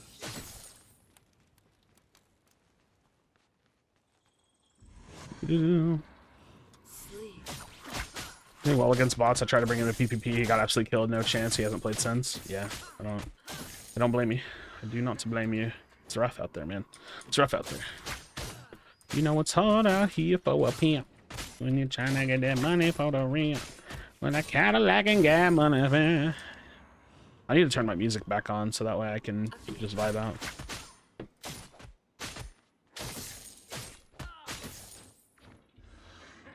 You see what Hustle and Flow? Dude, it's been a while, man. Watch party that on your Discord? Nope. Nope. No. No.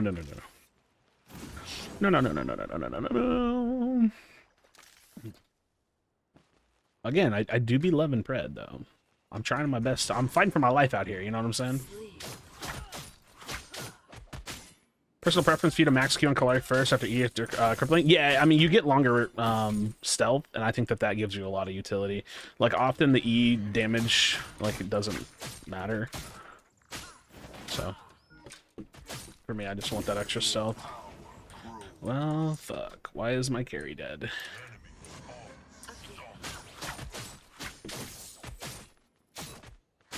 I think I split this and try to make my team avoid.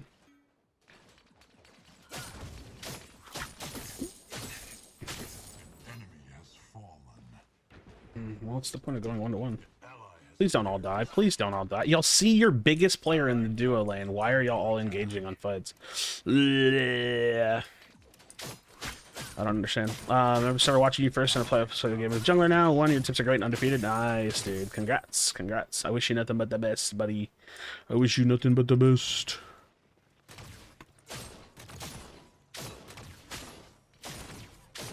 I know. I know they're coming my way, most likely.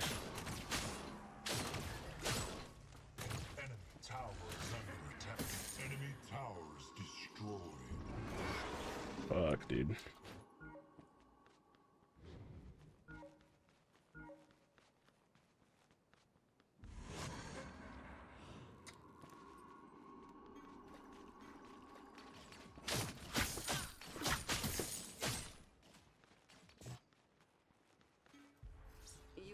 Rough games, man. Teach you so much. It was a very different style of game. It takes hours and hours to understand the flow and the meta. Yes, which is why I think having like good matchmaking is like imperative to the game's success. Because if you don't give people like low-rated matches that they can actually learn in, they'll eventually just give up. Well, they don't show player levels in quick. HUD at the top is beyond annoying. Yeah. I mean, I think it wouldn't be so bad if this UI wasn't so terrible, but the in-game UI could definitely use a nice overhaul. I think my carry's dead again. His positioning is really poor. He just like sticks his head out way too far. I think you'll love Wukong when he finally comes out. Well, I mean, they said that they're gonna rework him, so it's like hard to say what he's actually gonna do. Hard to say. We don't know what he'll actually do.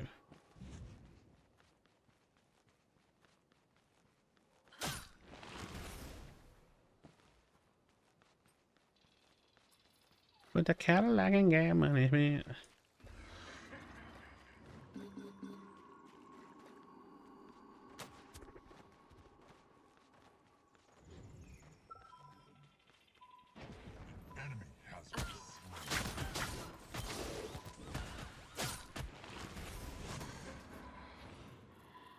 I didn't want to have to ult there, but I did have to. It's not good. An ally has been slain. My team has a mind of their own, just running up duo lane.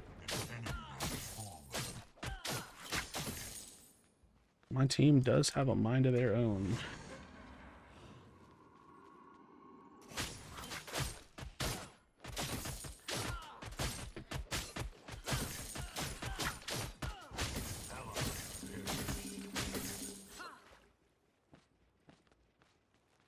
Yeah, we're just gonna run this in. Enemy has been slain. Enemy tower destroyed.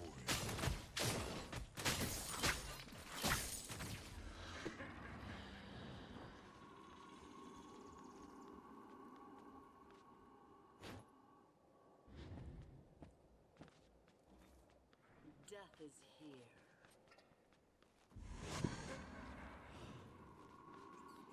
Sleep.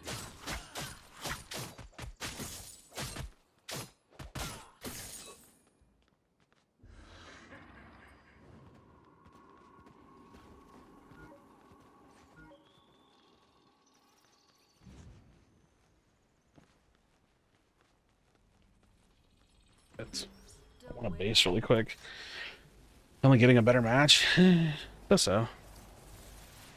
The TB build is wacky, but we're getting there, right? We're making some things happen.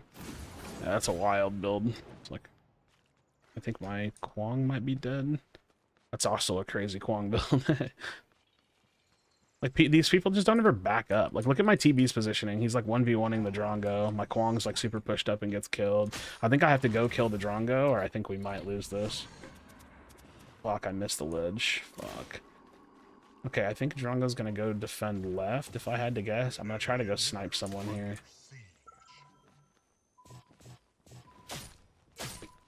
Well, that doesn't help. Well, Countess is dead, so that's good. An enemy inhibitor is under siege. A gift. I catch him in here. An enemy inhibitor is under siege. Okay, the Murdoch it is then.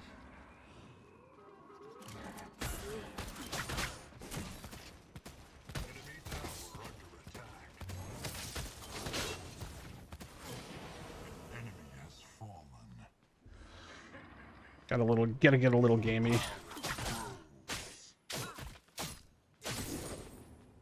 Gotta get a little gamey.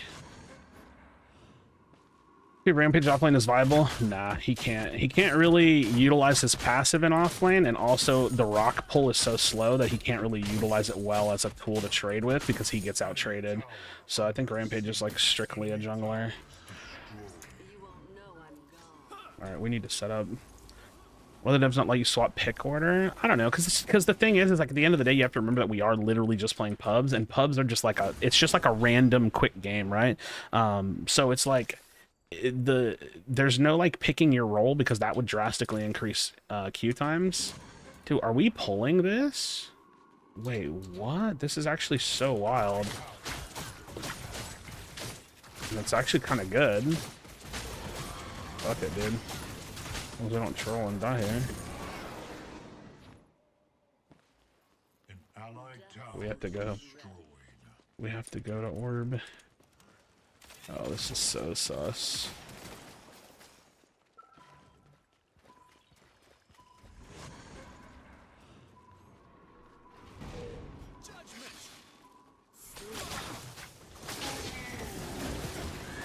Whoa, whoa, whoa, whoa, whoa! Why did she ult me? That's actually so criminal. That's actually so criminal. Oh no, dude. Oh no, we just trolled so hard. Fuck, that sucks that she actually got an ult off on me.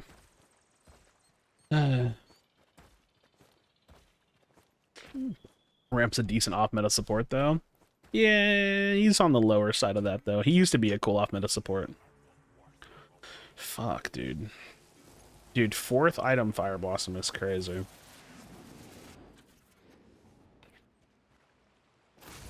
Dude, that actually sucks. that the count is like literally snagged onto me because I was literally just trying to dive in and then dodge out. I was gonna use my next to dive out, but then they catch me. So now we have to defend against an orb team because they're definitely gonna go orb here. Fuck, dude, this whole game is just so scuffed. Maybe they go. Like, we should definitely be dancing. They shouldn't just give it for free. I think they already have. I think they get it by the time I get right after I drop off the red ledge. They kill it. Watch. 3, 2, 1. The enemy is activated or prime. That's what you call game sense, brothers. Any lazy backers?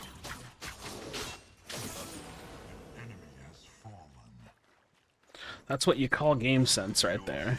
It's just like being able to predict the future.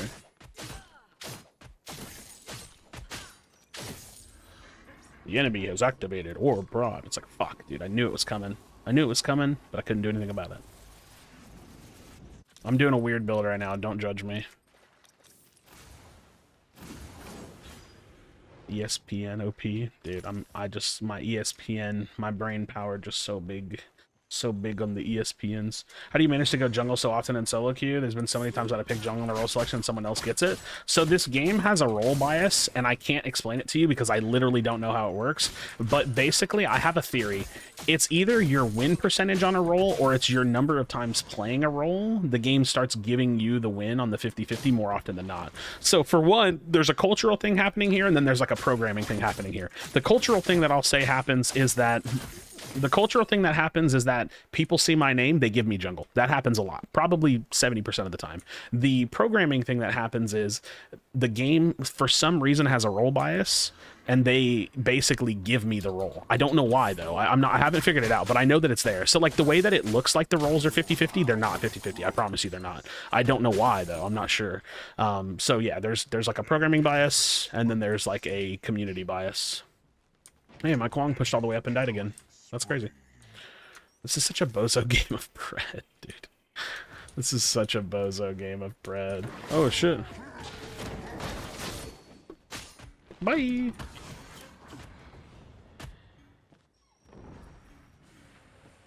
Well, please don't be dead. That would be really unfortunate for us.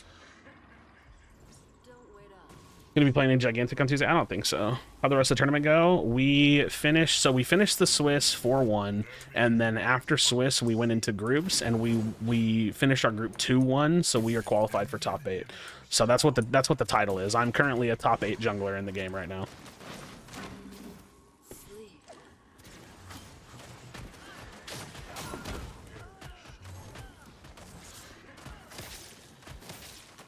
That's unfortunate.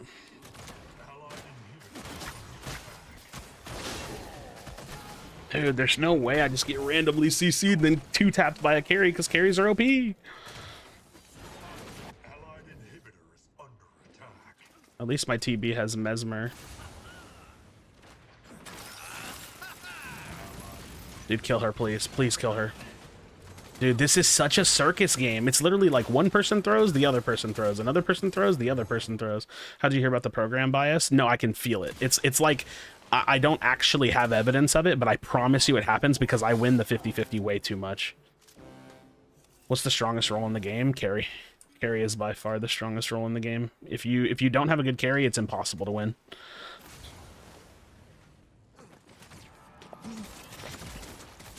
Dude, this guy, his build. Oh my god, his build does nothing. This guy does no damage. That's so tragic. He has an Ashbringer. Ugh. I feel so bad for me. I feel so bad for me right now. This is such criminal games, dude.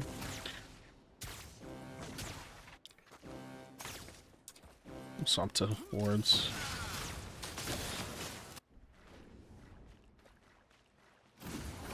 What the fuck, CC? The Grux ulted? He either ulted or E'd. It was like really quick.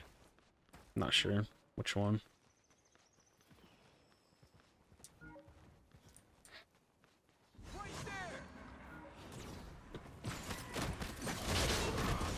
Dude, there's no way. That's so unfortunate. I was so close. I was so close. I had to dash through it to stay alive, but then I had to try to turn around and ult, and I just didn't have time. Or like turn around and smite, I mean.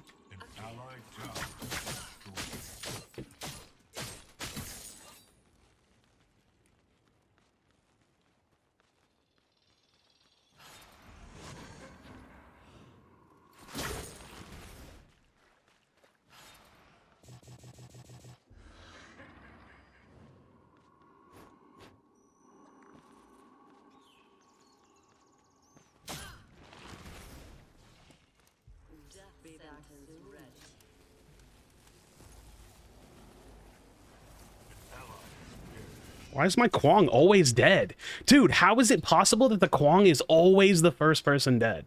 Holy fuck. Just chill. Just chill sometimes. Alright, I gotta go execute this Murdoch now.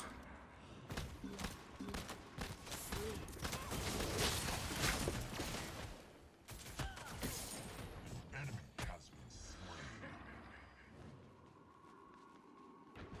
An enemy has fallen. Brother. An allied inhibitors under siege. A gift.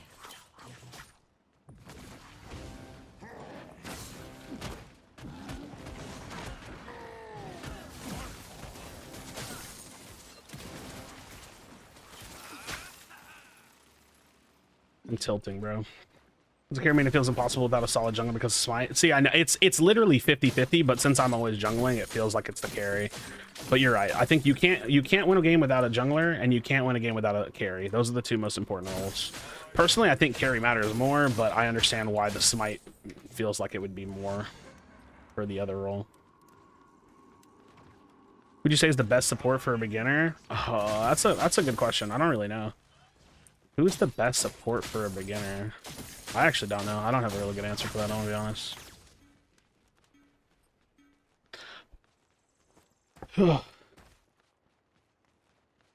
FaZe Decker? I don't know. Like, Decker's got some skill ceiling to her. Yeah, we actually just need to do this.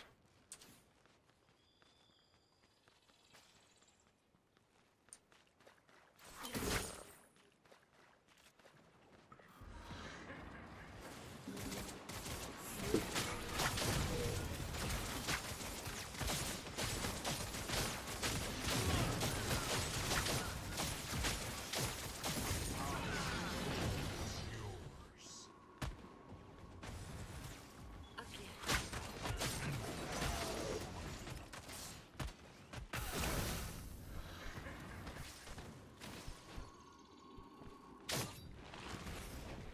An enemy has fallen. Enemy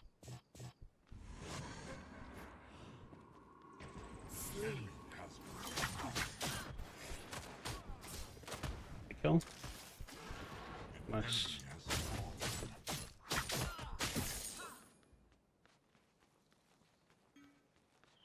Oh, it's such a bozo game. An enemy inhibitor is under siege. Okay. I'm gonna ask y'all a question. Enemy inhibitor deactivated. I want to ask you guys a question. This is super, super important. Enemy inhibitor. Was this game fun for me? Yes or no? Enemy inhibitor down. Very, very important question. Do you think, yes or no, that this game was fun for me? The answer is no! The answer was no. So, when people give the argument, you only complain when you lose, it's not true. I complain because the games are not fun. They're not fun. I can win sometimes. They're not fun games, dude. That game was fucking awful. My teammates don't know how to build. My Kwong is always dead. His first item he built second to last. This is not fun. This shit is not fucking fun. So when I tell the developers, like, hey, this is a problem, like, I hope that you look into this, it's not just me being salty that I lose. The games are genuinely not that good. They're very, very frustrating and very, very bad to play. And so, like, I'm doing this from like a calm perspective because I know that I get really ragey and loud. I try to Death is my mission. state my opinion like holistically for the player base, right? Like, I think that people often get in this perspective where they're like, hey, Krashy's bitching, he's not, he can't win, he doesn't like it, blah blah blah blah blah, you know what I mean? And I think that perspective would make sense if I was like a not very good player, right? The developers can't fix the people you play with. Yes, they can. That's called matchmaking.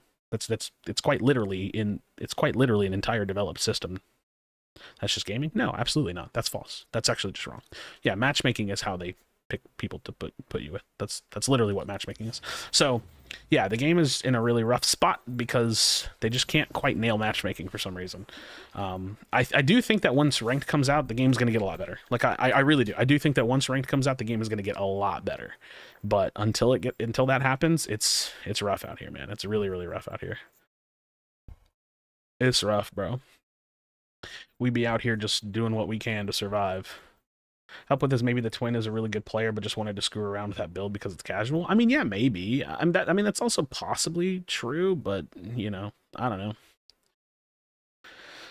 So I'm looking at the game right now. The issue with the twin is that he's just like relatively new. It looks like he's like relatively newer, like 260 games, and he probably just doesn't play a lot of Twin Blast, right?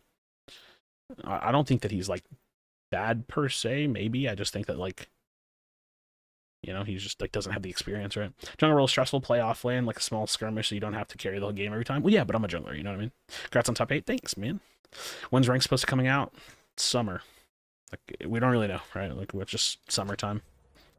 Summer, allegedly. And we have to say allegedly because we know that there's not a big community, so we're dealt this hand. That's just such a dumb thing to say, though. No offense. Because, like, I've been playing this game for 15 months, right? I've played it when the game had like 2,000 concurrent players versus now when it probably has like a couple tens of thousands of players, right? Like the game has players. Like to always pass the buck on like, oh, the game's small. It's just a stupid thing to do. Like at some point it's a chicken and the egg situation, right? Like does the game need good matchmaking to retain players or does the game need good players to retain matchmaking? Like to have good matchmaking. Like I understand that's a bit of both, but you can't ignore that one should like that one system has to be in place in order to retain people. You know what I mean? Like it just feels silly that people are always so often willing to just pass the buck. And for what? Like why are you willing to let them kick the can down the road just because the game is like a little fun to play, right? You know, Sai, here he goes again. Well, then just leave. Like I don't think there's anything wrong with not wanting to listen to what I have to say, but I also don't think that I'm going to stop saying it, right? GG's premium. GG's. Like I don't know, man. I think that like what I say is like pretty reasonable. I haven't seen I'll put it this way. I've yet to see like what I would feel like is a decent counter argument to most of what I say. Like I think that like the devs are doing good work. It just comes out too slowly, and for some reason matchmaking tends to be like the biggest issue that they're unable to solve. No ranked in a game will kill a game, or bad ranked. Yes, I have seen games that have come out with either no ranked mode that have died, or games that came out with bad ranked modes that have died, and that's usually the main factor. To name a couple, My Hero Ultra Rumble, Blood Hunt, both of those games came out super cool, had a big player base for a while, and then they both died because neither one of them had actual functioning ranked modes. What do you think the game have good matchmaking without role queue? Because you can match people based on like so listen, you have two versions of what good matchmaking looks like. You have like great matchmaking or you have like relatively good matchmaking. Right now we have dog shit matchmaking. Relatively good matchmaking is obviously a major improvement, but it doesn't account for people's preferred roles. So great matchmaking would be you have like people that are all around the same skill level and they're on their preferred role. So it's like it just depends. Like I think if you had role queue and it was actually working, that's like great. That's fucking phenomenal matchmaking. I think that that's really hard to accomplish. Not defending them, they had every opportunity to make the game bigger and they've taken way too much time in releasing things that need to be released earlier to maintain the community. Oh, then you should be agreeing with me. Gundam, true. What was it? Gundam Evolution? That game was actually sick for a while. Click PS scores, which seems to be pretty indicator when a player falls on the normal curves. Tell me why I'm not factored into Walmart MMR. I don't know. The PS score I've never actually paid attention to. I don't really understand what it's supposed to accomplish. The PS score is definitely an interesting one. All right, I'm going damage Kwong. Okay, look, perfect example. Read the message. Read the message in chat. Do you see it? Wow, definitely giving jungle to Krashy. That's my point. I told you, there's definitely a community bias when it comes to getting jungle. Like, people often will just give it to me because, you know, With this sword, I clear the way. it's like me. All right. But this is where we are, so this is how it is. Yeah, I understand this is... I'm not saying that... Okay, but that shouldn't... Sorry, I need to collect my thoughts before I speak sometimes. You're correct. This is what it is, and that's kind of like how it is, but that doesn't mean that the game should be absolved of the criticism against it. Sick brag, dude. No, I was talking about this earlier. We were talking about like somebody asked me like, how do you get jungle every single game? It's like because people give it to me most of the time. I think one of the easier ways to roll QTBH a lot of the system to put a lot of carry against plat carry just to try to get some weird average system decides. Well, so the average system thing that happens now with like matchmaking where you have like a 1400 that gets averaged and pulls like up like 2200s down to like an 1800 1700 average, that's bad matchmaking to begin with. But I also think that like the thing is you have to have good fundamental matchmaking first. then you can start trying to add things like role queue. The problem with role queue is that like you'll have the lesser popular roles will have like super fucking no, sorry. The lesser popular roles will have like quick matches, like quick queues, because like the people that play them just like queue in and they instantly get a game. And then the roles that are like super popular will end up like having longer queues. And I think that that could cause problems. I would rather them work on like solid fundamental matchmaking first, nail that, and then maybe in the future they can explore with role queue. Because personally, I think the only way to actually achieve role queue systems is to do the way like I guess Smite and League do nowadays, where you kind of pick two roles and it's really not role queue, it's like preference queue. I think that that could definitely work. I think that that absolutely could work for sure. For sure could work.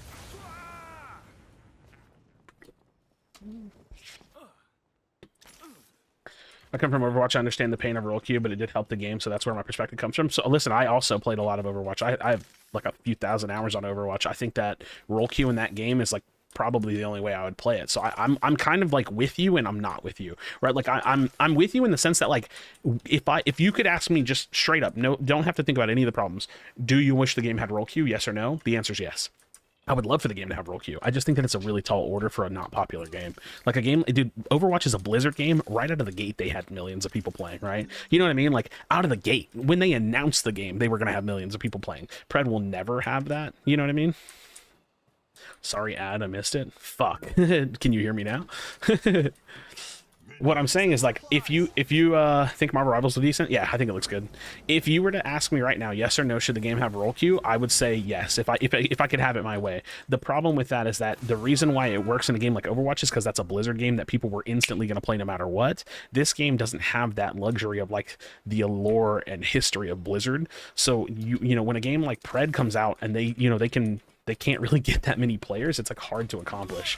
I do hope that at some point they get there, but I just don't know that we ever will. I definitely doubt that it's on the it's on the cutting board, right? Like I definitely doubt that it's on the whiteboard. Like they're not working on it, I'll put it that way. I'd be very surprised to learn that they're working on role queue. I just think that that probably is not happening. Because I do just think it's a very tall order for a game that just doesn't have that many players.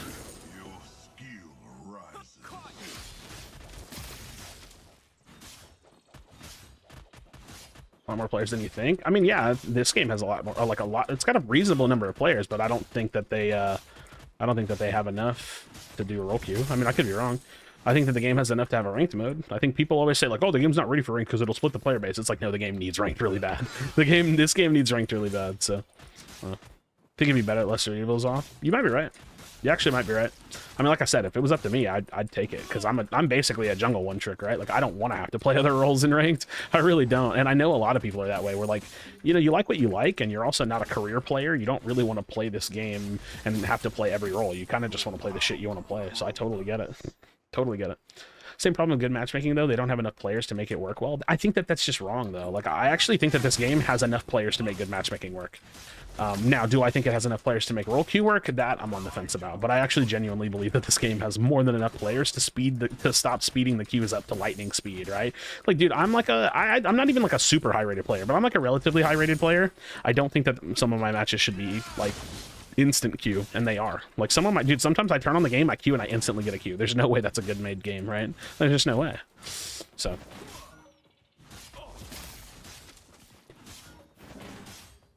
Also, keep in mind, I'm not like a giga high-rated player. I'm dancing 18 to 1900. Like, I'm not Soul Reaper.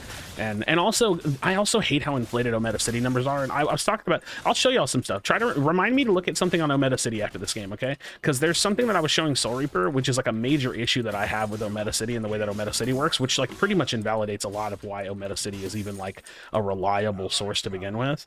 It's really not, but people just kind of like attach themselves to it because there's nothing else to look at, you know what I mean?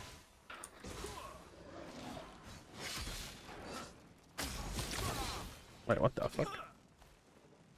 I might have fucked that up. That was a little bit awkward, slow reaction. Most new players don't want to play against really good players. It's frustrating. Ranked helps with that.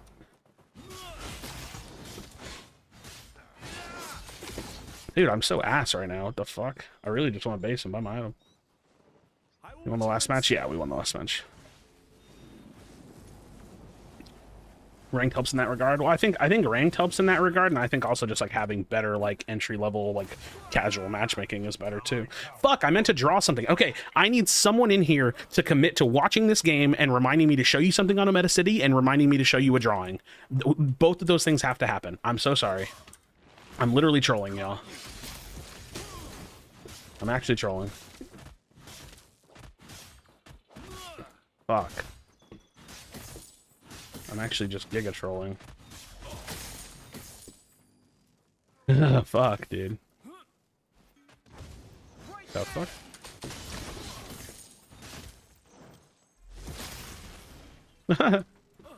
He's gonna jump it.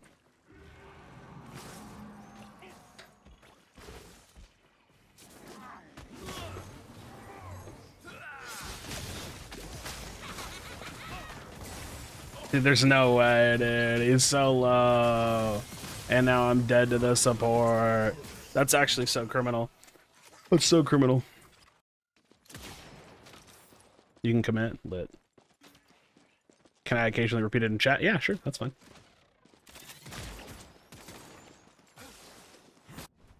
Fuck, that's actually so criminal.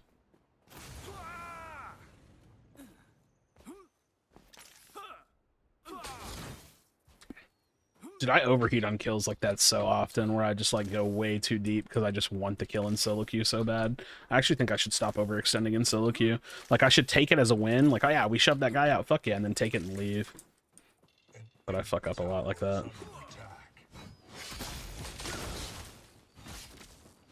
Go strong and something on Meta City. Yep. I want to show y'all how matchmaking should work, and I'm going to show you something on a Meta City that I absolutely hate. And one of my main reasons that I hate how the site function as like an MMR site. And I think on the Ometa City one, I think that there's like a discussion to be had there with like how they actually do their numbers. But I also don't think it matters that much because Ometa City's like not, it's like it doesn't matter if you have high Ometa City MMR. I'm more concerned with like trying to raise my actual MMR so I can get better matches, which just requires me to win a lot, I guess. I don't know. I have noticed that there's a lot of like high rated people that have much lower than win rates than me, or like slightly lower win rates than me, which is a little bit annoying because I don't really understand how that happens, but it does happen. So you say is a better jungler Ramp or Kai? Competitively, it's probably Ramp. Solo queue, it's Kai.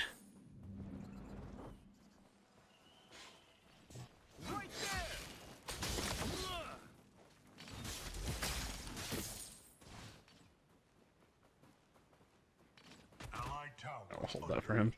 Kind of new, but Shinbi and Seraph seem a little strong. Neither one of them are actually that strong right now. They're both fun to play, but they're not super strong. Noble Español, Ruben. Yeah, Don. I don't speak Spanish, I'm sorry. Muy poquito. Like too little. I don't speak Spanish, I'm sorry. Forgive me. Player kids who have 200 plus 200 MMR, the lower win rates, lower average performance scores, and complete lack of macro knowledge as a result of throwing easy games. Unlucky, dude.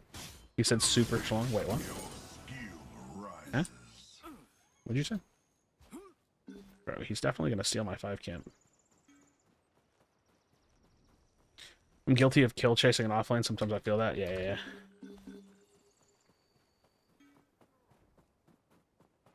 Please stop stealing my camps, you fuck. If I could force an ult, I'd be happy with that. That's cool. I'm just gonna jump the wall.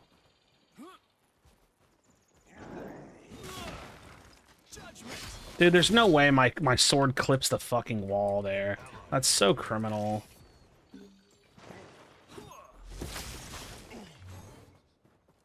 Oh, that's so unlucky.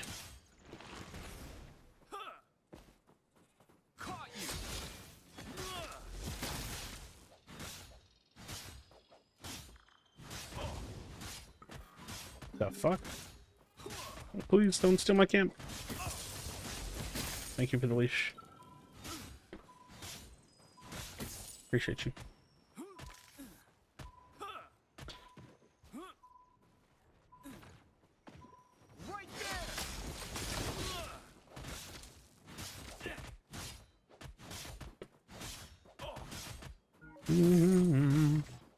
Yeah, I get geometryed in this game a lot. It's super unfortunate, but it definitely happens.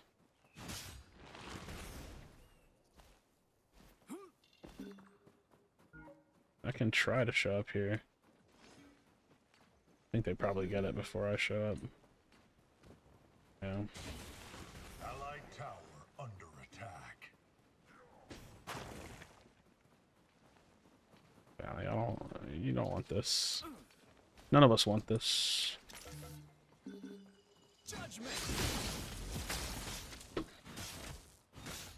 It's Kovacs, it's an aim trainer. Internal memory works by the same principle as OC memory. If your memory raises, internal does too. Yeah, I'll show you. Or Corey, you know what? You might be the perfect person to talk about. I'll show you the thing that I have a huge issue with in a meta city because it just doesn't make any sense to me. So like, I think that if you do have an answer for it, it would be super interesting. Because I see a glaring issue with how like building a leaderboard off of what y'all are tracking does, and like I see like a massive inconsistency with like how someone is supposed to break through this like. Fuck, I don't even have like a good way of explaining it. Like, I know if I can point to it and show you, I can be like, this is the thing I'm talking about, but I don't know how to explain it. There's basically, I feel like there's a point in a player's account history, and this has something to do with the way that their internal MMR works, I think, as well as y'all's, where they basically kind of like solidify their position and then they don't really move. So I've noticed that like after like X amount of games, and I can't define the X, after X amount of games, people basically stop climbing and falling. Now, don't get me wrong, if they just start plummeting or massively, drastically increasing their win rate, of course they're going to climb or fall. But like, you know how there's like that basically like the honeymoon period of like gaining a lot of MMR? If you make a new account, you could basically have like a player on a new account and you could like giga inflate their MMR by just being good, and then their account's going to kind of lock in at an MMR range, and then they're never going to move again. And that's what it seems like happens. And so like you have accounts that will like get giga like permanently stuck at an MMR range, and they essentially never ever move unless they drastically increase their win percentage. And I'm talking about like, let's say a player has like a 57% win rate, they all of a sudden now have to have like a 90% win rate, like in the majority of their upcoming matches. And obviously that's unsustainable and impossible for like most human beings able to obtain. So it feels like there's a weird thing that happens where if you have a player that had like a really good start to playing the game, then they're locked in, they're kind of grandfathered into like having a good MMR and like a good like account for themselves, and anything other than that is you're just fucked. Like you're just like in like MMR purgatory, not elo hell, I'm not gonna call it that, but you're like in this MMR purgatory where you're never actually gonna catch anybody.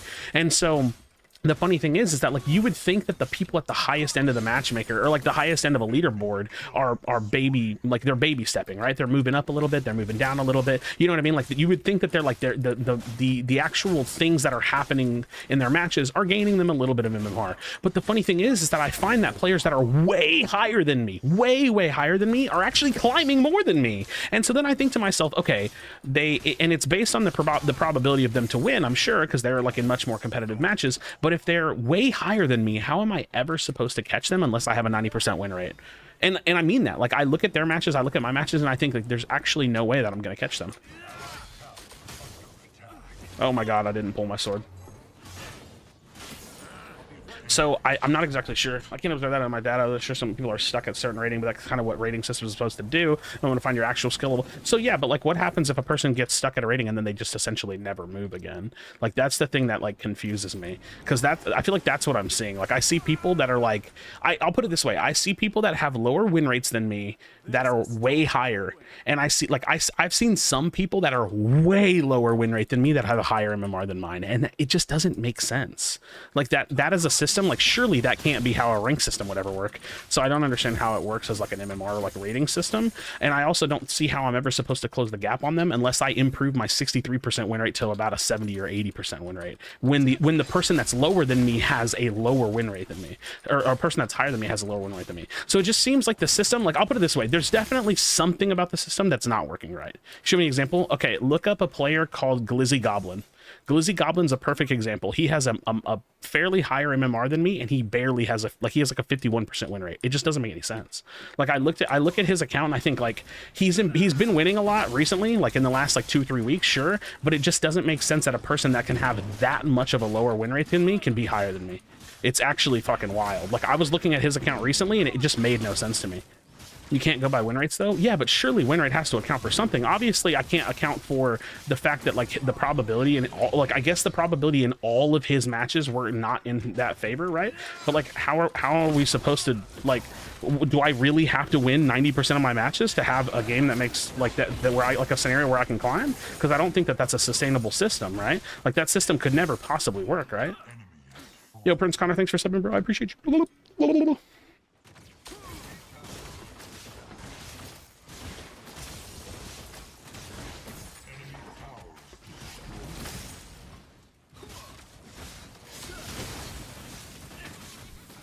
Ow, this guy's about to farm me. No, you don't. You need to win matches that other players of your rank wouldn't win. But that's the thing. He's barely winning matches at all. How is he higher than me? Again, I just think like something in the math is not mathing to me. Like he's barely winning at all. Like he's barely winning more than half of his games. I'm winning more than half my games. It's Glizzy Space Goblin, unless he changed it. So I just don't know. You know what I mean? And also, if you think about it this way, this is an area where the matchmaking fucks this system up, because if you have a player that's like, let's say you're a bad player with like a 47% win rate and you're 1400 rated, but because the matchmaking is so atrocious, you're constantly getting thrown in 1700, 1800 matches. Every time you win, your matches are actually worth more than any time I would win. So it's like that player can actually have a worse win rate than me, but actually climb more than I could ever climb. So it just like there's just scenarios that like simply don't make sense to me, because like the matchmaking makes no sense to begin with, and that's a no meta issue, not a y'all issue. But I don't see how I'm supposed to climb in that scenario.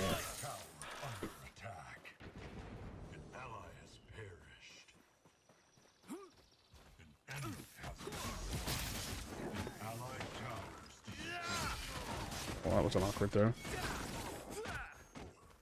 That's annoying.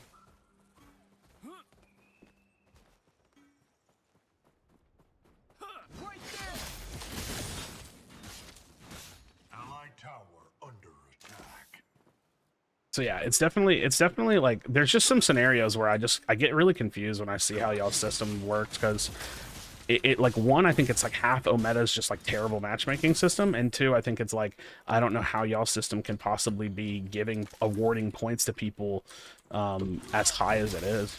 Very consistently, it works the same for every player. If they can't, everyone can. I mean, I guess, yeah, I guess. Skill issue, right?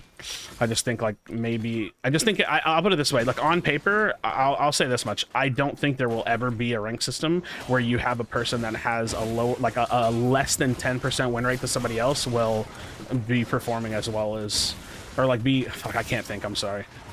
You're gonna have to give me this one. I can't collect my thoughts while I'm playing. Interests you what we use? You can Google true skill. I just don't think it matters to me, to be honest. I don't like, I know that that's just kind of like a well fuck, what are we having this discussion for? I'll just put it this way: the matches that I play make no goddamn sense, and I like either go down in MMR because I've been losing a lot lately, or I stay perpetually the same. Like if you look at like the history of my account, I've been basically 1800, 1900 for like a really long time.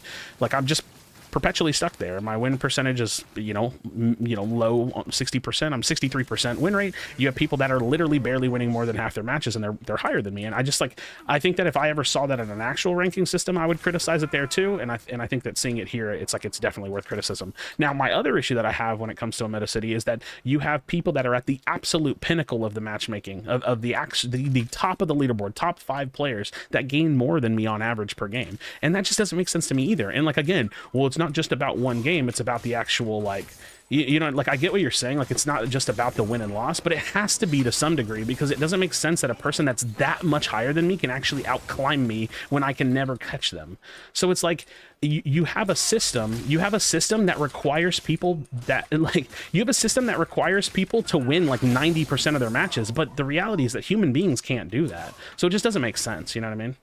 It just, like, to me, it makes no sense, because that system can't possibly actually gather information about how good a player is, because one player will just be kind of like they'll be winning the games that are probability based, like against them, and they'll be climbing more than someone that just wins all the time, and that just makes no fucking sense. Like it just doesn't. Like a person that wins way more than a person that doesn't should never be like vastly lower than a person that's like kind of like shittily getting carried their way up the system. You know what I mean? And like I'm not saying that's what's happening, but like kinda. That account has 921 more matches than your account. I'm not sure that matters when you compare the win percentages. Like, he might have more matches played than me, but, like, he doesn't win relatively the same amount. Like, I'm winning way more. And because his gains are higher. Yeah, I don't know. The system just, to me, doesn't make any sense. People can get carried, but that's the case in every game. Yeah, I mean, I get that, but like, I just feel like, I don't know. Maybe my criticism's dumb. I just think it's a dumb system. You can just disagree with me and say I'm wrong. That's fine.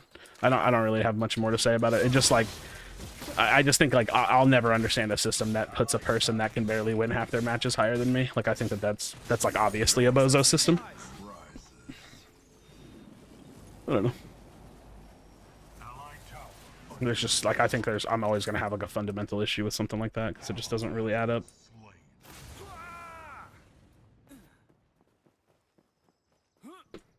It doesn't really add up to me.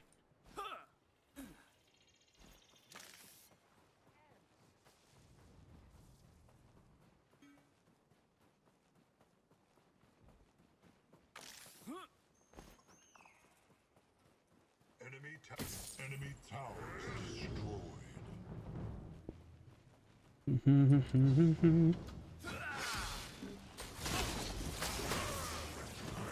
No fun. No fun. I miss the Argus. I miss the Argus. What are ADC's two-shot? OP items. Might depend on what time of the day they're playing in relation to other players queuing. They could be getting bigger MMR gains on victories. No, that's exactly what I'm saying. Like, I think if the player on average is getting bigger MMR gains than me, it's like it's a goofy system where like I can't catch them even though they're not winning as much as me. So Chickler's Goblin seems to be a one-trick pony that doesn't play his hero too often, so his win rate tanks. Yeah, but if you look at his game, if you look at his like his climbs over the last 3 weeks, you'll see that he just like he giga climbed in the last like few weeks or so. And again, like I remember when he was like 49% win rate, so he's gone from like 49 to like 51, so like good for him, right? But I also think that it's insane to see a player that has like less than 10% of my win rate that's like vastly higher than me. Like there's got to be something wrong with that. And if not, then like no. Like, I'll just hold the L on that idea.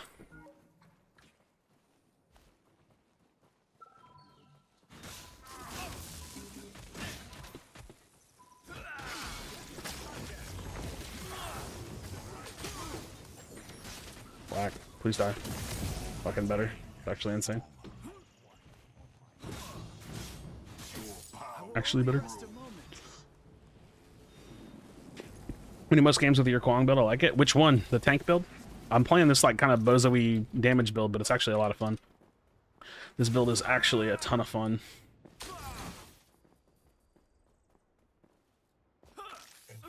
Enemy towers under attack.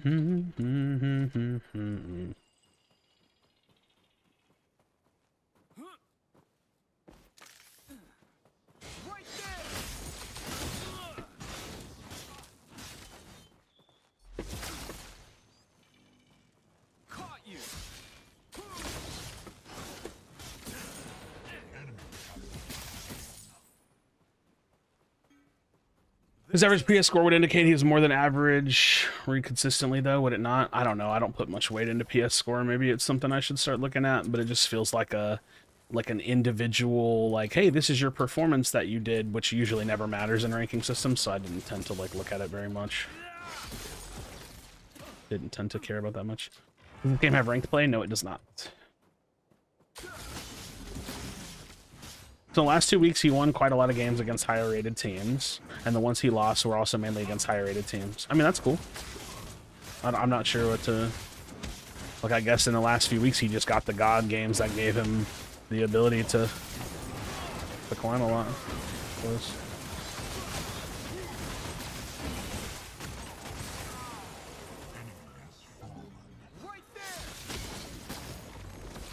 God damn it, dude. Fuck you. Whatever. Yeah, that's unlucky. Unlucky. I think it's helpful for personal growth, but it's wild that people who perform sub-average compared to all the players who can grow rapidly. Like I said, I see a very glaring issue where like a player that's obviously not as good as me is like outperforming me in the MMR system, and like I don't know that there's I don't know that there's a fix for it, but that's bad. That's a bad system to me, and I'm not sure that like what the fix is for that. I can just recognize that it's a bozo system to me. Like there's no way I can take that system seriously if I see something like that. I just think it just doesn't make any sense to me. I think, and you know what the funny thing is I think it's much less weighted on the fact that, like, I'm not saying, like, oh, Omega City's system is shitty. I'm saying, like, I think Omega City's system is nonsensical when you factor in all the other nonsense that Omega is actually putting into the game. So, like, if you have this bad of matchmaking, trying to rate this bad of matchmaking is like it's a goofball's game, right? It's a fool's game to try to rate games that are this goofy. So I think, like, what you see is that the numbers don't really mean fuck all, because yes, the system might be working, right? Like the actual matchmaking or the actual MMR calculations in the system based on probability might be working, but the result is so goofy. Like you have like people that are barely winning half their matches that are showing up and gaining more points. You have people that are very consistent that aren't able to climb as much. You get people that get stuck. It's like I'm looking at like a system that just doesn't make any sense. And so I'm not saying like I think that core and the matchmaking algorithm that, or like the MMR algorithm they're actually using, it probably makes perfect sense. It's that it's on top of a fucking clown car with a red clown nose on top of it. You know what I mean? Like, so it doesn't make sense when you factor what it's actually trying to accomplish. It's like that. Well, that doesn't make any sense. Like you can't have like that can't be the way that you put like you can't put this system on top of something. You can't put a bow on top of dog shit and call it a present. Does that make sense? I'm trying to think of like a good way to explain it. You just can't do it, you know? Like if you just because you put a bow on top of a piece of dog shit or like a bag with dog shit in it doesn't make it a good present. So it's like I recognize that the system itself is probably good, but like it's the actual system underneath the hood that's bad, and it makes this whole thing not function well.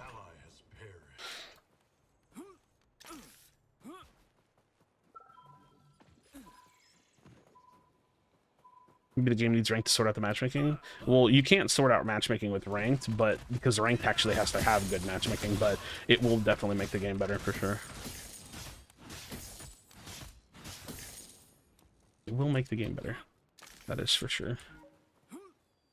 I don't really know what to do because this is kind of just like a goofy game where it's just like, if I don't carry, we lose kind of thing. Oh my god, what are these players building today?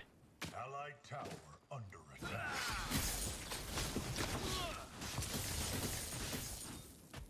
The builds are so weird today.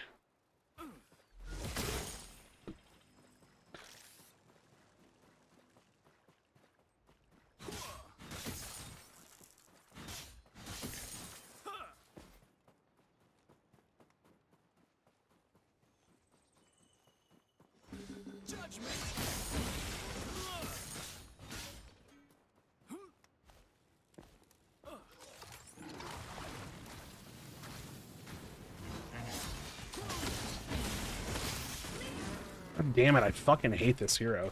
He's so goddamn obnoxious. Enemy has been slain. Your skill.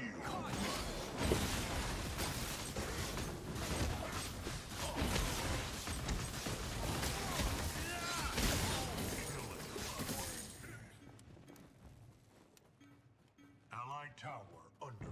Oh, these systems are designed to find the skill of the player regardless of balance. When they initially start it, every player has the same rating and matchmaking will be essentially random. They still manage to converge and put players at their place. Yeah, I just don't think that it's doing a good job. I think that there are situations where it's obviously fucked, and I think that when that situation continues to happen, compounded over time, you eventually get what we have, which is like a rating system that doesn't really mean anything.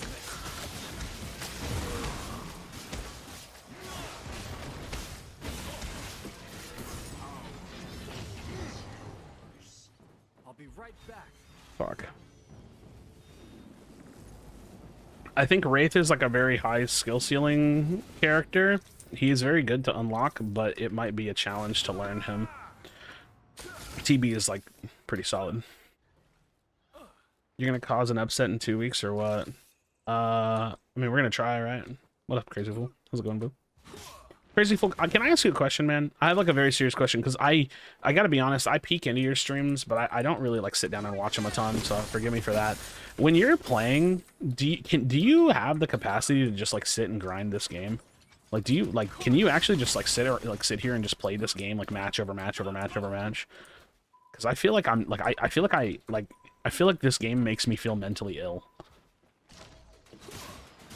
Like, I don't really have fun when I play it, but I see, like, you play, and you just, like, spam games, and, like, Soul Reaper plays, and he spams games, and, like, I just, like, want to understand, like, I just want to understand, like, how people play the game without just, like, wanting to drop a negative stat line in-game, you know what I mean?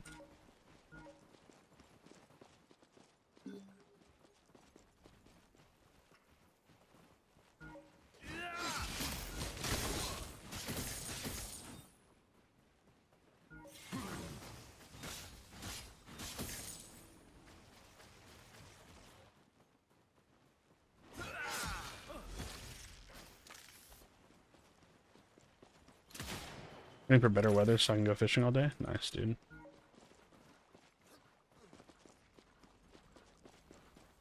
This is a 30-minute game that's actually close, and it's the most nonsensical game I've played. But I quit streaming so long because the toxicity of the OP community and all the BS was going on. It made me hate streaming. Oh, fuck.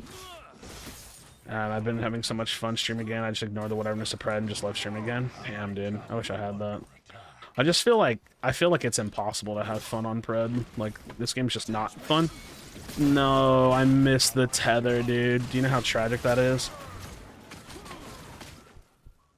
It's so tragic. That would have been huge.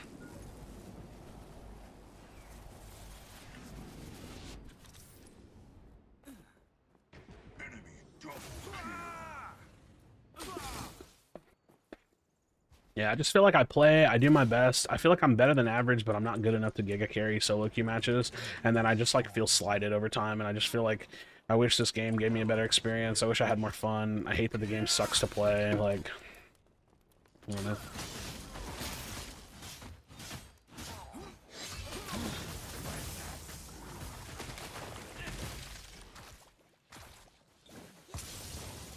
You're not gonna chase me back here, right?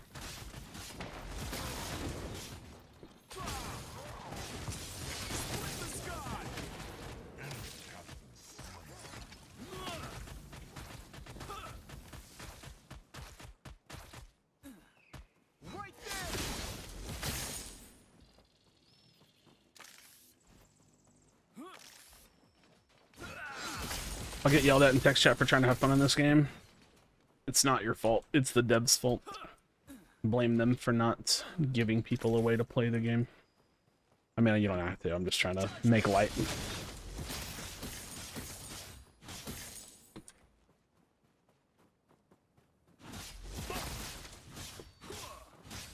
There's a storm brewing.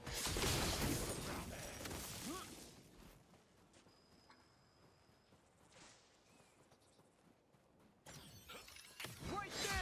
Fuck.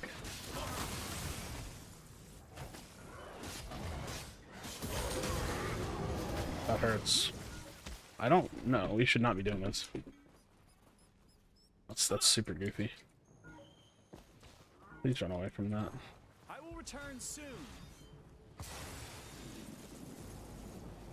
think matches played can affect comparison. It's a significant difference. If someone's slightly above 51% win rate and they're losing on average 4.7 MMR but gaining 5.9 on average wins, I think 921 matches will obviously set at a higher MMR, which really comes down to what their average gain and loss is for victory defeat. But that's the thing, the average gain and loss isn't consistent. It's wacky because this game's matchmaking is wacky. So like you can't even like point to that as like a thing to like compare, because you have people that are literally like in the top of the entire system and they gain more than the majority of the player base in some of their wins, and that should, in my opinion, never happen, because if it does, that means that you can never catch them. I'm not saying that the majority of the system, but that the system can't quite possibly give people that are at the very peak of the system more points than people that are like somewhere in the middle. It just doesn't make any sense, you know what I mean? Like, it actually is just, it's a nonsensical system. So my point is, like, one, it's a two-part thing. You're trying to put a matchmaking system on top of a game that has shit matchmaking, and so you're trying to rate those games. But how can you rate those games? Like, it makes no sense to rate those games, right?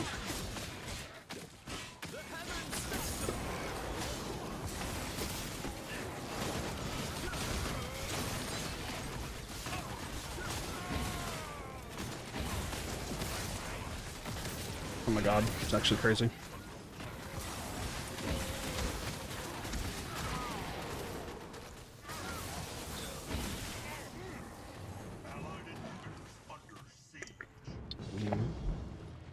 Every match is me fighting for my life, dude. Future players, there's definitely enough in the game for them to keep learning for a while. Hopefully, Prick can keep updating the game in a big way to keep these people tuned in. Yeah, I agree. I think they have about 2 to 3 months. After that point, I think the game will die. Ugh. I think this game's got about 2 to 3 months. Something like that.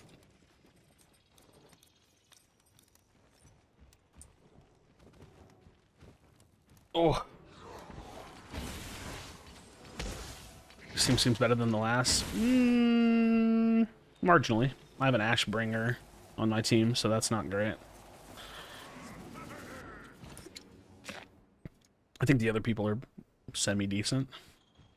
We don't have an Oblivion Crown on my mage. That doesn't feel good. He's lacking a lot of his burst damage. Oh shit, I could have bought a potion. Oh well, fuck. I gotta go buy that.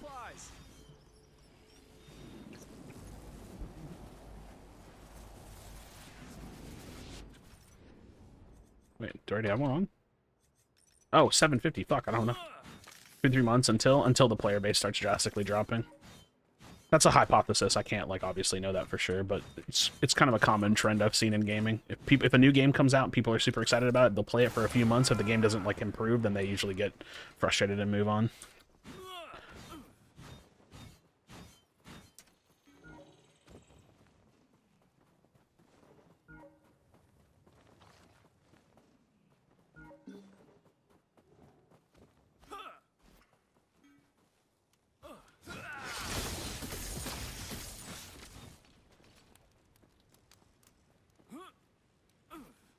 I'm not gonna lie, I think we could probably fight them.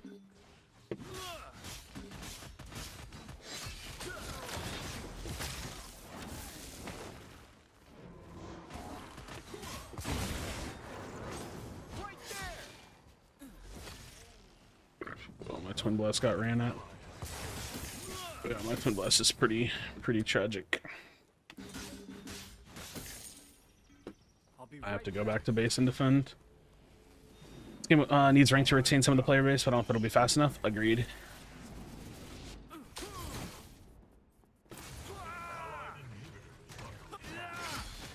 Damn it.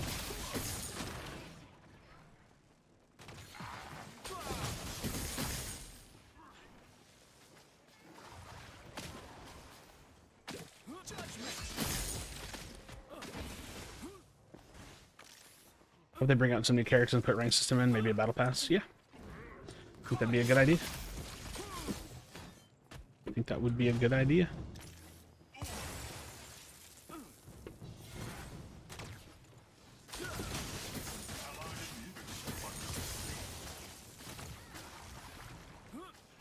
Oh, the things I would do to import for ranked mode? Fucking, you're telling me, bro.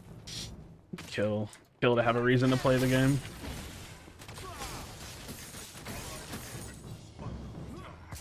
I think I need to drop one of my items.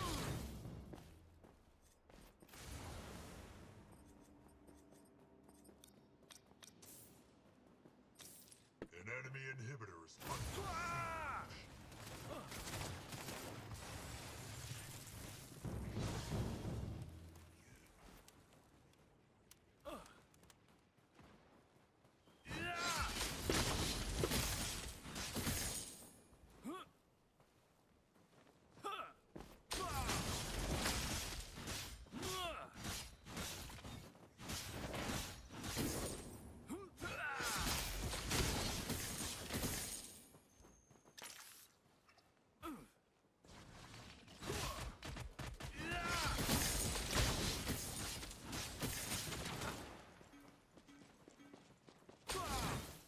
Go, gotta go.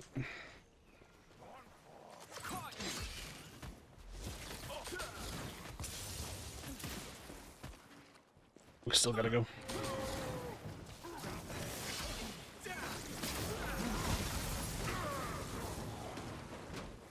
Careful tunneling too hard.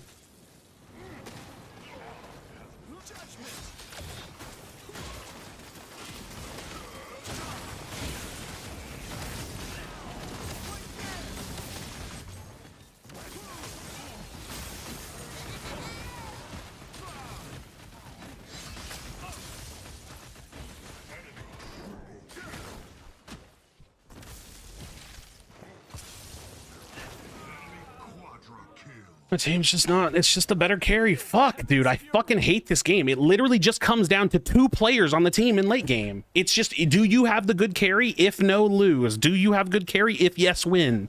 It's literally the whole game. The whole game is which team has the better carry. It's so goddamn fucking frustrating. Fuck, this game is so shit.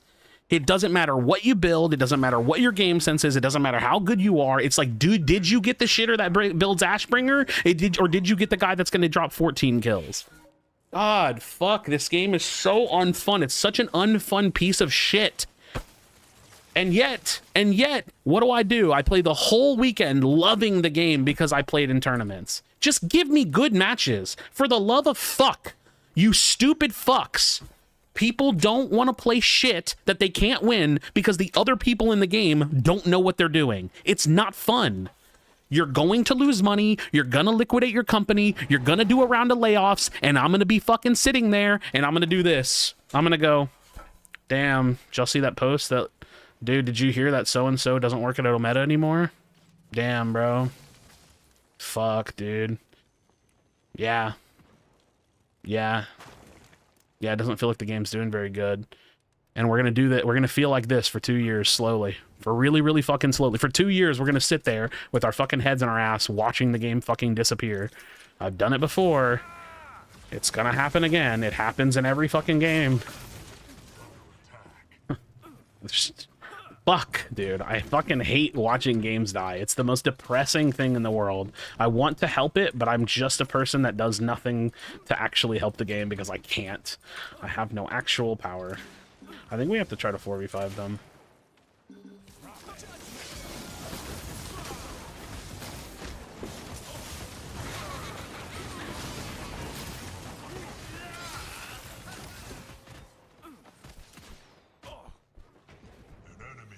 Give it the old college try.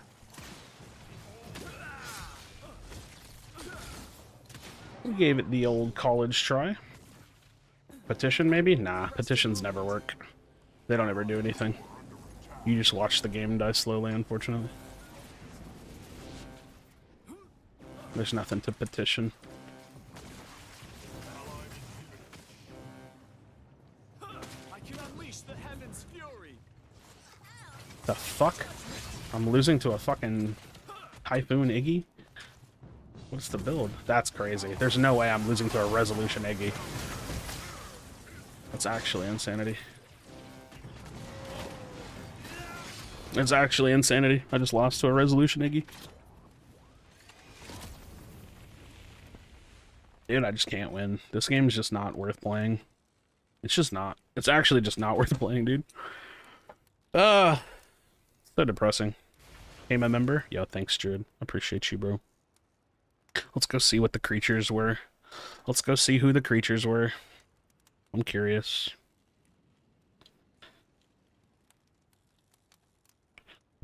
$1,100 creature, 1,300 creature, 1,300 creature. That's like, I don't know, dude. This is just a super, like, why am I in this game? This actually looks like a good game if I wasn't in it. Time Like, to focus. I don't know. Carry harder, I guess.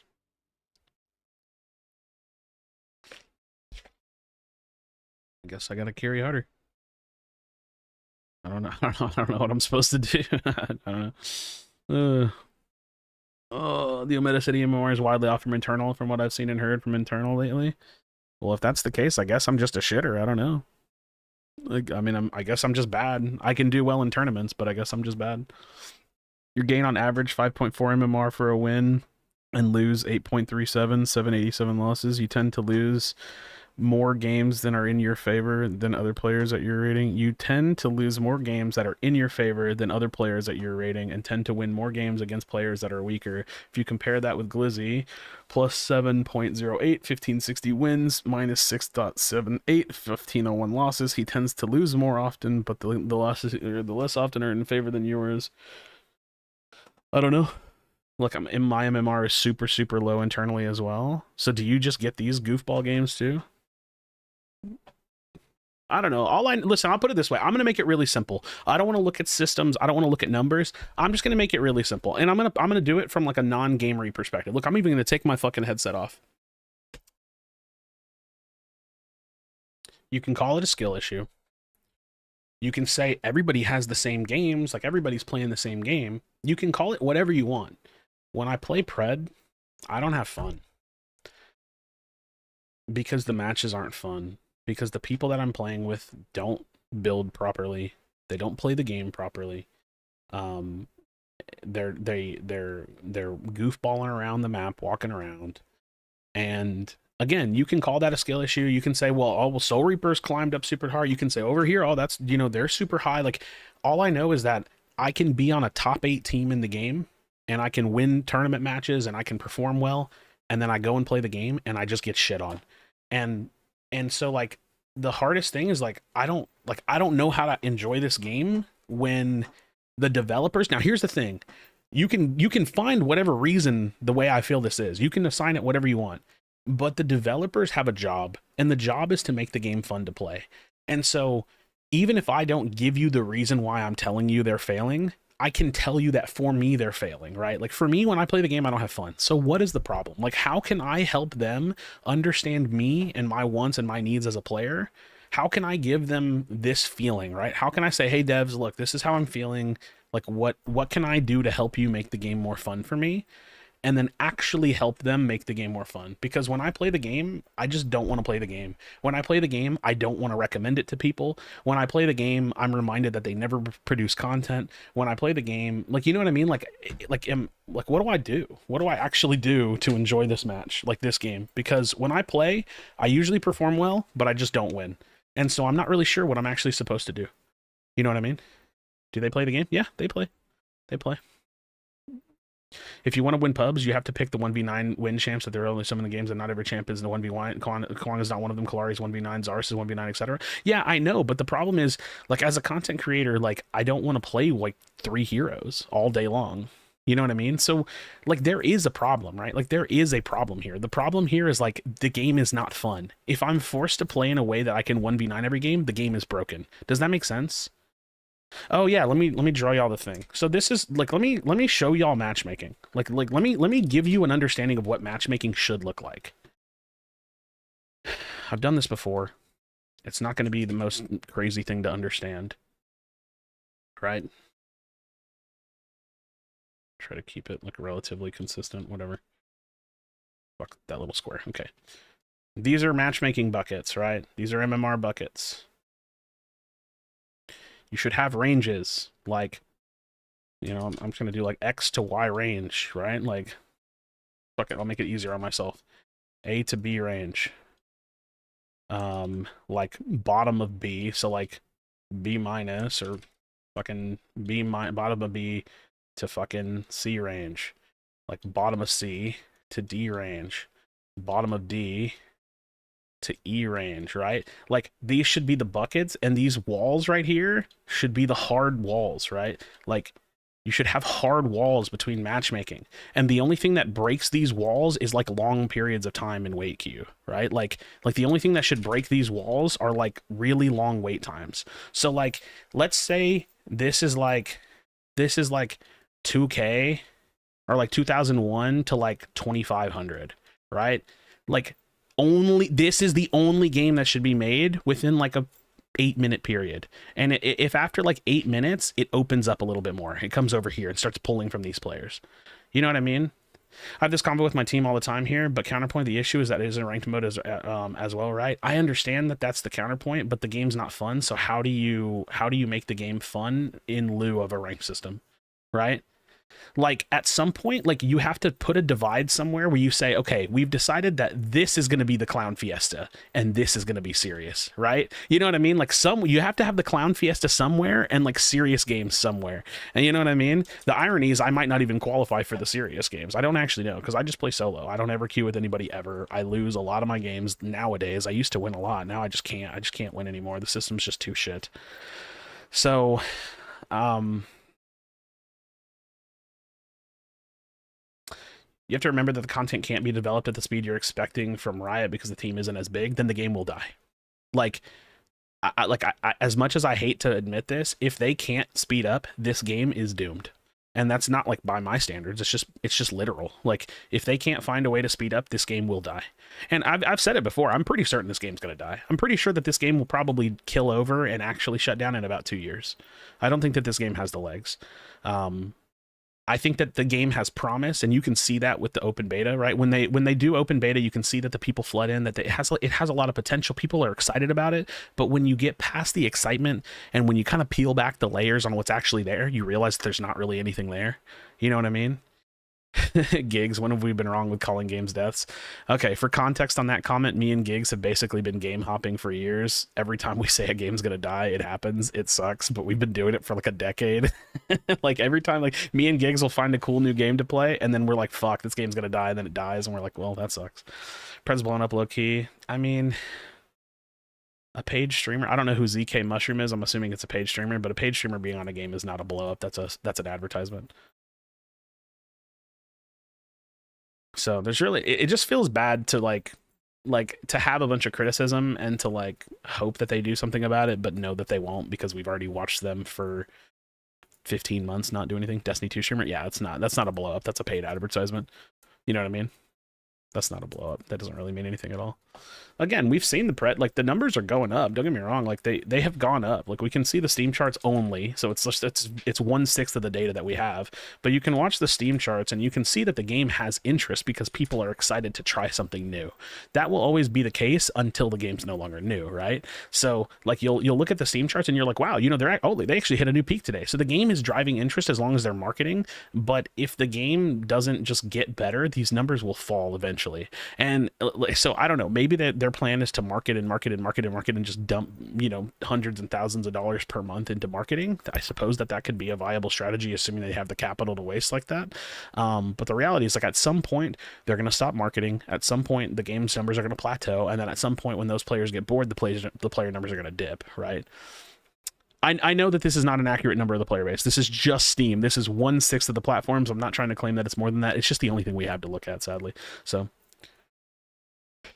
players will never stay at peak. It'll always fall, but it needs to retain. Yeah, it'll fall, but it needs to fall to like a sustainable point, which this number's not big enough. Like, again, I know I'm only talking about 1/6, so they probably have like a decent number of players. The question is, can the game actually retain the players that it has now? And my guess would be no on average. I would assume that the game will not be able to retain the players that it has right now. What content do you want to see besides ranked? Skins, heroes. I want them to like actually build a profile. Like, this is not a profile. This is like a settings page. I want them to actually build a profile. I want them to come out with store-bought emotes. I want them to like actually sell content for Amber. I want them to have ranked seasons and seasonal content for like battle passes. I want them to either make the affinity system free or scrap it all altogether, or like change the concept of it. You know what I mean? Bro, is Yappington graduate? Don't ban, please. I mean, you can say I'm yapping, but am I wrong? I don't know. Matchmaking itself isn't actually bad. Most matches are very close in terms of MMR. IMO, the issue is their MMR system because it's extremely volatile and doesn't properly separate players of different skill. Well, doesn't that inherently mean that the matchmaking is bad? Because they're connected. I'm convinced that if they used a different rating algorithm, our matchmaking would be significantly better, even if they didn't change how the actual MMR works. Well, so I was trying to make this point to Soul Reaper recently, because he has a hard stance on something that I'm having a hard time explaining. He often will say like, oh, well, just because Omega City shows that the match has like a huge discrepancy in skill doesn't actually mean that it does, because there's a cap. And I'm like, okay, this is a really good example. Just because the game has a cap on it doesn't mean that the player themselves can actually be capped in skill. Does that make sense? Like, if Neft is a god, just because the game stops giving him MMR doesn't mean that he stopped getting better and is that good. So just because the internal MMR may not show a giant discrepancy doesn't mean that there's not a literal giant discrepancy. Does that make sense? Like, you know what I mean? Like, I just think it's like, I think it's silly to think that just because the game forces a cap doesn't mean that the game is, like, the player is actually not that good. So the irony is that I think that if they were to use the Ometa City system in game, we would probably have better matchmaking. Does that make sense? Like, at least, I mean, I don't know how much better, but I actually think that it would be somewhat better, because it's nonsensical to think that you can just stop rating people and actually give them skill. So you're wanting a ranked mode and they created a casual mode. Yeah, but even with a casual, yeah, you're right. I understand the concept of talking about it being casual, because it's a point that I've had, it's something that I've had to learn to accept. The problem is, like, at some point the game's like, dude, you know what? I feel like I'm having like, I feel like I'm mentally having like a breakdown. I don't know how to, like, I'm speaking faster than my brain can process. At some point, even if the game isn't ranked and competitive, the game has to deliver fun, right? Like, the game's not competitive. I completely agree. Yes, there's no ranked mode, but the game still has the duty of being fun. So how do you reconcile that difference? Like, game's not competitive, sure, but game is also not fun. How do you reconcile that gap? If you're Ometa, not me, like, if you're the actual devs, how do you reconcile the gap there? Like, how do you do it? Because I want to give them answers, but a lot of the times my answers are to create a ranked mode. Like the things that I talk about when it comes to matchmaking is talking about creating a ranked mode. So how do they create a game that's fun? Does it just come with creating a ranked mode? Like, is that actually just the solution? Do you just have to create a ranked mode in order to solve this issue? Instant queue. I'm sure this is going to be one of the best match-made games I've played today.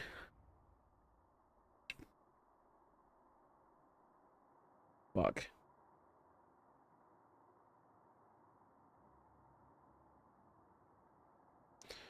I was going to point something out on Meta City. Fuck. I mean, I kind of talked about it vocally, but I can explain it. I'll show it to y'all. Fuck, I forgot. If I play a ranked game in League, I lose MMR. If I play a casual, I don't. I don't really care as much.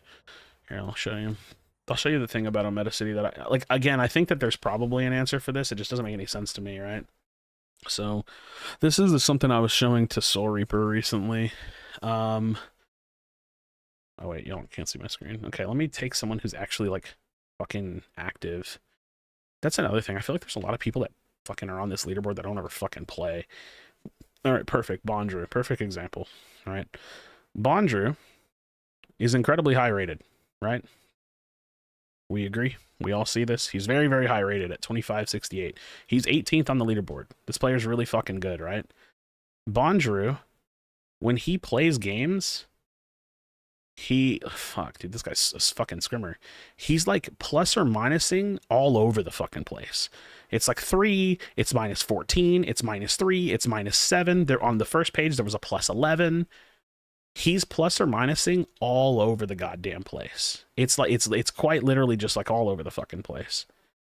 If a player, and don't get me wrong, he's got a good win rate, 65.3% win rate. If a player, God, dude, this motherfucker scrims so much. If a player can plus or minus all over the place, and sometimes his plus or minuses are like really high, how is anybody supposed to catch him? Like, if he can plus 9, like, how can anyone ever catch him? And don't get me wrong, it's not like he's plus 9ing on every game, but he's plus 10ing. Dude, if I see a plus 10, it's a fucking miracle. You know what I mean? Like, it's a God-given miracle. So how can someone at the highest peak of the system be constantly outrating me and out climbing other people? You know what I mean? Like, it doesn't make any sense to me.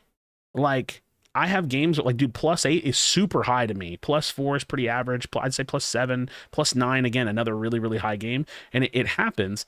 Now, here's the thing. I understand why. I understand why it's happening. It's because of the probability. The problem is, if he's at a lower probability to win, just because he got like this lower rated player with him or somebody queued with like a Smurf or something, this is inflation. Like what we're looking at, sorry, y'all can't even see right now. What you're looking at is boosting. And I'm not saying that it's intentional player boosting. What I'm saying is that this is boosting.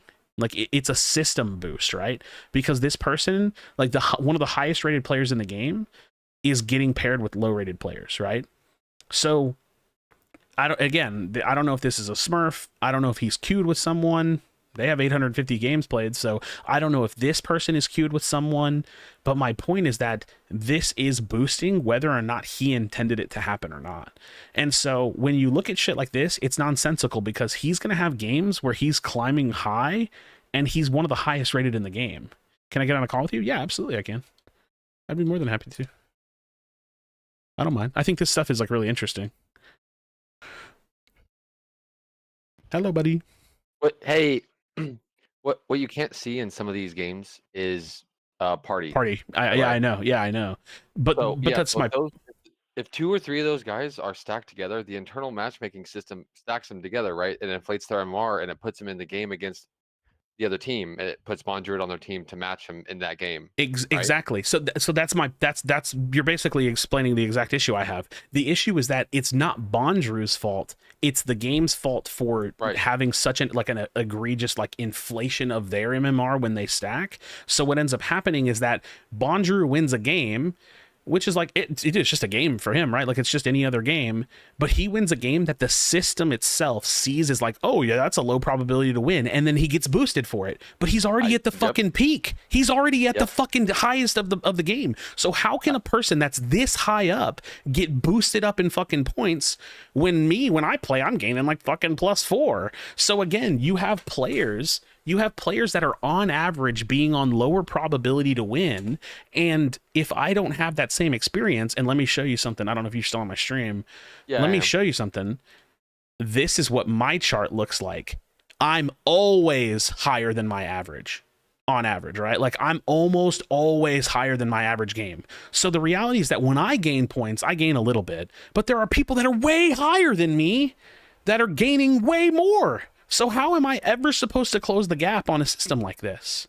I don't understand how this is supposed to be boosting. He's winning games that are not in his favor. He's winning games that are not in his favor because of bad matchmaking or because of the party system. But it's out of his control entirely, Core. So like how, like again, if you look at like, well, it's not necessarily out of his control. So you can actually abuse this system very easily. Well, you could, but I'm assuming he was queue on a Smurf. You could, but I'm assuming he's solo queue, right? In this scenario. Right.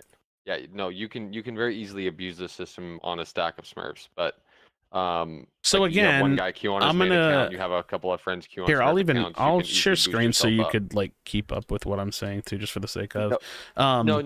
It's so the system can be easily exploitable, but it's not being exploited by Bondru. Like no, exactly. I'm not claiming that Bondru's a booster. I'm saying that the system is unintentionally boosting him.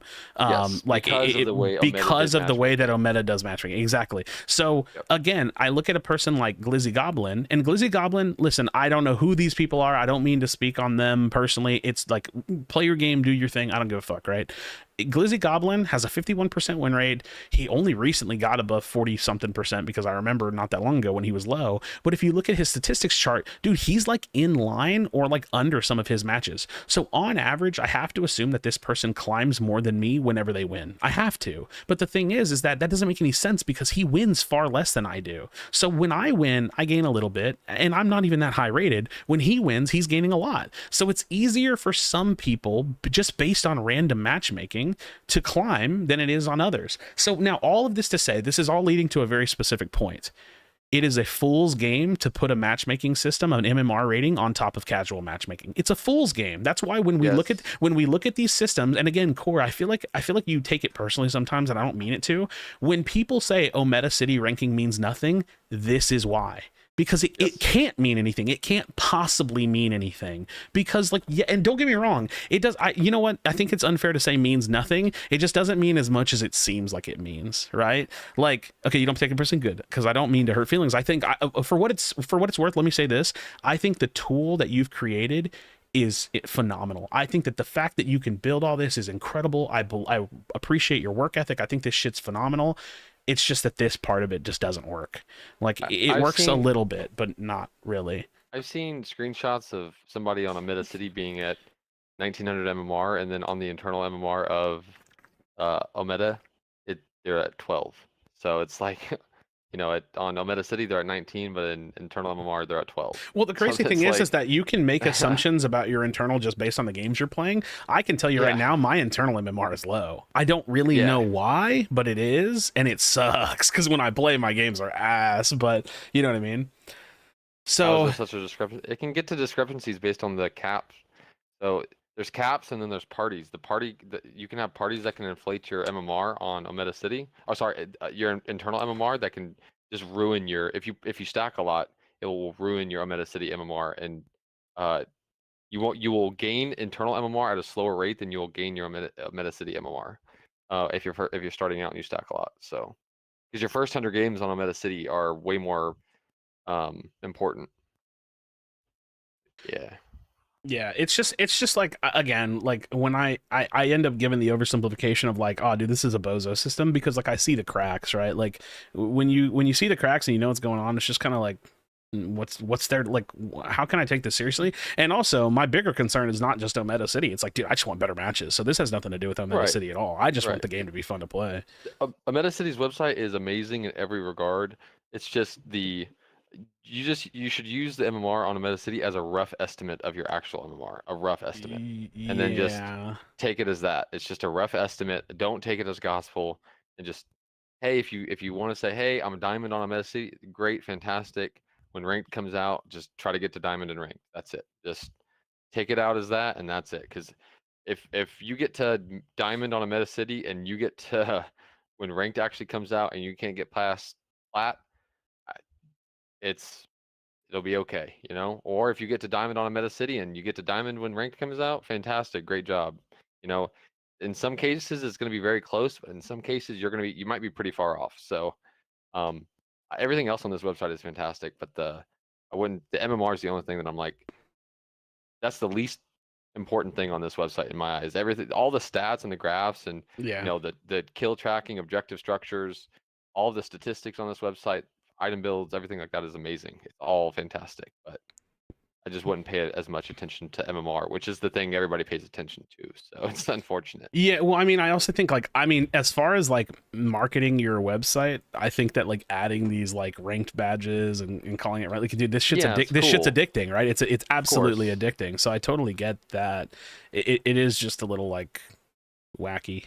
It's cool for sure, but yeah, it's just like you said earlier. It's a quantity over quality matchmaking system, and it has caps on the low end and caps on the high end, and then it's inflates your MMR based on stacks, and then it allows parties to go against solo queues, right? It doesn't just favor stacks for stacks. So there's just like so many issues with it that doesn't happen with a true ranked mode that a Meta City can't account for, and so it's just gonna over time just corrode. Yeah, all of the exactly. MMR. Like over time, it just devolves into like goofy shit because the variables that would never exist in a rank system do exist here, and they're not. Yeah, you're right. They're not accounted for. So Yeah, I agree with everything you've said on stream. It's just it's unfortunate the way that it comes into play. Which is, I had this talk with the Meta City, I don't know, maybe a year ago. When he first created the website, I had this conversation with him in Discord actually, and he didn't agree with me back then. He clearly still doesn't agree with me now, but you can see it out over time now, over a year, how it's like slowly gotten even further away from the bigger picture of things. well, And the wild thing too is that like I agree, but I also think at some point like even Omeda needs to either completely change the matchmaking algorithm they're using or reset it at some point. well, they did already, right? Well, I mean, Did two patches ago? I feel like they changed. So listen, I'm gonna be honest. I don't really know what they changed, but it feels like they're still using the same system. They just have more control over it now. Because like before, it was like okay. There's like matchmaking algorithms, right? Like the actual system that they're using, and then there's like the programmed thing. I'm sorry, I'm ignorant when it comes to software.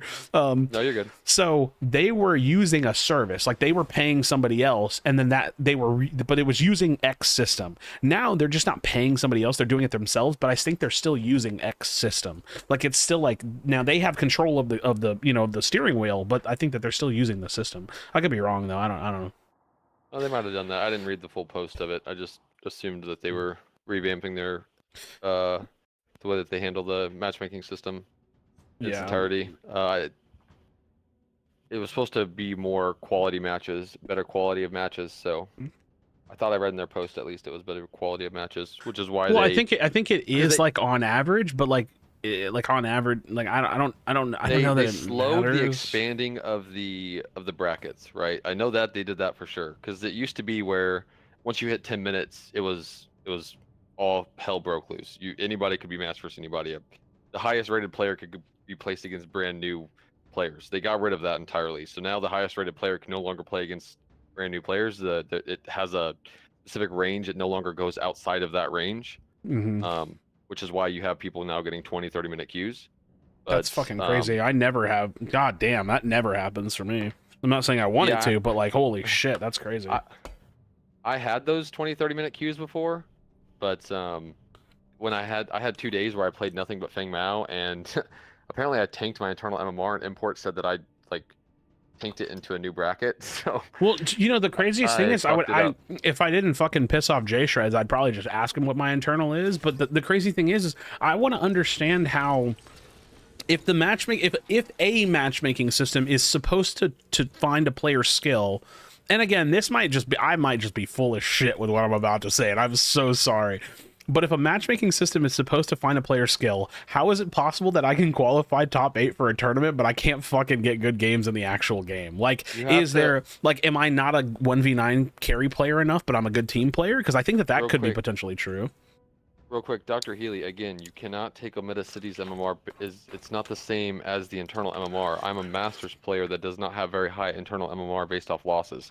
I think their internal MMR system, you said it earlier, I think their internal MMR system is very volatile. I think, like, if you start losing games a lot in a row, you, like, tank MMR hard. Yeah, I think that's what's happening. I don't think it's, like, 25, 25, 20. I think it's, like, 25, 50, 100, and you just start losing it. Because like I said, I was getting those 20-minute queues, 30-minute queues, and then I get insta-pops every fucking game now. Yeah, I get insta-pops, and I get insta-pops, and I would say on average my games are like between like a 1600 1700 like Omega City MMR range, which is like low. That's low. I'm always higher than that, but my games are so bad. Like it's actually just fucking wild. Yeah, if that is how volatile their system is, I don't think that they should be that volatile. That is insane. You could have a bad day and just go on a losing streak. You're just fucked. And yeah, that is. Yeah, because it's funny. Nuts. Ever since the new matchmaking system came out, I would bet you that my matches have gotten worse personally. And that's not like I know that anybody would say that as an anecdote. Like I completely get that, but it actually feels like my matches are just drastically getting worse. Jungle, please tell me who's able to kill Crunch 1v1 in the jungle. Kill Crunch 1v1 in the jungle? I mean, depends. You don't really want to 1v1. Yeah, Crunch, I wouldn't. Being honest with you. Yeah, dude. he kind of shits on Kai, which is like one of the better 1v1ers. I think you kind of avoid Crunch until like a while later, until team fights you. I mean, once he hits 6, you never really want to 1v1 a Crunch. I mean, Grux is kind of like the only champ who can really 1v1 him, but it's a snowball matchup. If Crunch is ahead, he wins the 1v1 versus Grux. If Grux is ahead, he wins the 1v1 versus Crunch. So you don't really want to just take the trade. Like Krashy said, you kind of want to avoid him. Play opposite side. If you see him on the map. New stream title: Hanging with Crazy Fool. Bro, I don't know. I feel like I'm sure. You know what? Oh, who's in voice chat with me? Oh, that's Crazy Fool. I need to I need to find out why I'm such a lunatic, because I feel like if I was smart, I would actually just quit this game, but I can't. So when you said earlier, you're not a 1v1. I'm not a 1v9 player either. Yeah. So, you know, I like to play the team fight characters, the guys who support their team. That's why I'm a support player, right? I like to play the guys who like to take the team, the 5v5 characters. Six is a guy who likes to do those 1v9, the Kalaris, the Feng Maos, the guys who can solo carry a game. Survivor's a carry player. He likes to solo carry games. Soul Reaper can play those mages who likes to solo carry. When I play Argus, I can solo carry games and stuff. I don't normally play those types of characters, right? So yeah, I don't win as much as these other top tier, god tier players But in you're the game on one either. of the best teams in the game. It's like, Yeah, but I'm on one of the best teams in the game. It just is what it is. You don't have to be the highest rated player in the game to be one of the best players in the game. It's just not that way. Yeah, you can be a pub stomper and not be a great player and competitive, and you can be a shitter in a pub. Okay, maybe not a shitter. You can be not the greatest competitive pub player, but be an insane competitive player, right? It's just the nature of pubs. So, I mean, it makes sense, you know, you're on a top 8 team as of this tournament, and you're not a 1v9 pub player. That just is what it is. You're a more team fight oriented pub, or a more team fight oriented player. yes. Beat his ass, dude. Beat his ass. You don't. Oh, hey, to answer your question, you don't want to fight Crunch in the jungle. You just don't want to fight this fucking hero, really.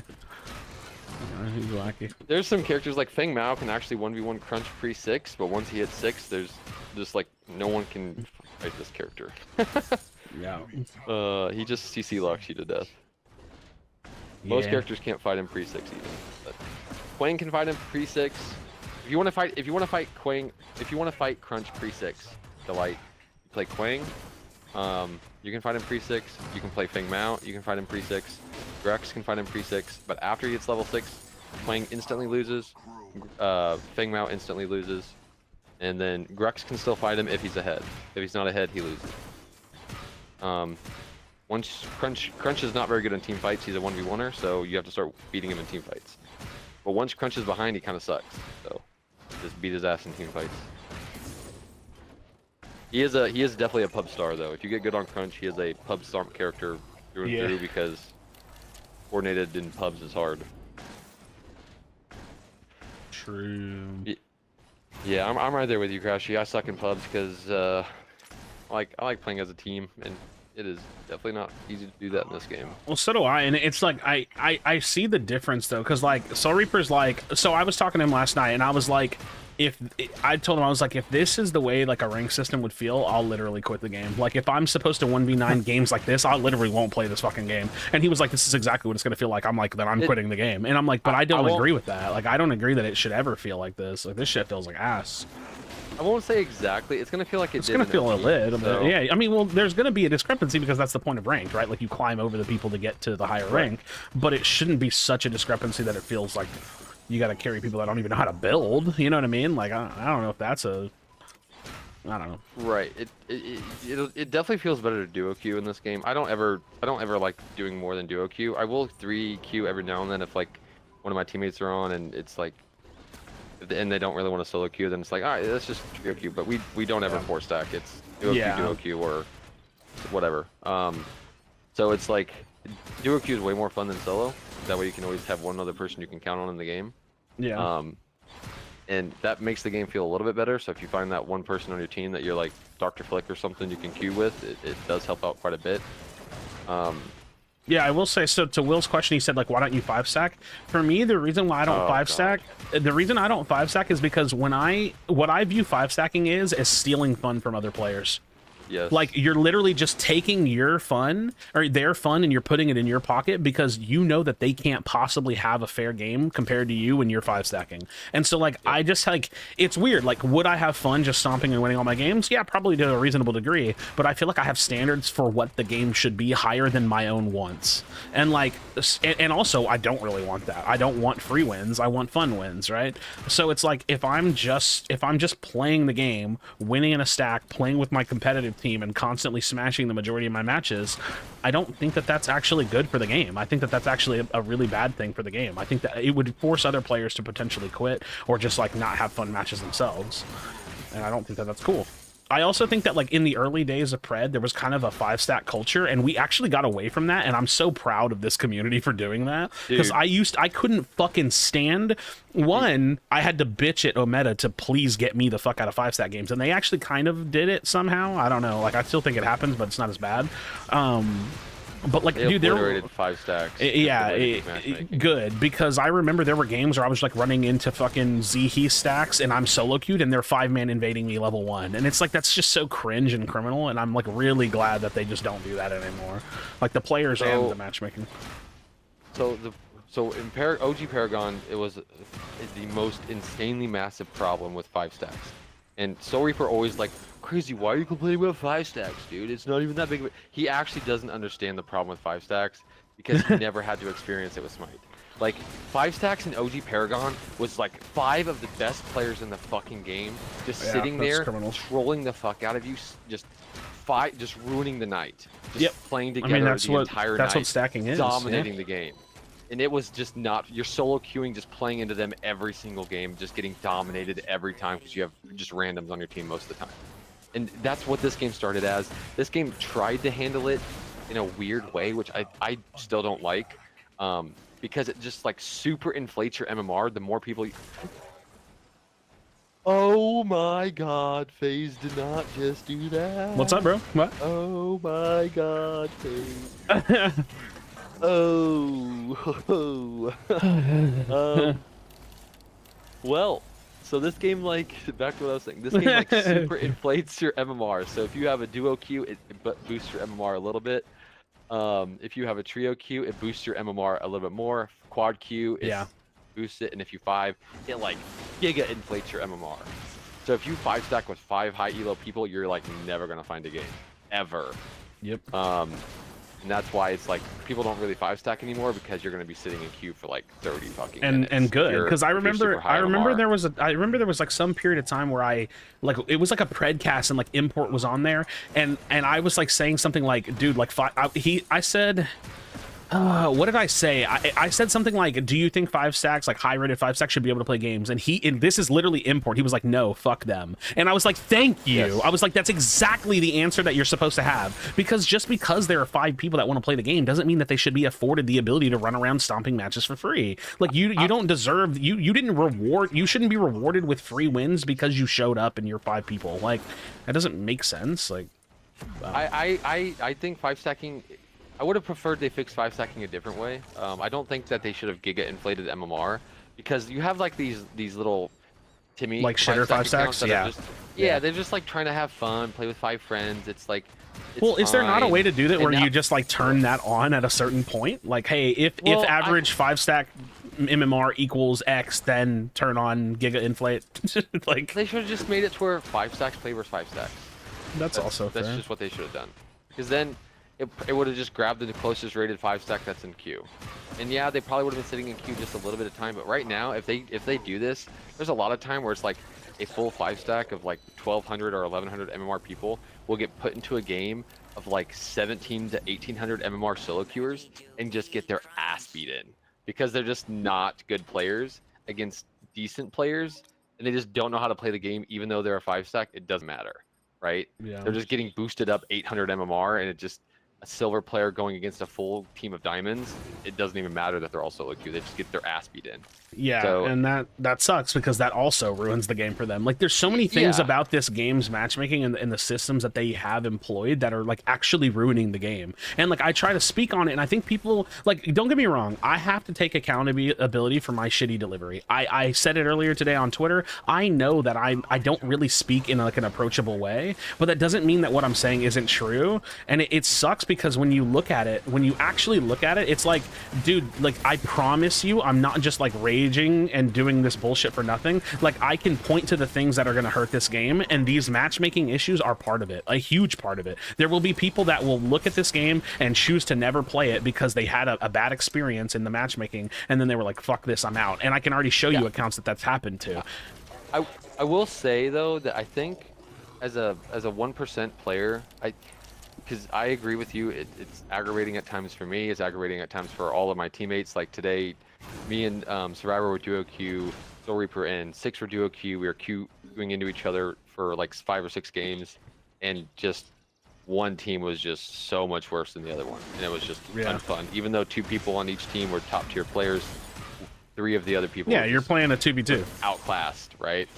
And it just was unfun. But you have to know that we're top 1%, right?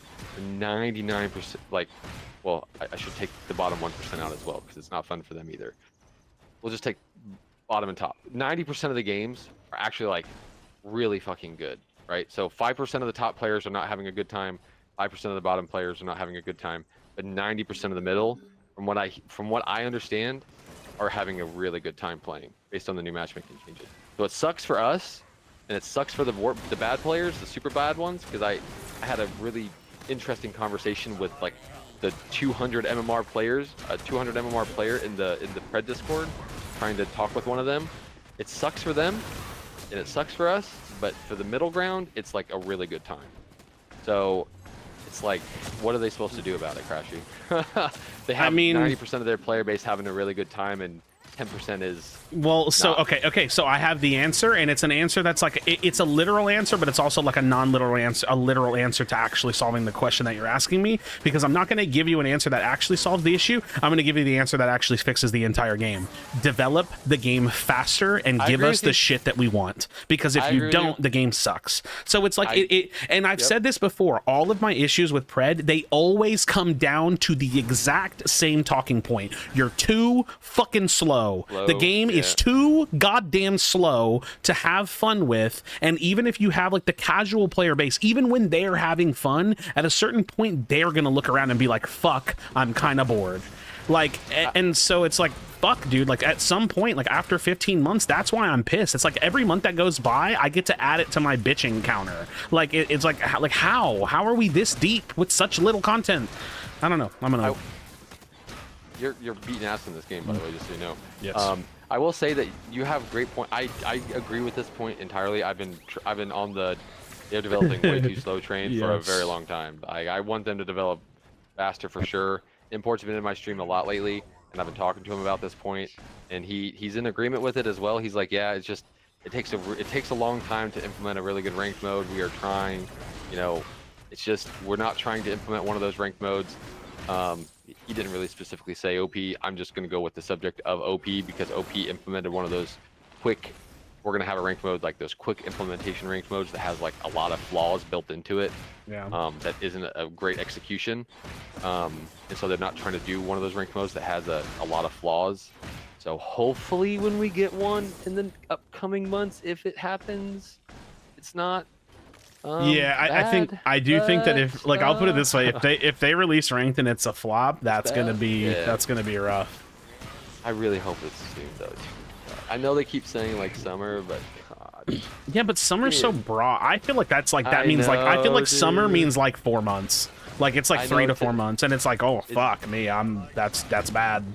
Is summer like end of May?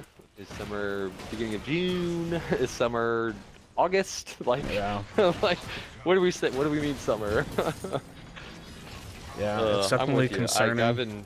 When they had the ranked mode in like season 2, I was super hyped in the season 2 roadmap. And for the sake of saying, because I've seen this said a couple times, ranked is going to be solo duo. We already have confirmation of that. It's going to be solo and duo, which I think that like is a good compromise, because the best version of a ranked mode would be solo only, but a fair like compromise for actually having people playing together would be solo duo. So I had to. God damn it, we Craig. had to go beat their ass real quick over there. Yeah, hold on. I think it feels nice. Oh, fuck you. Come here. Oh, 1, 2. Oh, you're dead, Bella. Oh, she's just inting to the tower? I don't know.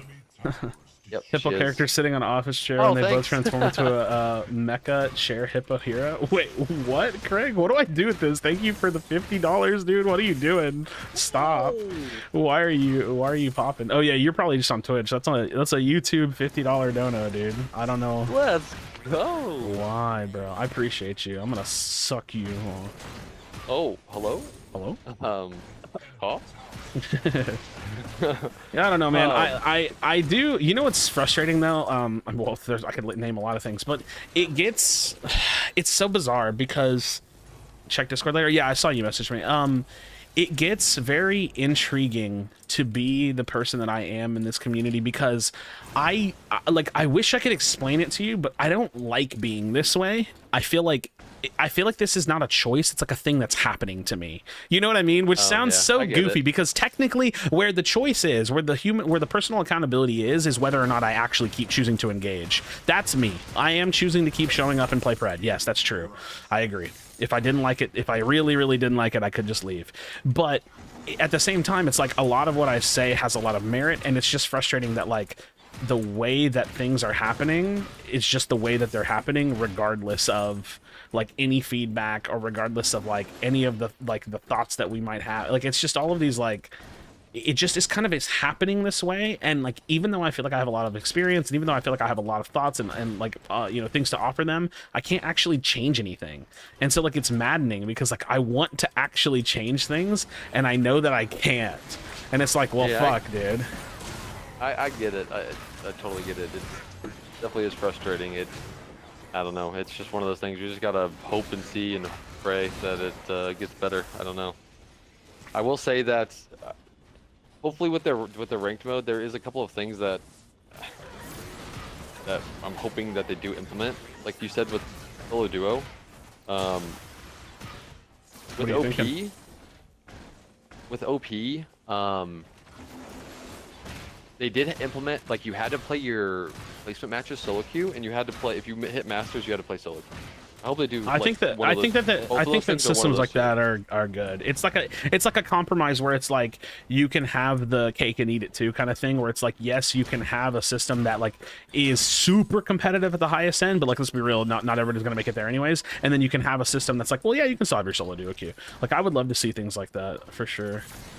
Sorry, I had to get that out of my head before I forgot. But with you saying like you don't want to be like this, trust me, dude, I go on these rants all the time. Dude, on my stream still. it's so frustrating because I said this the other day. Sometimes when I get off my stream, I'm like, fuck, I really wish I wouldn't have been like that. You know what I mean? Like I genuinely feel like I really wish I wouldn't have acted that way, or like, oh Bro, my god. if I have one of those times where I just have a super like angry rant about something stupid, I'll literally go in and delete my VOD after the stream and just be pissed about it. I'm like, I dude, think I have about that. I think I have too many thousands of hours of me acting this way over years and years and years. You know what's funny? Because people that find me for the first time, like in any game that I show up in, they find me the first time, they see my personality and they're like, holy shit, that guy is this way. I promise you, I can find you videos and posts of me from a decade ago being the exact same way with a different game. I promise you. I'm very consistent in the way that I am and my resolve, and my opinions.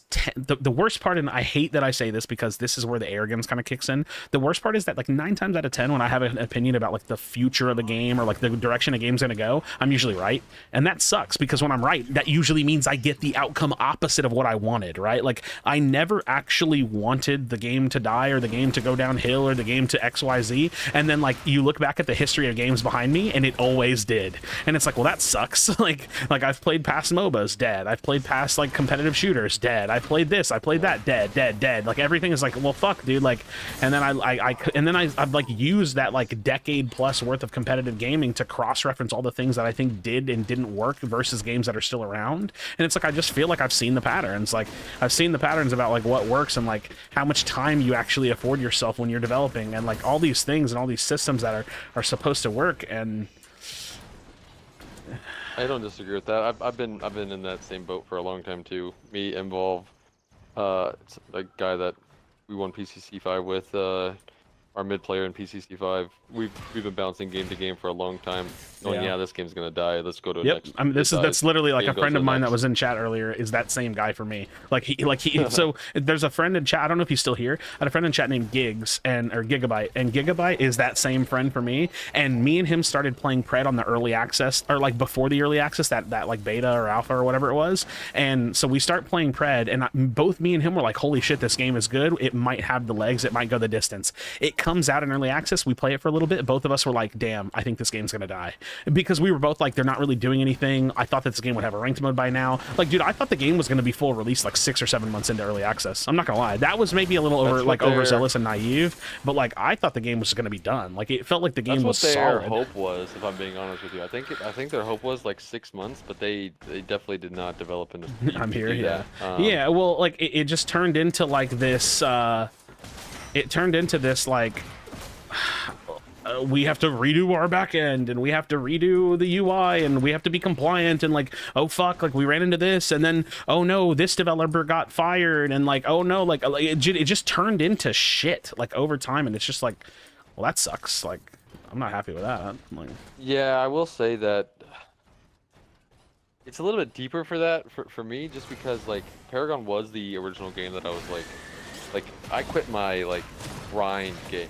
I like deeply in love, years and years of fucking dedication and time, first ever fucking true love Dota 2 grind game for Paragon, and I just dove headfirst into that game. First streaming game, just like predecessor being like the first real remake. Well, OP was the first one that I really thought had a potential chance. But now predecessor being like the last one, and like as I play it more and more, I'm like. And I talked with the dev. I was in internal testing for like a year and a half, and I left the internal testing Discord because I like had a falling out with the devs and didn't like the direction of the game and all this stuff. And as I play it more and more now, I'm still under the impression like, yeah, the game's developing too slow. It's gonna have a rough start going, but I'm at the point now where I'm like, I don't care. I'm just gonna play it until it's either here or not. You know, like. I just love yeah, I mean, well, I almost always do that anyways. Like I almost always ride the game out, but it's a grueling process, right? Like it's a super like depressing, grueling thing to watch the game that you've invested in. And then like for anybody that doesn't know this term, like truly look up what the sunk cost fallacy is. Like the sunk cost fallacy hits so goddamn hard, because it's like, okay, I'm invested. Okay, I've been here 15 months. Okay, I really want this to work. Like, okay, it's not working. I'm really sad, right? Like. It's like you have like you're just 1v9ing this game on Crunch, just so you know. You just everything you said you weren't, you are this game. Well, unfortunately, we're gonna lose this fight. Oh no! Don't get button clicked. No, I just tried to step back in so I could get something going. But this is tragic because I have no damage dealers on my team. You got it. You got this. Oh no! God, no, I'm dead. I'm dead. Here, I'll put it this way. I'll stream for you. I feel bad. You should be able to watch in real time if you're having a conversation with me. Some of your opinions are good, but your takes reek of somebody who's never done game dev. Well, no fucking shit! That's the stupidest fucking thing you could say! Oh. That's... God, I fucking hate this take. Your I'm sorry. Hey, I just want this guy to know I may not have done game dev, but I am in application development. It's literally my job. So maybe not game development, but...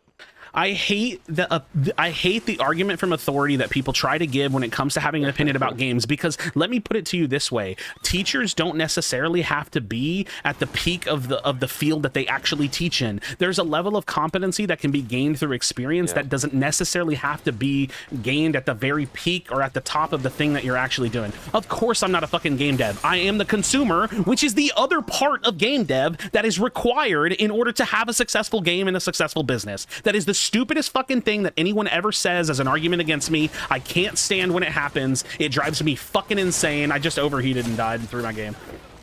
Fuck. Oh, I actually am baby. trolling. I'm actually trolling so hard. I hate when people say that, because I think that the only people that are possibly capable of saying that are morons. I'm sorry. If you have that opinion, you are a moron. That's a dumb opinion. You can have an opinion, but sure, it doesn't mean you have a perspective of what it takes to do something. Oh my God, okay, dude. so well, no shit, but that's literally applicable to anything in life. Like, what do you mean? Like, I'll put it this way: I'm not a career politician, but you can bet your ass I have an opinion, and I do my civic duty, and I go out and vote.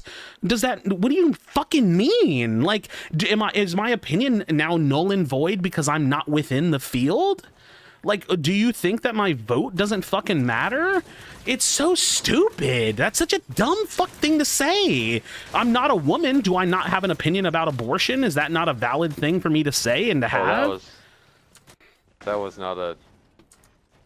That's not a good example. That's not a good example. I think. I That's mean, one of no. those that people debate all the time. People debate that one all the time, and guess where my fucking stance is. I'm not. I may. Well, the irony is, I actually am pro-choice. I don't actually give a fuck. My point is that I can still have an opinion about it. You know what I mean? Like, of course I can. I agree with you. Like, because I'm a human being with a functioning brain. Of course I'm afforded an opinion. I agree with like, you can form opinions on everything, but people don't agree with you on. Yeah. Yeah. It's a good analogy. I agree with the analogy, but but that particular one, yeah, that's the one. That's the one that people actually argue about. Yes.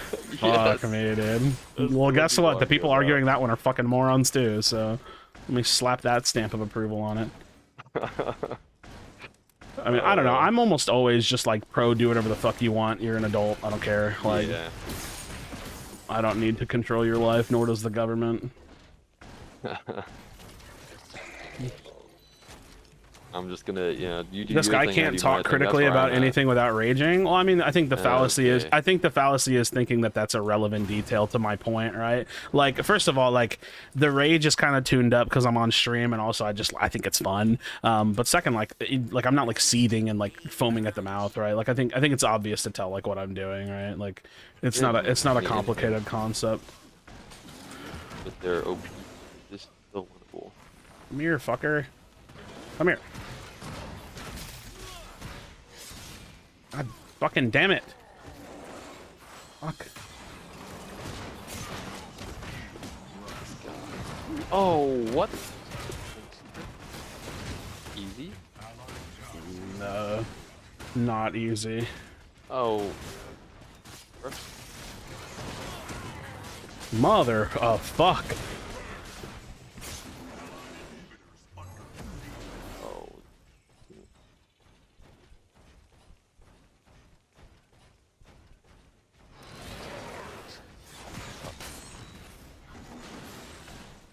Allied inhibitor under attack. Do. And-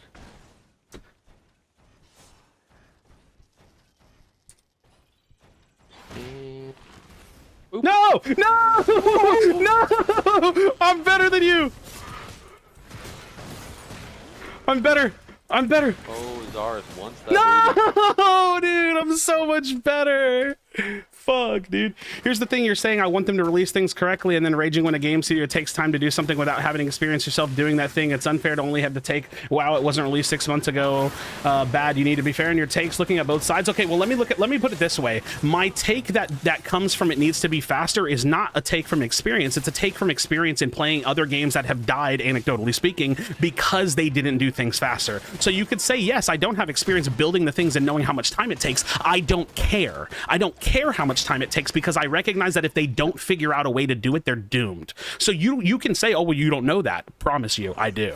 I've never built the systems. I've never done the job. I've never done the programming. It's irrelevant because I know that if they can't find a way to succeed in that venture, this game will fail. Yeah, it's not about knowing how to do it. It's just about the current standard of gaming is way more.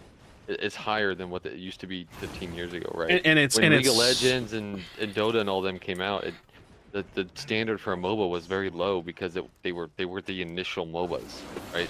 That you didn't have to have all of these features in your game, right? You're competing with other MOBAs that have ranked mode, that have all these top tier mastery systems, that have these quality of life features like building your item build outside of the game that pull into the game, right? Your item pre-builds.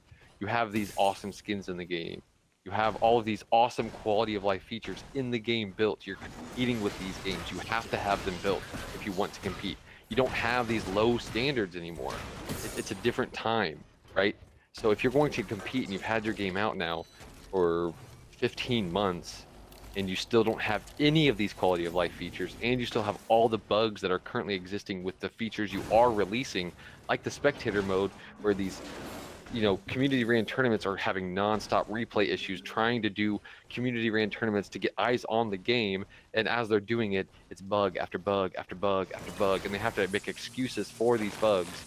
I mean, you can keep making excuses for the company saying it's fine, it's early access, but viewers see this and they're going to go, man, maybe this game isn't ready for me, and then they're going to turn away from the game, and then they're going to go, oh, I forgot, you know, in 4 months they're going to forget about the game, they're going to get stuck on their next habit, and then the game's going to fall by the wayside, and they're never going to come, or they're going to quit playing and never come back, right? Like, you have to have these features in place to retain the players that you want, right? You can't just say, oh, they need to have they can just wait 3 months and put it in later. They actually have to have them now because of the standard of game that is out there now, right? Yeah. So gotcha, studios need to have things, and no, you dumb fucking person. No, the bar has been raised to the point that if you can't meet the bar, no matter how hard that bar is to reach, you're doomed. So the point is that, like, yes, it may be hard for them, and it may be impossible for them, but that's irrelevant. Like, you know what I mean? It doesn't matter. Like, they don't need to magically come out with something. They've been out for 15 months and haven't done anything. You fuck. What have they done in 15 months? God, you're literally doing the shit that I do. It's so maddening. It's like, yeah, like, because this guy keeps saying they need to magically come out. I'm not saying they need to magically come out with something. They need to do something. They need to come out with systems. They released a system called their contract system that they had to completely redo, which is months of wasted development time. They came out with something called a competitive community nights that they had to just completely scrap the idea of because no one used it. It was totally wasted time, right? They have to release systems that people can actually use that isn't wasted development. They had to redo their backend multiple times. They've had to redo projectiles multiple times. Your game is thrown. The game's. I mean, it was an uphill battle, unfortunately. But the problem is they keep wasting development time, and they have to redo the systems they keep doing. And instead of releasing new things, they keep redoing things that they've already done. That's the problem. You keep saying, oh, they need to magically release things. No, they need to do things correctly and stop wasting development time and actually releasing the systems that need to be in the game. 15 months later, they haven't done anything. Yeah, I don't know. I mean, look, I think if you're gonna hang up on the fact that, like, we're insulting you, it's like we're not having the same conversation. I think it's not very productive, regardless, right? Like, it's because he keeps repeating the same thing. So here's the thing. My perspective when I have people that argue this way is that I've recognized that he's not intelligent enough to have the conversation, so I just give up on the conversation. And that sounds so incredibly rude and, like, you know, like, mean, but I mean that literally. Like, I genuinely don't think the person in chat can have this conversation with us because I don't think he's intelligent enough. And again, it's like, it sounds ridiculous. He's playing the victim here because he's like, dude, you're insulting me now, bro. You were insulting the whole fucking time because you're like, oh, you just think they need to magically come up with it? No, we're not saying you need to magically come up with it. You're acting in bad faith, turning our argument into saying they need to magically come up with anything. You're not or just being, like, intentionally obtuse for the sake of like getting us frustrated or something. I don't know. It's like, it's just like a nonsensical conversation. Holy fuck, that bomb just hit half my health. You might actually. Do they have OP and Primordial here, or just OP? No, they have both, don't they? Yeah, they have both. But hey, my face has True Silver. I have the education to have. Oh, here we go again, dude. I have the education to have this conversation. Yeah, you clearly do. I bet. Bet you do. I mean, that's probably my fault for egging that point on, but I work as a software developer. Yep. And as an ethical hacker and previous game developer, yep. I mean, I think that the worst part is that if all that was true, then you would understand exactly what we're saying. Yep. Like the reason why the game is most likely doomed for failure is because after all this time, all they've done is have to redo the work that they've already done to make it more to make it more acceptable and in line with industry standards. And even at that point, they're still behind, right? Like the reality is that this game is still drastically behind the standard of retention, like the standard of quality that would actually retain a player base. Yes. And so if they can't retain the player base, they fail. So, like, yes, we're kind of looking forward, like we're actually looking forward into the future to say that the game's gonna fail, but it's not that hard to see that future. I've been putting a ton of hours into this game lately. I'm playing the shit out of it. I will continue to play the shit out of it for weeks to come. I'm loving the game. But we've seen massive spikes in the game player base over the last 15 months. And every single time we saw a massive spike in the player base over the last 15 months, over the next month, the player base gradually declined, and then it stagnated at about, I don't know, 5% of what it was. We started out, or 10% of what it was. We started out at 7,000. Over a month, it fell down to like 2,000. Then it gradually fell down to about 500, then 450 players. Then it spiked back up whenever they released the PlayStation. What, like 10,000 players? And then it slowly declined to like what, 3,000. Then it went down to about 2,000 players, and then it spiked back up when they released the Xbox and went free to play. And if they don't keep actually releasing new content, all they've been doing is releasing to new areas of people, right? They haven't been releasing new content. They've been releasing to new areas of people, right? They released a PlayStation in early access, closed early access. We had to pay to access the game. That was their initial player base. Then they released to PlayStation, right? That's a new wave of people. That's not necessarily new features, just a new wave of people. And then you saw a gradual decline. Then they released to free to play and Xbox. Yeah, and that's why Not I've new said features, my just new people. hypothesis, which could be wrong, like that's the point of a hypothesis, is that over the next 3 months we're going to watch the player base get smaller.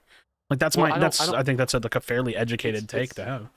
It's possible. From what I hear, they do have a lot of things coming in, right? They have, apparently, according to them, they have their new 6 item features, which is coming this month. Yeah, that's not going to bring Which people would be- in. I don't Well, think that's it would I be- think that it's- system it is would like be a pretty major big quality. change to the game. It'll be a big change to the game, and that's really good for quality of life in terms of the people that have already been playing. But for a lot of people that are learning the game, I actually think that's kind of funny because you're going to make a bunch of changes to items that are terrible, yeah. literally just learning and getting comfortable with the game, and then they're going to have to relearn the game. So I actually That don't think that was- that's necessarily a retention move at all. If they were going to do that, it should have launched with this patch, so that way the new people coming in were learning the new system as opposed to having to relearn the game months after coming out or like the game Yeah, releasing. that does hurt a little bit, doing the 6 item patch. Do I think right that's after going to hurt the game current releases, but- player base? No, I just don't think that implementation is going to grow the player base. I think that's like new heroes, new content, new systems. That's what grows the player base, not like changing systems per se. Right. I mean, it will be grim as well. They got the new hero coming in. I keep hearing rumors about a new game mode coming out soon, so hopefully that's dropping with this new patch. Yeah. I don't know if it is, but Just wanted to talk hopefully about is. it. You rage, which shows no adult maturity. I mean, why are you so stuck on that? Like, talk about like Oh stay my on God, point. Like, dude. you're doing this thing where you're like deflecting away from the conversation because your feelings are hurt or something. Quit being a pussy and just talk, right? Like, shit. If you want to, I'll invite you to the fucking call. I don't care. Like my point is that like it's not hard to understand what we're saying, and the thing that we're saying is that like they have to do these things. Okay, let me read this one because I think it's important. You keep saying you can't expect to hold them to standards for big titans, but that's not true. When Fortnite came out, before it was massive, people compared it to PUBG. The same thing happened after Fortnite, where people are now using that as the standard updates. You have to, because that becomes becomes the status quo. The reality is that look, human beings have a finite amount of time, and there are a finite there are a small number of people that are going to spend time playing free to play games. They are chasing market share. If you're chasing market share, the reality is that you need to be the best at scooping people's time. So the reality is 99% of free to play games die, right? Like, it's true. Like, Right. the vast majority in the history of the games industry, the games that come out free to play do not survive. If you recognize that that's true, then you can understand why they have to be better than the Titans. And you could say, oh, well, that's not fair. I didn't say it was fair. I said that's what it has to be. Yeah, with the absolute insane amount of options that players have nowadays, you have to meet the standards of what players have the options to, right? Why would somebody pick to play a game that's been out for 15 months that has no quality of life in it when they can just go play Smite or Smite 2 that's coming out soon, which is going to release a fucking hero every single week for 50 weeks? Yeah. Why? Why would they Yeah. play the predecessor, which is one hero every 6 weeks, right? Oh, it's way bigger studio. Okay, so it's a way bigger studio, so they know the game's going to be better. Why would they play Pred? You know, like, think about this. You're just like, they're going to play Pred because you want them to play Pred? No, Pred has to be good. They have to do better. If you want them to be a big game, if you want it to be successful, they have to meet the standards of what a good game is. All the options that are available to players right now, they have to be a good game in order for players to stick around. They have to get these quality of life things. They have to get the competitive mode in, aka the ranked mode. They have to get the map changes in, because people have been asking for map changes for a while. Ranked mode, map changes, game modes, skins in the game that people can spend money on, battle passes, probably changes to the affinity mode because people don't like that it's paid access. You know, like, I don't know, dude. There's a lot of things. Prepare for battle. All right, I'm about to make this call and see how this goes. This is gonna be interesting.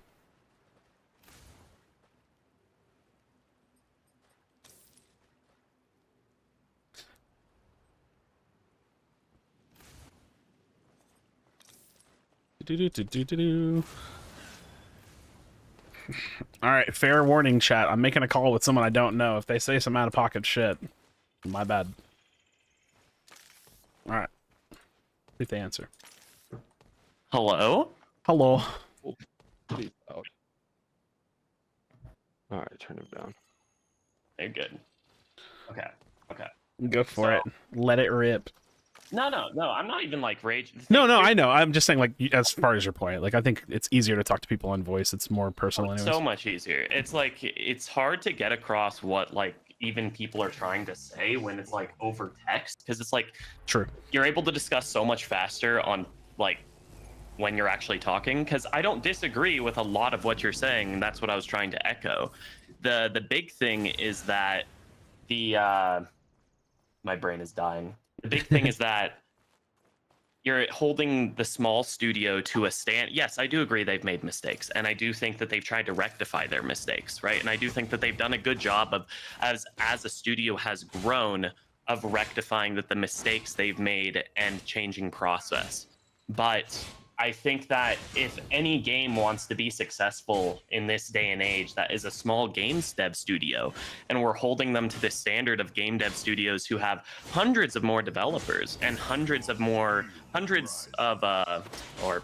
a much more increased funding, then it's not, it's an unfair standard, especially when they are trying to adjust process. And to be honest, if you want a successful game, yes, you need the content, you need content, but you also need something that can hold that content. The back-end adjustments is actually massive adjustment, and sadly, it's not something that the game released with, and that's something they should have honestly released with a year and a half ago. But that's one of those faults in the game dev with the game devs initially. But like, these are necessary changes, but they're slow. I don't know. I don't think the game is just going to fail because of it, though. There's no advertising for the game. Sorry, I'll let you guys go. Yeah, but you say that it should have. Okay, so they've redone the backend multiple times, though. That's the issue, right? They redid the backend whenever they went from Unreal Engine 4 to Unreal Engine 5. They've redone projectiles multiple times. They've redone multiple mechanical processes on the backend multiple times. They redid the UI multiple times. They've redone these things before. It's not like this is the first time they've redone them. They've redone them and had to redo them again, and then had to redo them again. And now they've released features like the contract system, which was their original way to unlock heroes, that they've had to redo and completely scrap. And then now the affinity system, they're going to have to revamp already, because they have to add the currency in, because they did it out of order, instead of adding the currency in and then adding the heroes in and then adding the affinity system in, so they could all do it in the correct order, so they don't waste any time. They have to do it in backwards. Dev, right? You do software. You got to application. I'm in application development. Yeah. So you understand how simple those specific complaints you have will be to be on the back end of just those will be very simple from an object-oriented programming perspective. Well, you say it's simple, but it's wasted development time because you're doing it in the wrong order of things. Sure, right? sure. They had a contract system that they wasted probably months of development time on, right? That they just removed. It's gone completely. The entire process of contract system is gone. Now you unlock via Amber, the currency system, right? So that all that development time is gone. Now, maybe adding in backwards via the Amber system on Affinity system might be a quick time, but it's still revamping something that should have been done from the beginning. I also want to go back to something on your opening point where you said like, oh, like you can't hold them to these standards. I want to make something incredibly clear about the standards that I'm holding them to. These standards that I'm holding them to are not set by me. These are not my standards. These are the standards to the majority of people that play free-to-play games. So, and now here's the thing: the kicker is that there's no collective of gamers across the world that go on posts and on forums and say what the standards are, but it's just something that you kind of feel out over time. If you look at the standard of what other games are doing that actually retains players, that's the standard. So it's not me saying, oh, they need to be better than League of Legends because otherwise I'm gonna go play League of Legends. It's the numbers. It's where the actual players are flocking. And so you look at these other games, and here's the thing: you say it's not fair to hold them to those standards. I agree. I'm not saying it's fair. I'm saying it's a necessity. And so unfortunately for them, it's an uphill battle from day one, and I think that's like, it's a huge undertaking. And to be completely completely honest, what they've accomplished is actually kind of impressive. Unfortunately, that doesn't necessarily mean that it's going to lead to success and to retention and to a success, like a profitable business. And so the standards that are being pushed on them are what I truly believe, and it is just a thought, a theory. I truly believe are what are necessary to actually have a profitable company that is able to continue to run this game for, you know, the decade plus that, like, you know, like League of Legends and other games and that. And I wanna make one more point on this. You had a AAA company, a company that was the size of these other games, that was making this game 8 years ago, that failed, and they were making it much faster. So, I mean, that's kind of like that game had a much bigger development team. So that's not even a fair comparison. yeah, I don't think that do you know You're how talking about big? Paragon, right? Yes. How big of a development team do you think Paragon had compared to predecessor? I'm pretty sure it was around 250 compared to around 100 of Preds. Towards the end, well, yeah, So towards the beginning, yes, when it you was. when you talk about the actual game dev, how many game devs do you think actually are working on Predecessor? They probably Out of the don't 100? have as many out They of have the 100. probably 40, maybe 50. The rest, you have business development people, you have accounting Yes. people, Yes. you have people who are doing business administration. Those employees people are aren't not- even yeah. counted even in Yes. the people for Epic Games. So it's not even a fair comparison there. Yes, you're not wrong there, but that's towards the beginning, but not towards the end of the development of Paragon, right? The towards the ending stages, the last like 6 months to 8 months of it, they actually pulled most of them off of it for the Fortnite development, right? Once Paragon didn't have like a successful after their first initial like 14 or 16 months or whatever of development, they pulled a lot of them off of it from what I've heard. Yeah, so they had content in the pipeline that was able to still be delivered because that's what it was for. Content was in the pipeline. But saying that game was able to be developed faster when the amount of people in that game, oh, that was unfortunate. This is When the amount of people just like in that, not even counted towards the development studio. okay. So how about Overprime then? Overprime. Oh, I Game think that- Overprime sucked, but like. The Overprime had, well, quality of life features in Overprime. Ranked mode had the item building system, had multiple And it's gone. insane. Well, no, but as a development system, right? Like Okay, the amount of things that they had developed, right? From So, that was standpoint, there- they had can you tell me if they the had a rank new was they had a different rank than system. standard play. Yes, it had it had tier brackets. It had your like a Meta City, right, where it had complete tiers. It had your Were there a MMR lot system. of complaints? I know the answer to this. Was there a lot of complaints by the competitive people on that rank system? Not in the initial stages. Whenever the competitive system died, it did. Whenever there was no players to fill the competitive system, it did. Why did it yes. die? Why did the competitive system die? Due to the Yep. toxicity and updating of the game. Okay. Like Should just like stale, because I don't even have the answer for this because I didn't really play this much. They launched the game and the game didn't get updated for almost 2 months, and then Yep. the players started dropping off, and then the game became extremely fucking toxic. People started running down the game, intentionally running down the game, and they didn't ban those players. And then more players started running down the game, and they didn't ban those players. And more players started running down the game, and they didn't ban those players. What do you mean, nope? That is literally what happened. I played it the entire I time. never said no. I Oh, I didn't thought you even said answer. nope. I literally haven't talked this entire time. Oh, I Oh, thought you yeah, said no. it's funny because I actually thought I heard that as well. Yeah, that is why the rank scene died. Is they didn't take care of the player base after months and months of complaining.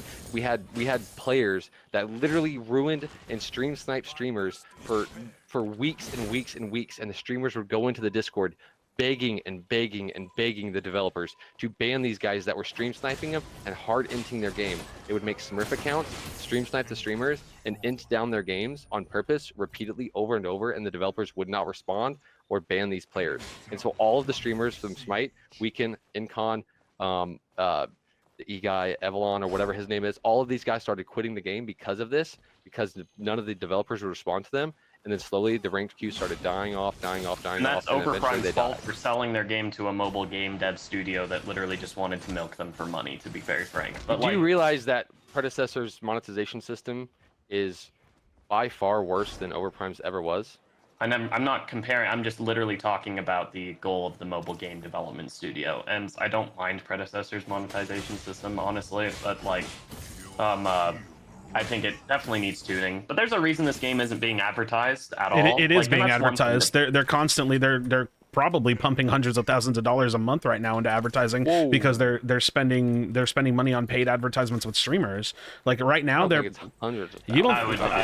I would- significantly doubt that. I mean, plus they literally, unless they just started advertising. they did on They free to play have been. release. They've been advertising. Okay. So I would assume that I mean, I could be wrong because maybe these streamers are a little bit smaller, but I wouldn't be surprised to see at least like $100,000 worth of paid like advertising budget and marketing budget spent this month, like allocated to this month. So we can't. It's hard to argue on that part or Yeah. even debate because like it's conjecture. Yeah, really, right? absolutely. It's like those streamers could be charging $500 out their ass. What we could actually draw numbers from if you started seeing Google ads and the click-through rates of Google ads, because we can draw numbers from that. But like once we start seeing Google ads and things, then like the actual advertising market thing, which I guarantee you they're going to start doing. Once the advertising, I think, for the game starts going, and we'll literally be able to draw statistics around player retention of people that just aren't in the Paragon market or just that weren't a part of Paragon at all. You know, it's like it could. Sorry. Go ahead. No, go ahead. No, keep going. So I think that'll be like one significant statistical thing to draw comparisons to. But like in terms of Overprime, I mean, I just wasn't a big fan of Overprime, so I didn't know a lot of. I knew some of those answers because I had a buddy who had it, but like the Overprime scene was tragic though. It's like, and they killed their own game on that. But yeah, selling it to the mobile game dev studio definitely killed that game. And like to me, Overprime was a lot more of a Overwatch with powers type game. You know, it kind of was like a brawler with MOBA elements, so it was a different take on the genre. But to get back to, regardless of the gameplay, to get back to the original point, whenever they finally started developing the game, they made massive map changes to the game. They released their spectator mode, they released their replay mode, they had 3 different game modes, they released a hero every 4 weeks, they had massive skins coming out that changed the VFX and the entire hero of the skin. They had massive training ground improvements. What else? This is my personal opinion. I hated the way the game looked. I hated the sounds of that game, and I hated the heroes. That's personal opinion, though. Exactly, that is personal opinion. That like the PC player base was larger than the PC player base the entire life of the game, right? If you go to SteamDB, it kind of equaled out after a month and a half. There was majority of the time frame of the game. It was 1,000 players versus Pred's 500. If you sure, that's watch like it. if you would like 500 versus 1,000. Until PlayStation release, that's when it equaled out because the Pred players finally caught up.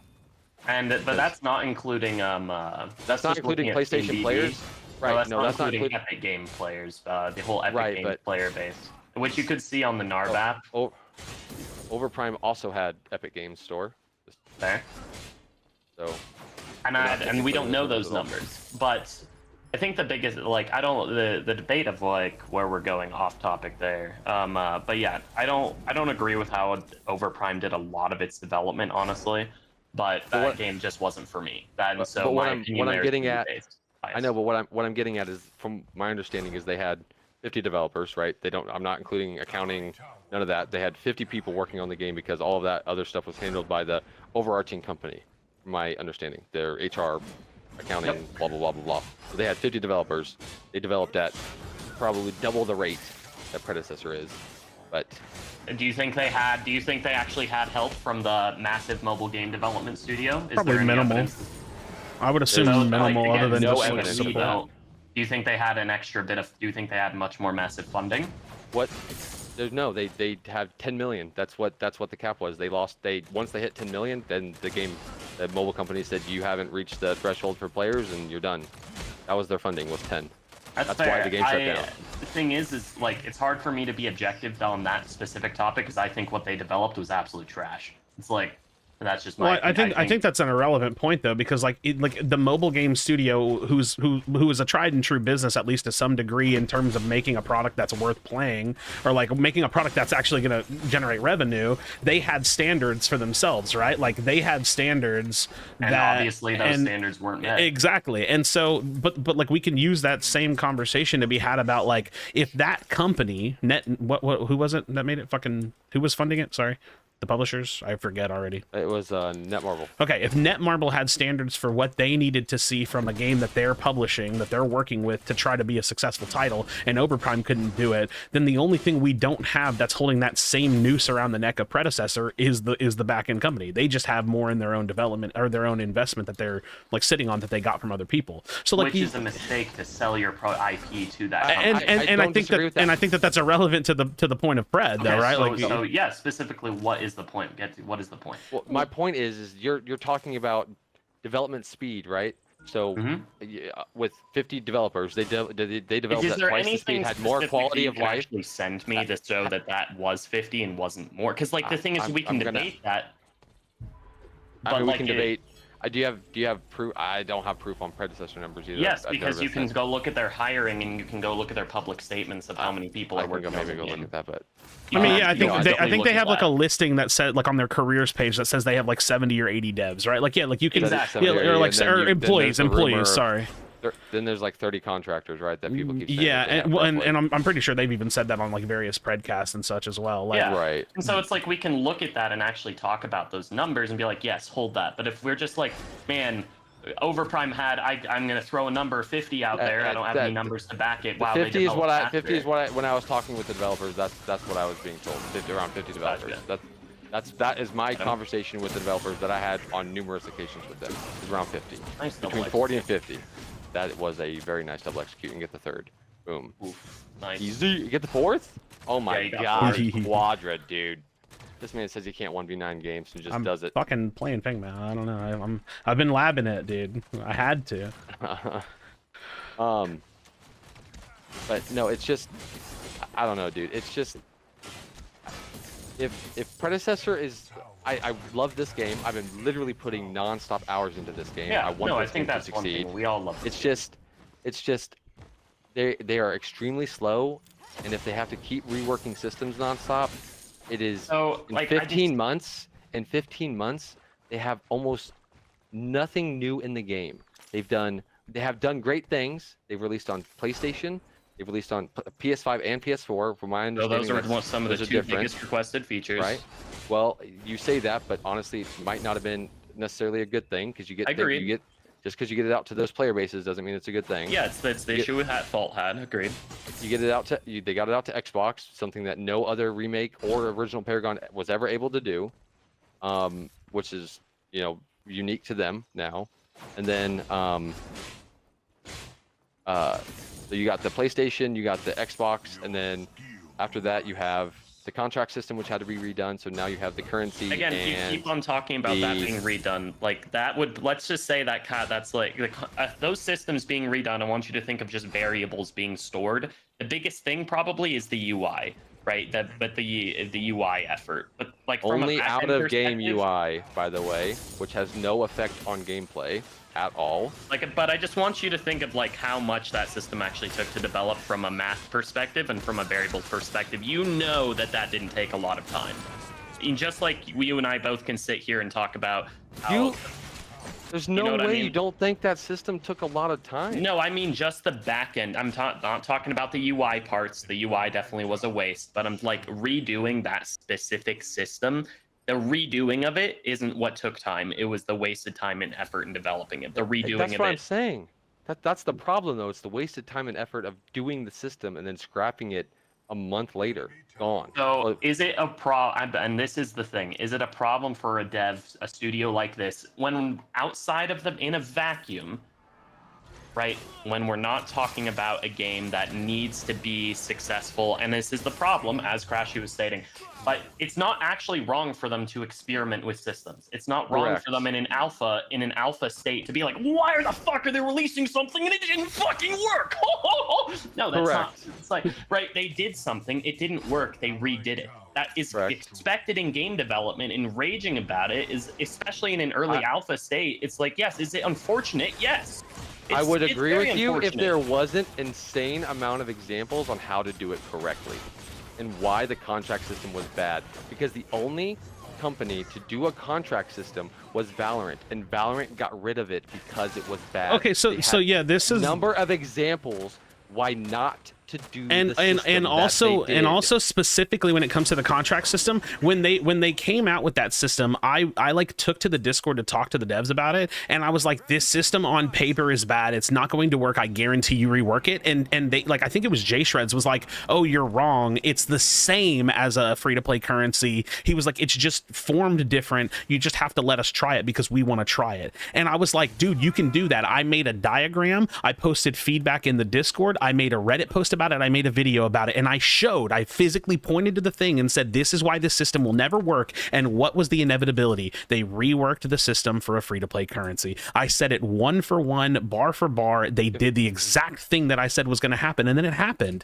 And all of that was time. All of that was time. And that's in this. Totally fair. So on that one, I will agree with you. So let's go. Okay, so that one. Okay, yes. Should they have probably done it different? Is it wrong for them to experiment? 100% no. In that right? in that situation, I'm gonna be honest with you.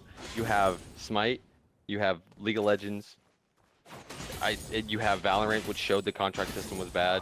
I That's think fair. that was totally wasted time. I don't think they should have experimented with a system that they knew was flawed. If I'm being totally Yeah, it was honest. I like think a that was just silly. reinvent the wheel just because you can moment. You like, can, yep, 100%. Okay, that's I fair. think that was just silly. And the contract system in very specific. That is one of the systems that I also agree was like, it wasn't great on release. Was one of those things that I was like, why is this here? But there's a lot of other systems and a lot of other complaints that, you know, were the total back-end redesign, like those things that are definitely are needed, where people are saying that why are they focusing their time on these things where it's absolutely 100% Well, so essential. it It's like is, it's it is. unfair. Well, the irony is I'm not even pointing to specific systems and saying, why are they focusing on this? I'm just looking at the game holistically and saying they need to go faster. I'm not going to point at X, Y, Z thing. I'm looking at it all. And I know that that's kind of like a slightly like naive way to do it, because like if I was maybe more experienced in game dev, I could give you more specifics. But I think that giving specifics whenever I don't have that level of experience is kind of a fool's game, because I don't want to speak on things I don't know about. But it's very clear that regardless of what the thing that they need to cut is, they need to cut and work, or not even cut, but like regardless of what system needs to come out first, it all needs to come out faster. My what- question to real quick, my question to you is, why for this back-end redesign was this not done whenever they went from Unreal 4 to Unreal 5 and redid the back-end the first time? I don't know why they wouldn't be. Exactly. Why wouldn't they do it then? That's my issue. So hold on, you cut me off. Most likely, the reasoning is because doing a full, like, there's most likely two states to this back-end redesign, because when you look in actually what they did with their, let's just say, two back-ends, is they had a provider giving them the back-end, right? And they most likely needed to change both of these things. And in reality, they were doing both at the same time, because they had to redesign the way their code operated with the back end of their provider, right? They had to do that anyway. And that was the first thing they had to do. And then after they redesigned their code to operate with the back end of the provider, then they're like, okay, now that that's redesigned, we can now design our back end. Yeah, thanks, instead of Sweets. I designing our appreciate you, back buddy. end Twice. We're having to crazy go with talks right Unreal now. 5. It most likely was the fact that they did them both. It just takes fucking time. I wish they could have been like, shit it out their ass and be like, all right, here's both. Okay, so they did the back-end redesign in 2020, or they did the Unreal 4 to Unreal 5 in like 2022, 2021, right? Like that's when they went from Unreal Engine 4 to Unreal Engine 5. Yep. Are you telling me it took So them they most two likely did not years, start 3 it. years? So a full backend redesign and a full development of a backend probably will take a year. So let's just say it took a full year and a half, right? For developing your entire backend there. And after that, right, but most likely they didn't start it directly after, because they were getting the statistics of, do we actually need this? Do we actually need to put in this effort to develop an entire backend? For whatever Okay, so- reason, they defined that as a yes and went down that absolute massive route. Whether that turns out to be good for them in the long run is the question. But most likely they didn't start it directly afterward. So they went from Unreal Engine 4 to Unreal Engine 5, decided not to do their back-end redesign, which they knew was a possible issue. Then they had to redesign their So entire UI. that's an unfair right? comparison right there. Like, that's the first thing Well, I they would knew say. it was a possible issue, because if you're doing an analysis on it, could this be a possible issue? And you know it's going to be a possible issue down Yes, the road, but right? you can't just be like guys, we should just immediately do this thing. You have You're to not- decide whether You're it's not profitable released for the yet. company. Why would you not do it before you release? Because you need to figure out if that's something. So we've been talking about effort of the company. We've been talking about if it's worth effort of this company, because they don't have a lot, is 100% something, and it's like time. It's finite. They don't have a lot. They need Yes. to decide whether it's worth to do, which is why they took time to actually decide holistically Yeah, and that's true. statistically whether or not they should do that whole back-end redesign. Which is why it took that time. Because imagine you'd be sitting here complaining about why didn't they actually take time to see if this was actually worth it? You know, they wasted all of this time, which would be No. totally They wouldn't have reasonable. released the game in a way that they didn't get any updates out that were. So should they have taken another full year to design the Yes. game without Yes. it being Yep. released? Yes, Yep, 100%. absolutely. Okay, so, well, I remember back then how many people in the community were like, man, this game's never going to go anywhere. They need to release it right now. We're abandoning ship. So taken from a perspective of hindsight, everything's always easier. But I want you to imagine yourself in the community 2 years ago. Everybody was like, guys, this game's basically fucking nothing. Holy crap, it's not going to ever come out. It's been 3 years. They're not taking our money. It's never coming out. From a hindsight perspective, it's easy to make a decision, but can you fault them for the decision they made then when the entire community, most of the influencers were out there being like, this needs to come out fucking now, the community is dying. I mean, if your game's Yes, unreleased, you 100% don't even really have a community. Also, I can 100% fault them. yeah, and I can fault them because it's their company. The community was having this perspective of rush, come, right? They fell to it. A problem, yes. Do you think the community is having those same types of opinions now? That is, If your game is not ready to be released and you release it, that's 100% your fault. I mean, it was an wanna early say? alpha release, so Right, but you're still needing back-end entire reworks done. that's normal for a game like this to have back-end reworks. You literally can't get those statistics, brother, unless you release it, because you don't know what your back-end needs. In terms, that's why they used a provider. Which is very common. You use a provider. You use the provider to actually be like, okay, what does our game backend need? Wrong. And then they're like, okay, cool. This is a good way to do it. And then they figure out as the community develops that they need this fine-tuned control that they couldn't see there, right? And so being like, man, why didn't they see this before is not fair. Now, I have a much more rudimentary outlook. I don't actually give a fuck what the thing we're talking about is that needs done. It's just the fact that the game needs to come out faster or it dies. Y'all are having like a literal software development much deeper conversation than what I'm even capable of having. I just know this. I know this because it's just kind of like a common sense take if you're in a gaming scene long enough. Like, you just look at a company and you say, hey, if they don't develop this game faster, this project is dead in the water. And I just look at it like that, and it's very simple for me to see that personally. Well, there's tools that they can use that you're saying that they didn't use because they're using a back-end provider. Know that these issues are going to arise, so right? that developing your own backend, So you're saying that they just don't have the experience, right? They just don't have the experience. No, that's not what I'm saying at all. I've developed, okay, so to lay out some of my experience, I've developed some backend APIs for websites, and I've developed some backend actual things for other applications as well. Developing a backend versus using somebody else's can be the difference between literally months to years of investment versus when you can use what we would call a software as a service. And a software as a service, they market themselves as, guys, we can save you all of this effort. You don't need to do this as long as you give us X. Right? And usually that's money. And a lot of these times, software as a service in the new industry is the standard. You use software as a service for many, many things. Most games are transitioning to software as a service. in many of the ways they deploy things. And using software as a service to do their backend is actually would be very normal. So they decided, cool, we're going to use software as a service to deploy our backend, right? And we're going to actually use that to deploy our servers. Then as they deployed that, and as they saw that this provider didn't give them some of the fine-tuned controls that they needed, they made the difficult decision of, fuck, we're going to need to spend a year and a half fully developing this ourselves. We were hoping and we were promised most likely that this provider would be able to solve this problem for us, but working with them didn't work out, right? It's like that is most likely what happened here, because they were trying to save on that effort, but it didn't turn out to work out with the way they want to do fine-tuned control. Most likely, Overprime got ported over to whatever backend system that what's it called? That's Netmarble. Yeah, Netmarble use. They have their own backend systems that they actually already have developed. Most likely, their backends just got ported to Netmarble's. And like from just a software development perspective, that massively. Oh, nice. Oh, good gank on the carry. But like that most likely massively simplified the amount of work that they had to do. And it's really unfortunate that they decided to go that route. But like, that's literally the way.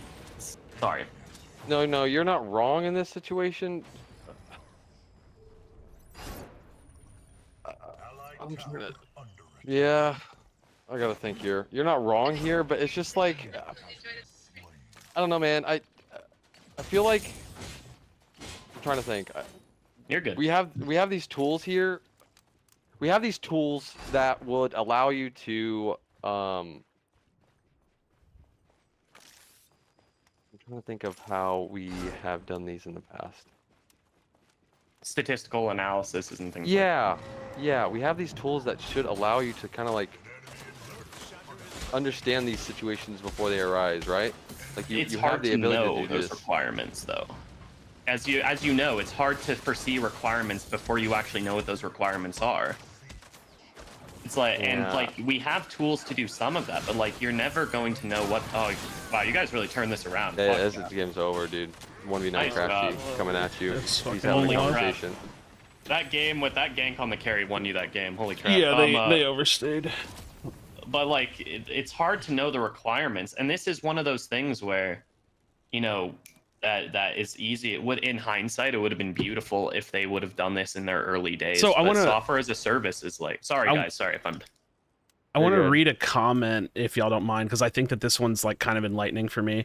This is from Hefty on my YouTube, and he says they're both right. One is providing the reason behind why the devs made the wrong decision, not knowing it was wrong at the time. So I think it's true. Like I think that like what you're saying about why they made the choice to then rework the back end, like I don't view their decision to do that as a non-necessity. Like I think if they did it and if it yields better results going forward, that's probably great. The problem is that like at the end of the day, there's still this like this inevitable clock ticking where like you have to provide a service that is capable of retention, and throughout the 15-month history and the track record that they've shown, they're incapable of doing that. And so that could change. I can't say that the game is doomed. I can only look at the track record. I can only look at what they're doing now, what they're saying now, and try to make an assessment. And so for me, again, I look at this very simply and not in a way of like software development and company and business and statistical analysis and all of these things that y'all are talking about. I just look at it and say, like, I know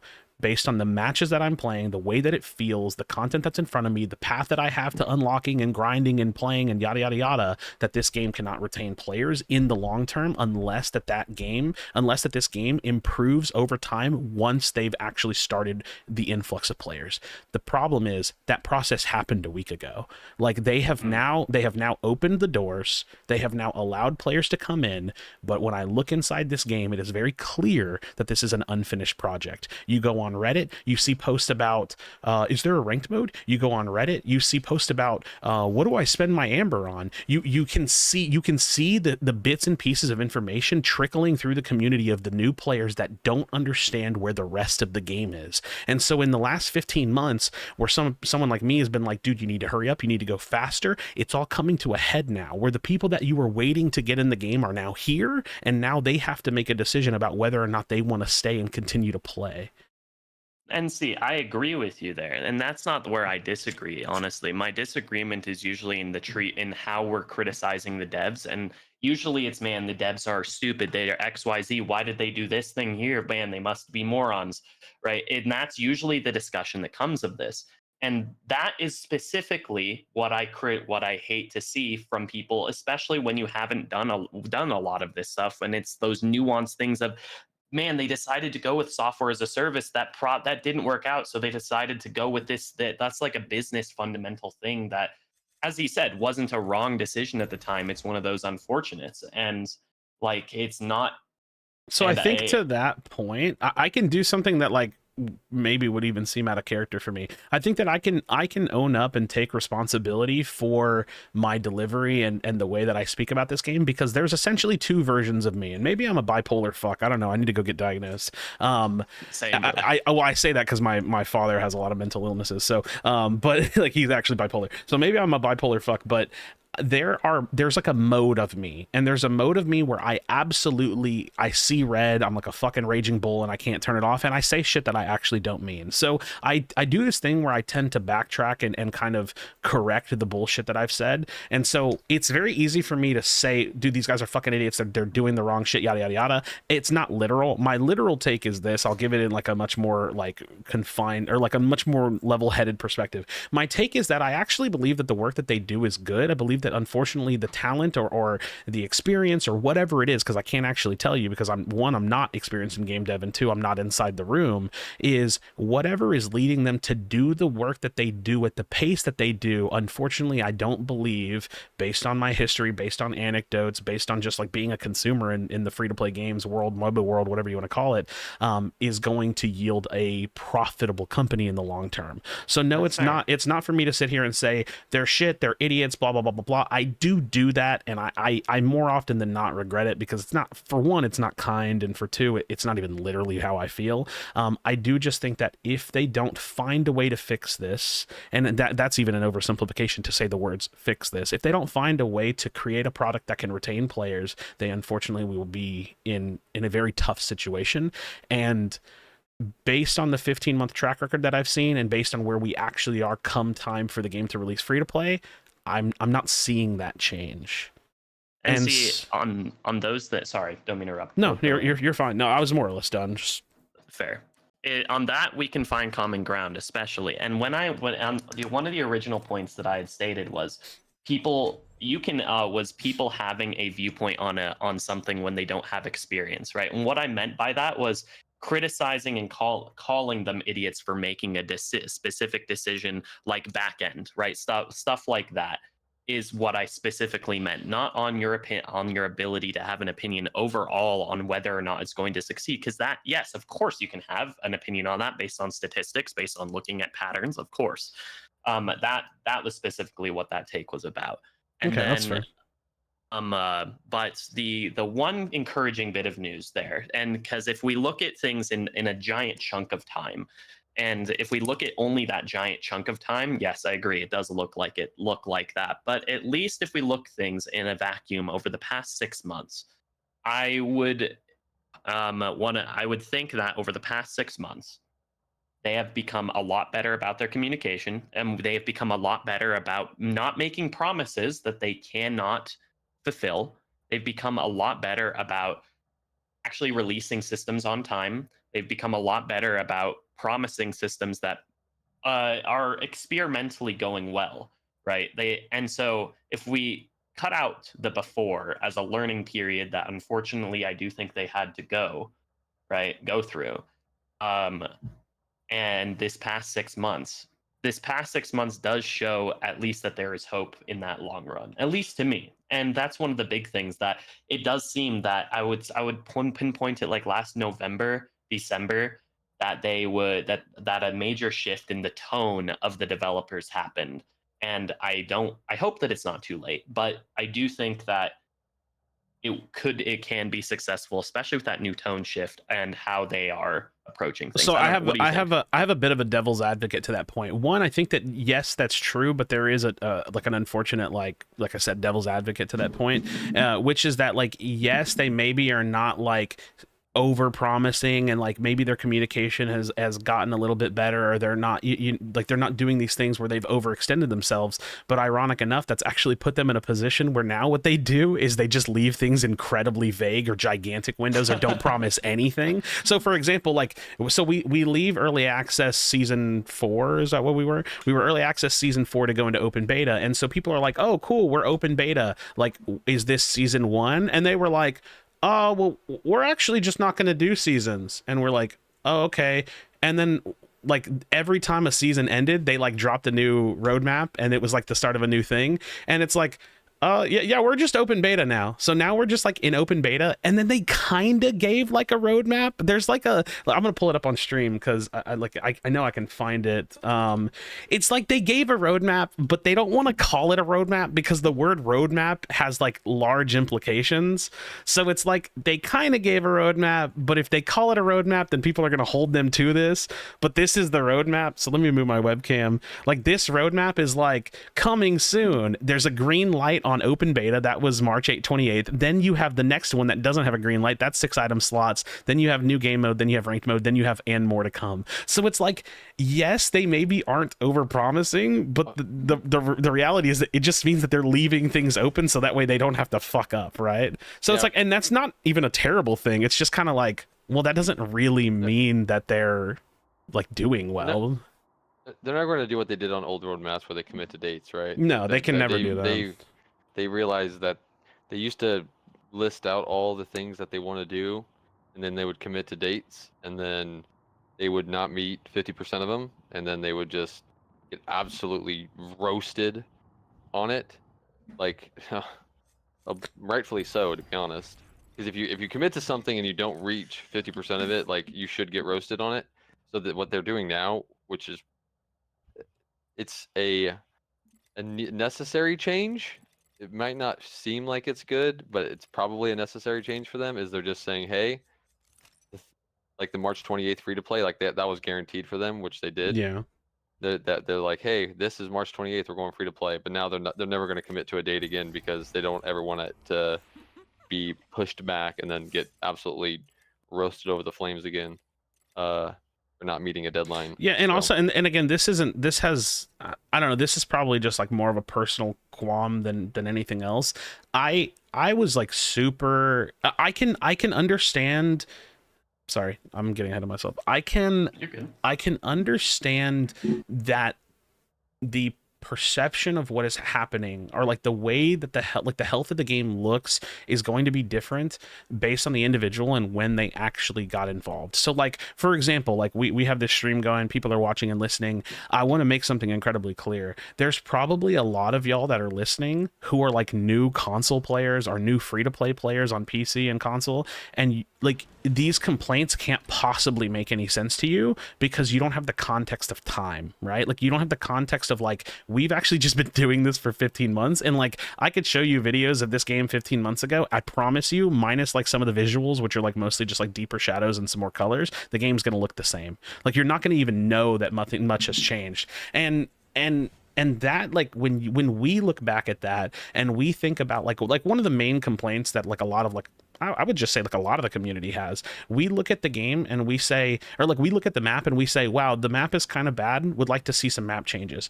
And in the totality of this game's life cycle since early access, they have made one map change, and that one map change was lowering a wall by like a foot.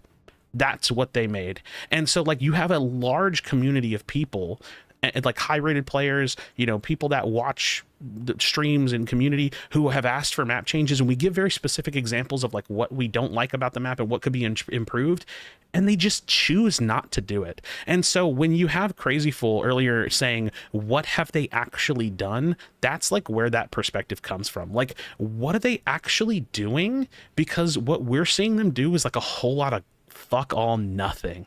The wall lore was big, though. It was, yeah, I think the wall lore was great, but I will say that Shakita did make a point. They have been doing a lot. It's just not stuff that we can see, right? We don't see what they're doing, which sometimes is like application development on our side that Shakita does, as he was saying, from not necessarily game development, but application development for businesses and whatever. You do a lot of stuff on back end, developing back end, doing all those things. There is a lot to do there that the users, the clients, the players in this situation don't see. They can't. It doesn't affect their day-to-day lives when they play the game.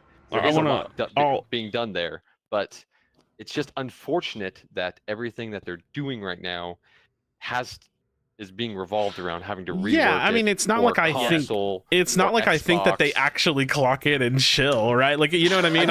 That's not like the implication. It's just that it actually perceptually, like, when you look at the game and what's changed, it's so little that it looks like the game's not actually moving forward. I was gonna say really quickly, if I can interrupt. I'm gonna quickly touch on the point of like the blast cones. Like, yeah, the blast cones are cool, but you can't call that a map change. That's a map addition, right? Like, so like to my point of like, okay, one of the biggest complaints, I'll show you guys right now because I'm running through the map. One of our biggest complaints as like a community of players is the sightline. This sightline is atrocious. Seeing from lane to lane is a fucking travesty. This is one of the biggest complaints about the map, and it just never gets changed. They just choose to not do anything with that. And so, and that feedback has been months and months. And so can I provide a possible measuring stick for hopefully people to use going forward?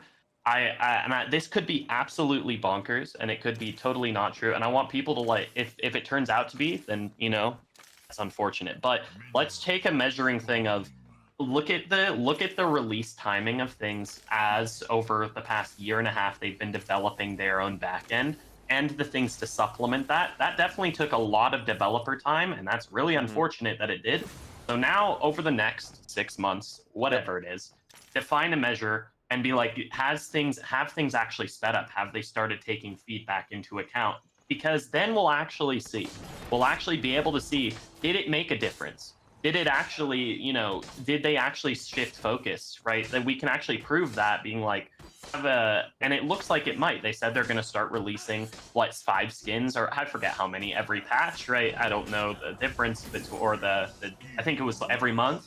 It's like, so if we can start seeing those content releases every single month, right, on increasing severity, on increasing what's the word I'm looking for,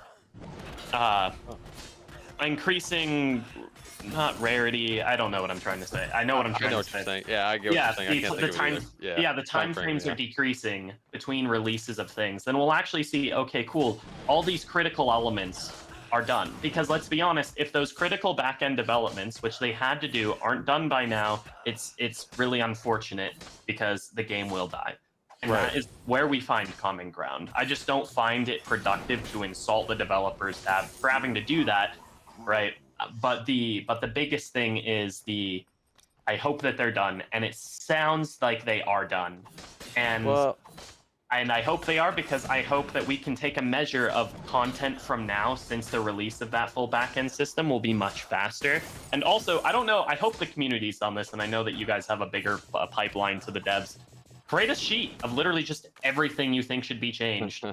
And you probably have already done that, and then constantly push it to them. I don't know if they maybe have some Git repositories that you could be like, please change. I don't know. We've done this numerous times. It's not that they don't know what needs to be changed. It's just that everything takes time. I mean, for me, my sentiment has always been it's not that they do bad work or that they don't know what needs to be changed. It's that they lack the capacity to actually do it in a timely manner, and that sucks, right? Because I feel like that sounds like such a personal jab. Like I've even at times in the past said I just don't think they're a talented enough studio to do it, and that sounds like it's a jab on their personal ability to create, and it's not. It's really just like a better studio with more talented developers with better leadership would do this in shorter amount of time. And yes, if they could, they would. I believe that. I think that that's probably true, but that's my point. I think that they lack the capacity to actually run a project that has this level of demand. I will repeat what you said earlier, though, Shakita, is just that if we've heard them say this multiple times, though, is that they keep getting the systems in place that allow them to release things faster. They said this with Heroes, and then they pushed back hero release to 6 weeks, even though they put the systems in place to make them do it faster, but they moved them from 4 weeks to 6 weeks. So apparently those faster systems didn't really work out for them, unfortunately. But that is only because of console, actually. And they have to get everything approved to release it on consoles, my understanding. So that had to push back development, whatever.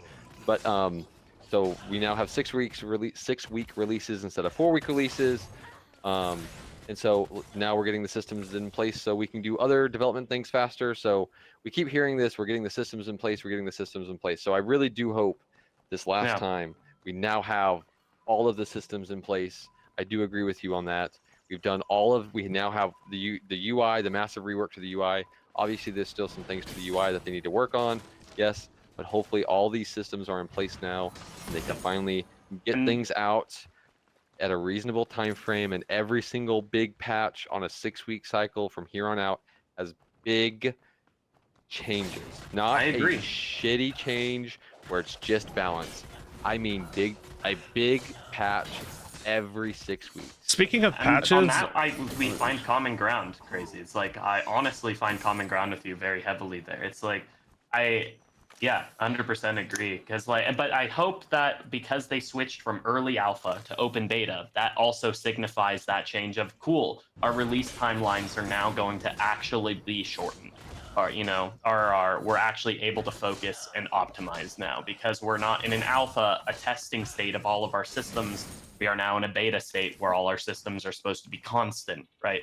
Our systems are supposed to be mainly constant. Well, so my worry on that, because that's like an optimistic standpoint, right? Where you're like saying, I hope that now that we have these things, this will happen. My worry about that, if I'm going to just rebuttal with my, like, how it feels or what my current perception is that we launched into open beta with a nothing burger patch. And that felt so bad. That felt so bad to see where other games would have this massive moment, this huge moment of this new thing released, games now free to play, come in and play. They launched with a balance patch. And that, like, I can't fathom how anyone at Ometa made that decision. And that's not me trying to insult them. I just don't know how you make that choice. Like, especially when you have a week later, you're planning a hero release. Why didn't you line that up? And that is a leadership issue, and we can agree there as well, honestly. I mean, this does all stem from, like, I do question decisions that they make sometimes. Like, for the longest time, they always kept, rooting and tooting about free to play. Wait for our free to play. Wait for our free to play. And then whenever they announced free to play, there was nothing about, like, hey guys, we're going free to play. It was just the smallest patch ever, and then, like. And so they did a small patch. Okay. The independent trailer that they created for free to play was dog shit. I'm sorry, we can watch it. Then it was bad. The PCC trailer made by Volume was better. I'm sorry, he used the in-game shit, and that's fucking awesome. And he made a badass trailer, and that's badass for PCC. But the trailer that they released was dog shit. And then they had the PlayStation Network, like they did some cross marketing where PlayStation posted a trailer. You know what trailer they posted for PlayStation's channel? It was the closed beta, or the early access. It was one of their old trailers, I'll just put it this way, that they repurposed and changed the text at the end of, which I'm not even saying is bad. Like, I think reusing, like, content that you've created is fine, but it's supposed to be this big moment. Like, it's supposed to be this big, huge moment. Well, they should want it to feel special too, right? Agreed. Yeah. I was kind of hoping for like a big blowout. They did say for the longest time, like, free to play, and then I was kind of hoping for something like cool, but I mean, it's not the biggest deal to me, just because it's like it wasn't their, like, launch of the game technically. It was like the free to play is kind of like your soft launch, right? Like, technically, yeah, it's a soft launch. Fully launched yet, right? They haven't like fully, like, their full launch of the game is going to be hopefully like this big blowout thing, but I was kind of hoping for something, because they did, like, mention it quite a few times that free to play's coming, and then they kind of didn't really do much for it. So that was kind of sad. But honestly, I feel like the free to play might have just been something as okay, cool, it's free to play now, and this is the way they took it. I'm not saying that they shouldn't have made it better. They took it as, okay, it's free to play now. Now we can slowly bring in players with this new release. I feel like, honestly, they'll hopefully do that for release, but, like, I don't know. I don't find that as big of a deal, but yeah, because that's where I'm at with it. I'm like, it kind of sucks, but they do have a large influx of players. Like, they are getting a lot of hype right now, which is great. But yeah, agreed. And sorry. Go ahead. I will say, like, for new players, if somebody mentioned maybe I shouldn't be playing this game right now, like, no, you should be playing this game. This is like a gripe of This- like old grumpy men. Yeah, who this are is actually like sitting in their, the best time to in get their into the fucking, game. Yeah, this is like a really good time to get into the game. Like, if you just started playing the game this week, this game is fantastic. This is old grumpy men talk. This game is actually really good. We've been playing the game for 16 months and we're old grumpy men. This game is great. There's a lot to learn. And that's the with thing. game. I got a little bit of heat not that long ago, like right after early access or open beta came out, because there was somebody that posted like my Steam review, and you can still go find it. It's still on my account for my Steam review. And my Steam review of the game originally was like, this game is being developed too slowly. I have these concerns, blah, blah, blah, blah, blah. Do not recommend. And someone was like, how are you supposed to like double dip and say that you don't recommend playing the game, but you want the game to grow, that you say you love the game, but you shit on the game constantly? And you know what? There was actually a lot of truth in that. And I edited my Steam review because for one, when the game went early or free to play, I didn't really think about my Steam review. It just kind of was like in the back of my mind. So I went back and updated my Steam review to say recommend, because the reality is if you have to pay to play this game, I probably wouldn't recommend it to someone. I mean, I think the paid bundles were great. Like, they're awesome. They were a good value, but I don't think I would recommend somebody to actually pay for this game. And so once that variable was gone, I actually do think I would recommend people to play it. So me complaining and being one of the game's harshest critics, that's still not for me to say I don't think you should play this game. I think that this is a very good MOBA. I think this game has, or like it's a really solid foundation to be a good MOBA. I think that it has the strong bones to potentially be one of the next biggest MOBAs out there. I'm just concerned that it may never actually like actualize that potential. That's something we're all scared of, honestly. But I think as like, I guess why I said what I did when I came in is because I popped into your stream multiple times, and I hop in and I'm like, man, why is it always so negative in here? It's I mean, like, that's fair, but that's actually me, dude. It's fucked up. I know, and that's fair. I guess it's like I want this game to grow, and when I see people constantly being negative, I'm like, guys, we can have a hype moment. You know, it's like we can be happy about what we have and criticize when we need to, but not every day needs to be that. It's like it's a broken record. I think you're right, and I think that that's fair criticism on me. I just don't like. I don't know that there's actually much to do with that. I had the same conversation with Soul Reaper the other day, which is why I've totally changed the way my attitude is on stream about the game. But fucking good for you. I definitely agree with that conversation. Which, you know, it's just I do have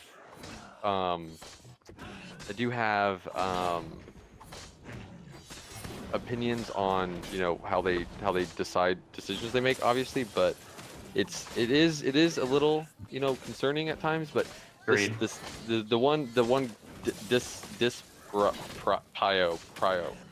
you will have multiple months. You know, we've been playing this game for 16 months, right? You will have over a year worth of knowledge or understanding, unless you're a god at a MOBA, right? You will have like a year worth of time that you will be learning and understanding this game as it adapts and evolves. There's multiple large patches coming. You will have a ton of time to start learning and understanding this game before you will ever get to the level of wanting or thinking about complaining about the large, you know, this game not having enough depth for you, like we are right now, where we are trying to complain about the, you know, 2 years of gameplay that we've been playing the game. Right, like this is us being grumpy old men because you've been playing the game for so long. Okay, I promise you, if you continue to play the game, you will not be having this issue that we are having, where we're wanting more. Fuck you, are. There's 34 heroes in the game that you will be wanting to understand and play.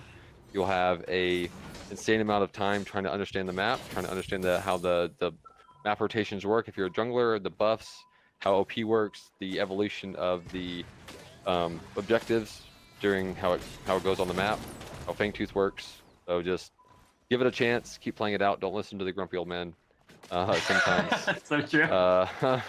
Just play it out. If you're having fun, just keep playing it out. Don't listen to us sometimes. If you're hearing a little bit of negativity, there's a lot of positivity that happens as well. So just is an unfortunate situation that Krashy is positive a lot of times too. He's just I mean, I'm definitely more negative than not, but it's like, I mean, for me, it's like, okay, so I mean, I can defend my position because here's the thing.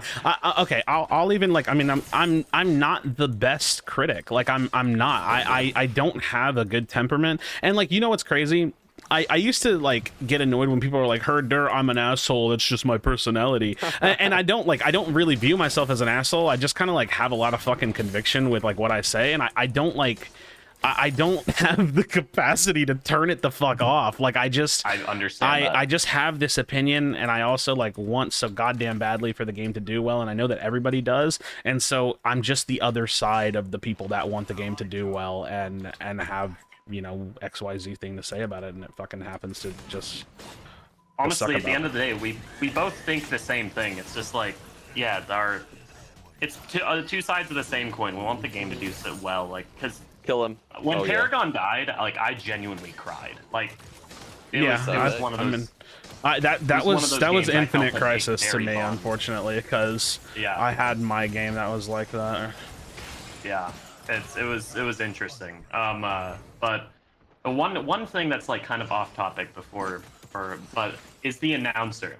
I've said this for a long time. I just wish the announcer was a bit more impactful. I listen to the Paragon announcer. I have literal sound clips of it I could play right now. It's like, man, the bassiness of the Paragon announcer is like, oh, and this announcer just doesn't feel like God is telling me I fucking failed. I want God to tell me that I actually literally disappointed him, and I don't understand why the announcer in this game just sounds flat.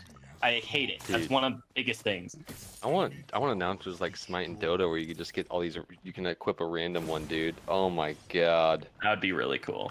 Like Smite has Smite has like competitive players have their own announcers, and Dota just has like Rick and Morty announcers and all these like other ones. Oh my god, they're hilarious. Yeah, and I will say, like, and this is like, I often will like run into people in the gaming world who are like averse to my opinions, and even though they're averse to my opinions, I understand where they're coming from.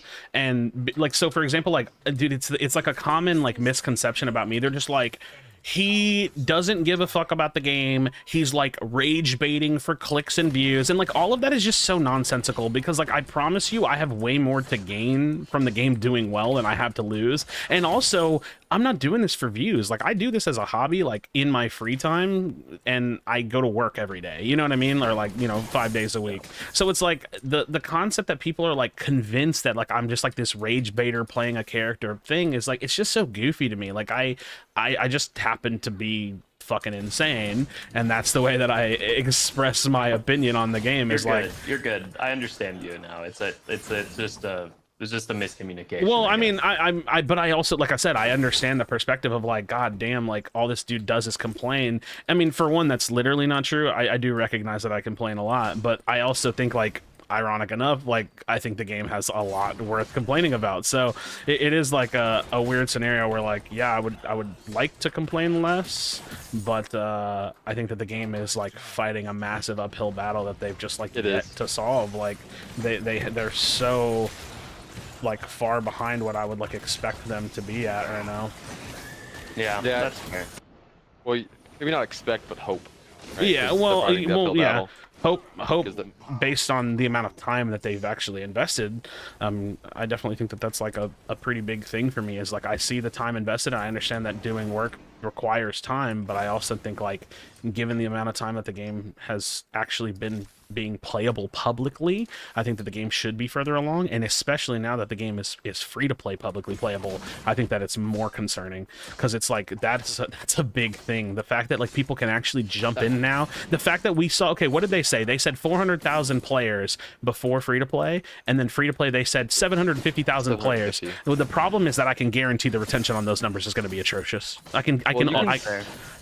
This is the largest number. So from what I understand is it's like Paragon numbers, right? It's like 80% of their player base is console. Yeah, absolutely. So if we can assume that 80% of the player base is console, and we are seeing the largest number of PC players around 5,000, between 5,000 and 6,000, right? Since the game came out in December of 2022, right?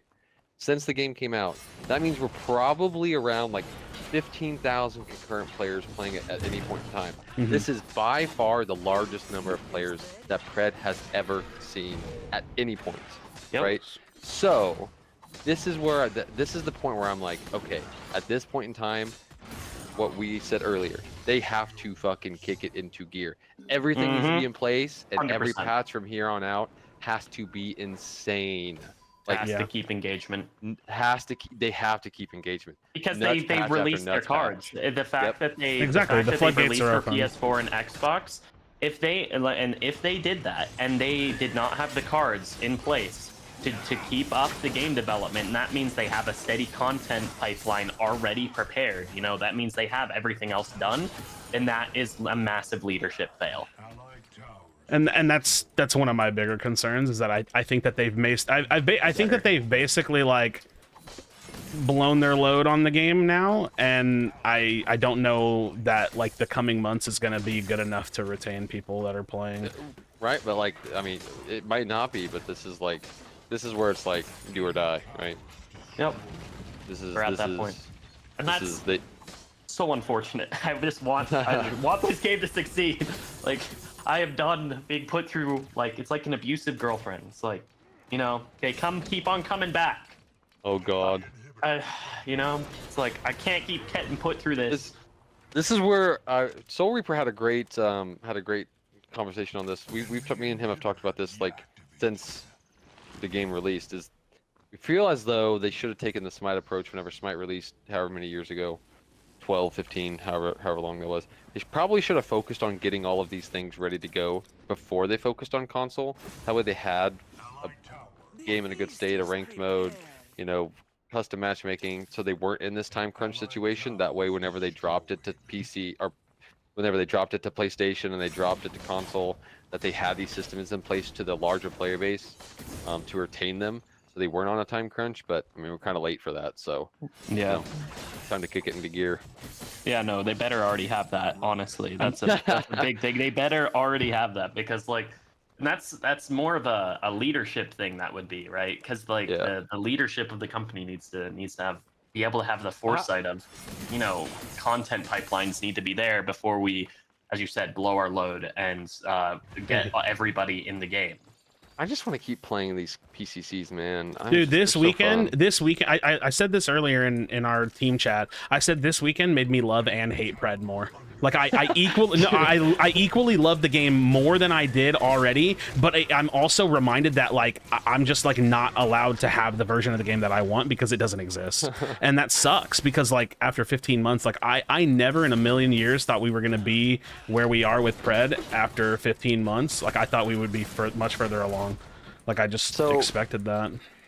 Yeah, I mean, real quick, Krashy, I want to comment on one thing. You know, we started having this like super in-depth discussion, and you keep 1v9ing. Do you just need to have this Mental types of discussions stimulation. every day? Yeah. Mental stimulation. Dude, yeah, what the fuck? You know. I actually am. No, you know what it is? You know what's crazy enough? I think sitting by myself in my tilt definitely like perpetuated a continuation of that like mental state. So like, yeah, I think the fact that, dude, all right, fuck it. Let's set the time. Y'all can come on back. Like, fuck, dude. Yeah, you just, like I said, you just need to have, we're not even duo queuing or trio queuing. You just need to have somebody in Discord to chat with.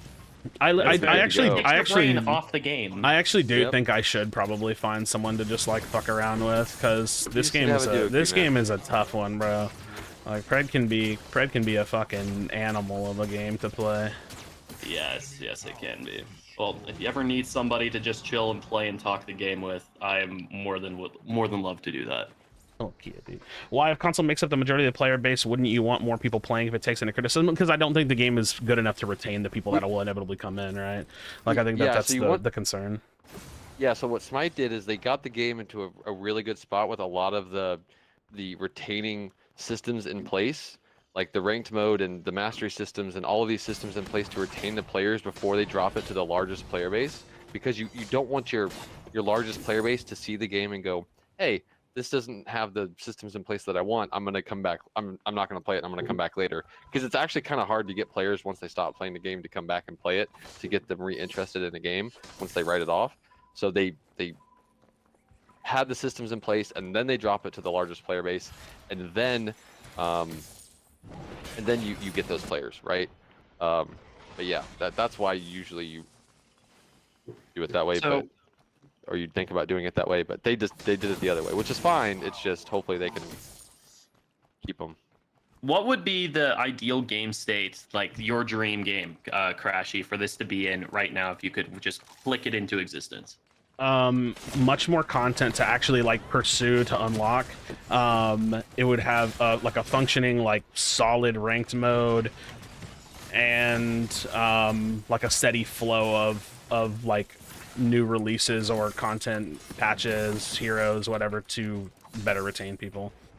So like I think it's just the game. Like, so what I've said a bit is that like when you look around Pred, like when you start looking at like what the game has to offer, it just looks like a cheaper version of a game that's actually finished. And so like you click on the profile tab and you recognize all of your stats are third party on a meta city, and then you click on you know, you click on this system and you recognize that like, oh, the game doesn't actually have a ranked mode. We're talking about them. Like, people hear us talk about diamond and gold, that people hear that and they think, oh, where is that? I've seen Reddit posts. Where do you find your MMR? Where do you actually find that? I can't seem to find it. Does this game have a ranked mode? And then you realize that, oh, the game doesn't actually have that. And then you see that you're gaining amber every game, and then you click around the game and you recognize there's nothing to spend amber on. And so it's these things that like slowly people get in and they see the first presentation of the game, they see the home screen of the game, they play the game, it feels good, and then slowly over time they recognize that it's actually much more of an empty shell than they thought it was.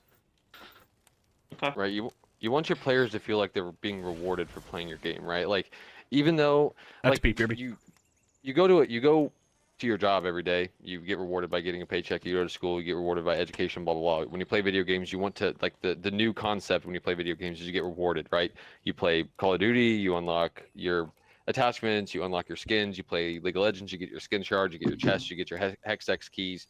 Play Dota, you earn your skins, you get all your stuff, right? Every single game has some sort of reward-based system in place to get your stuff. Right now in Predecessor, you get your amber, but there's not any real way to use your amber, right? You unlock your heroes, that's it. There's you can't play ranked mode. I do like the mastery system for the most part. I think the affinity system would be really good if you could use your amber on it. I am an avid. I have very much anger that you cannot use your affinity. Oh, to buy the affinity masteries. I hate it so much because now to me it is $170 battle pass, and it frustrates me because it's per hero. This guy makes a good point in the chat, though. For new people, there is a ton of content, though. It takes a lot of time to unlock every hero, and every hero has a mastery system. For totally new people, though. I do not disagree with that. It feels as though there is a ton of content in that regard. I don't disagree with that for new people, but it's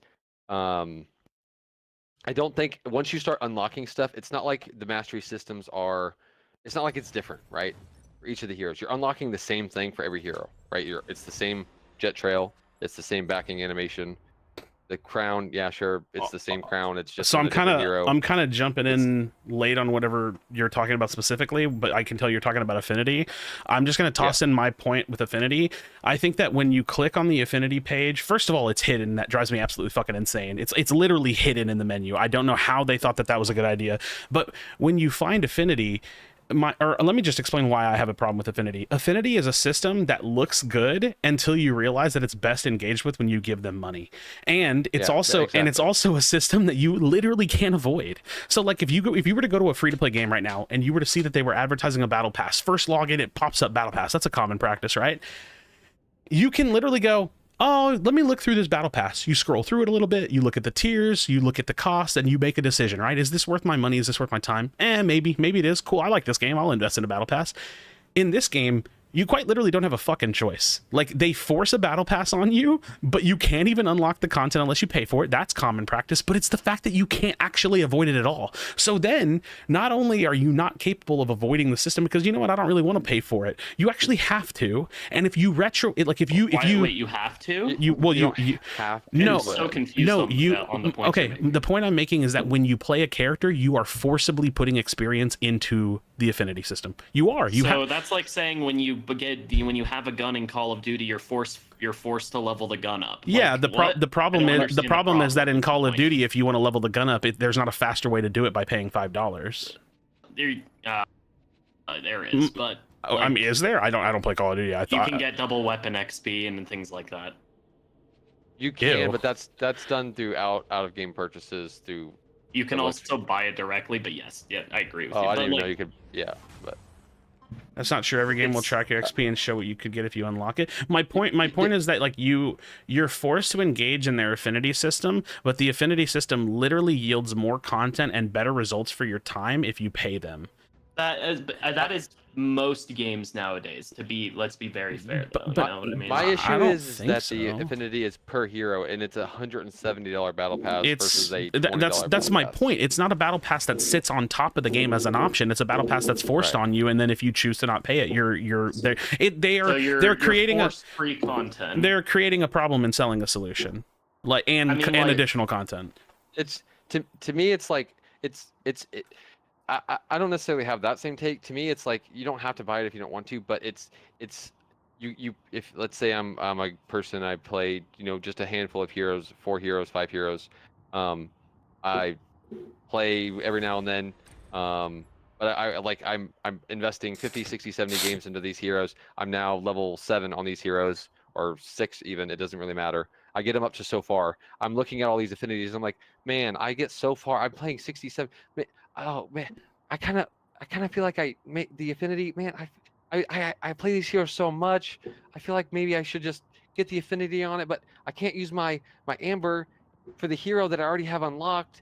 This kind of feels, it's kind of like a psychological thing. They're like, these are the only heroes I play, but I maybe I shouldn't unlock. I don't know. To me, it's just like a scummy thing to do. Like these people grinded to unlock these heroes already, but you don't give them all the unlocks for the heroes, and you don't give them a way to unlock these things for the heroes for free, right? So if you're a new player and you come in and you spent $10 to unlock a hero, now you have to spend $10 to unlock the hero and the $5 to unlock the mastery. Or if you spent 70 games to unlock a hero to get all the amber, and now you have to spend 130 games to unlock the affinity to level 10, and now you have to spend $5 to unlock the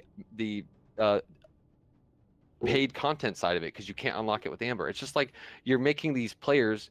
By the way, they described the affinity system as rewards for playing the game, not a paid access for rewards to play the game. I mean, it is. By the way, yeah, it is in a broad sense that they created you presented a problem, provide the solution, because the solution is that they'll never. How are they going to make money? Okay, but that's such I hate when people do that. Okay, I hate when people do that because no. What I'm saying is, I'm not saying that you're wrong. I'm saying I can answer the question.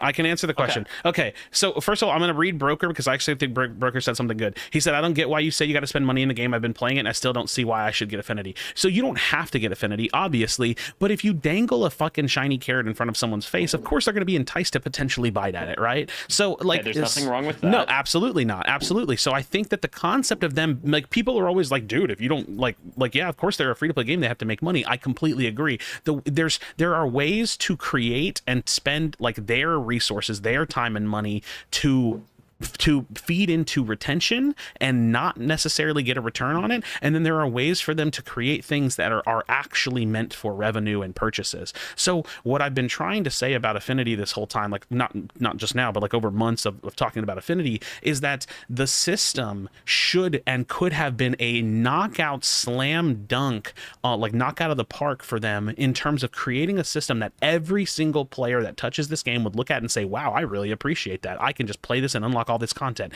And they chose to bypass that. They chose to look at that opportunity cost and say, no, the work that we put in as developers is worth money. And they chose to charge for that system instead of giving that system away for free to then press on the gas of player retention, to then make money off of other content, to use that system to hook people and to get people playing the game and excited about the game because they can unlock all this content for free and they don't feel like they're getting scammed or ripped off by bad value and a ridiculous monetization practice, and then create a bunch of good content to sell in the store. So when people, every time I've said that system should have been free, people always rebuttal with, well, it's a free to play game, how are they supposed to make money? The answer is incredibly simple. You sell other content. You just make other content. You have skins, you have titles, you have banners, you have icons, you have a battle pass that they can make. You act like the affinity system is the only way they make money. No. I just don't think the specific criticism on Krashy's side is I don't fully agree with it. If you design a system that you described, that the company described, this is not me, a reward to the players for playing the game, and then you charge for 50% of the rewards, that is just a scummy monetization system. They didn't say that they were going to charge for 50% of the, they said this is the reward to the players for playing the game.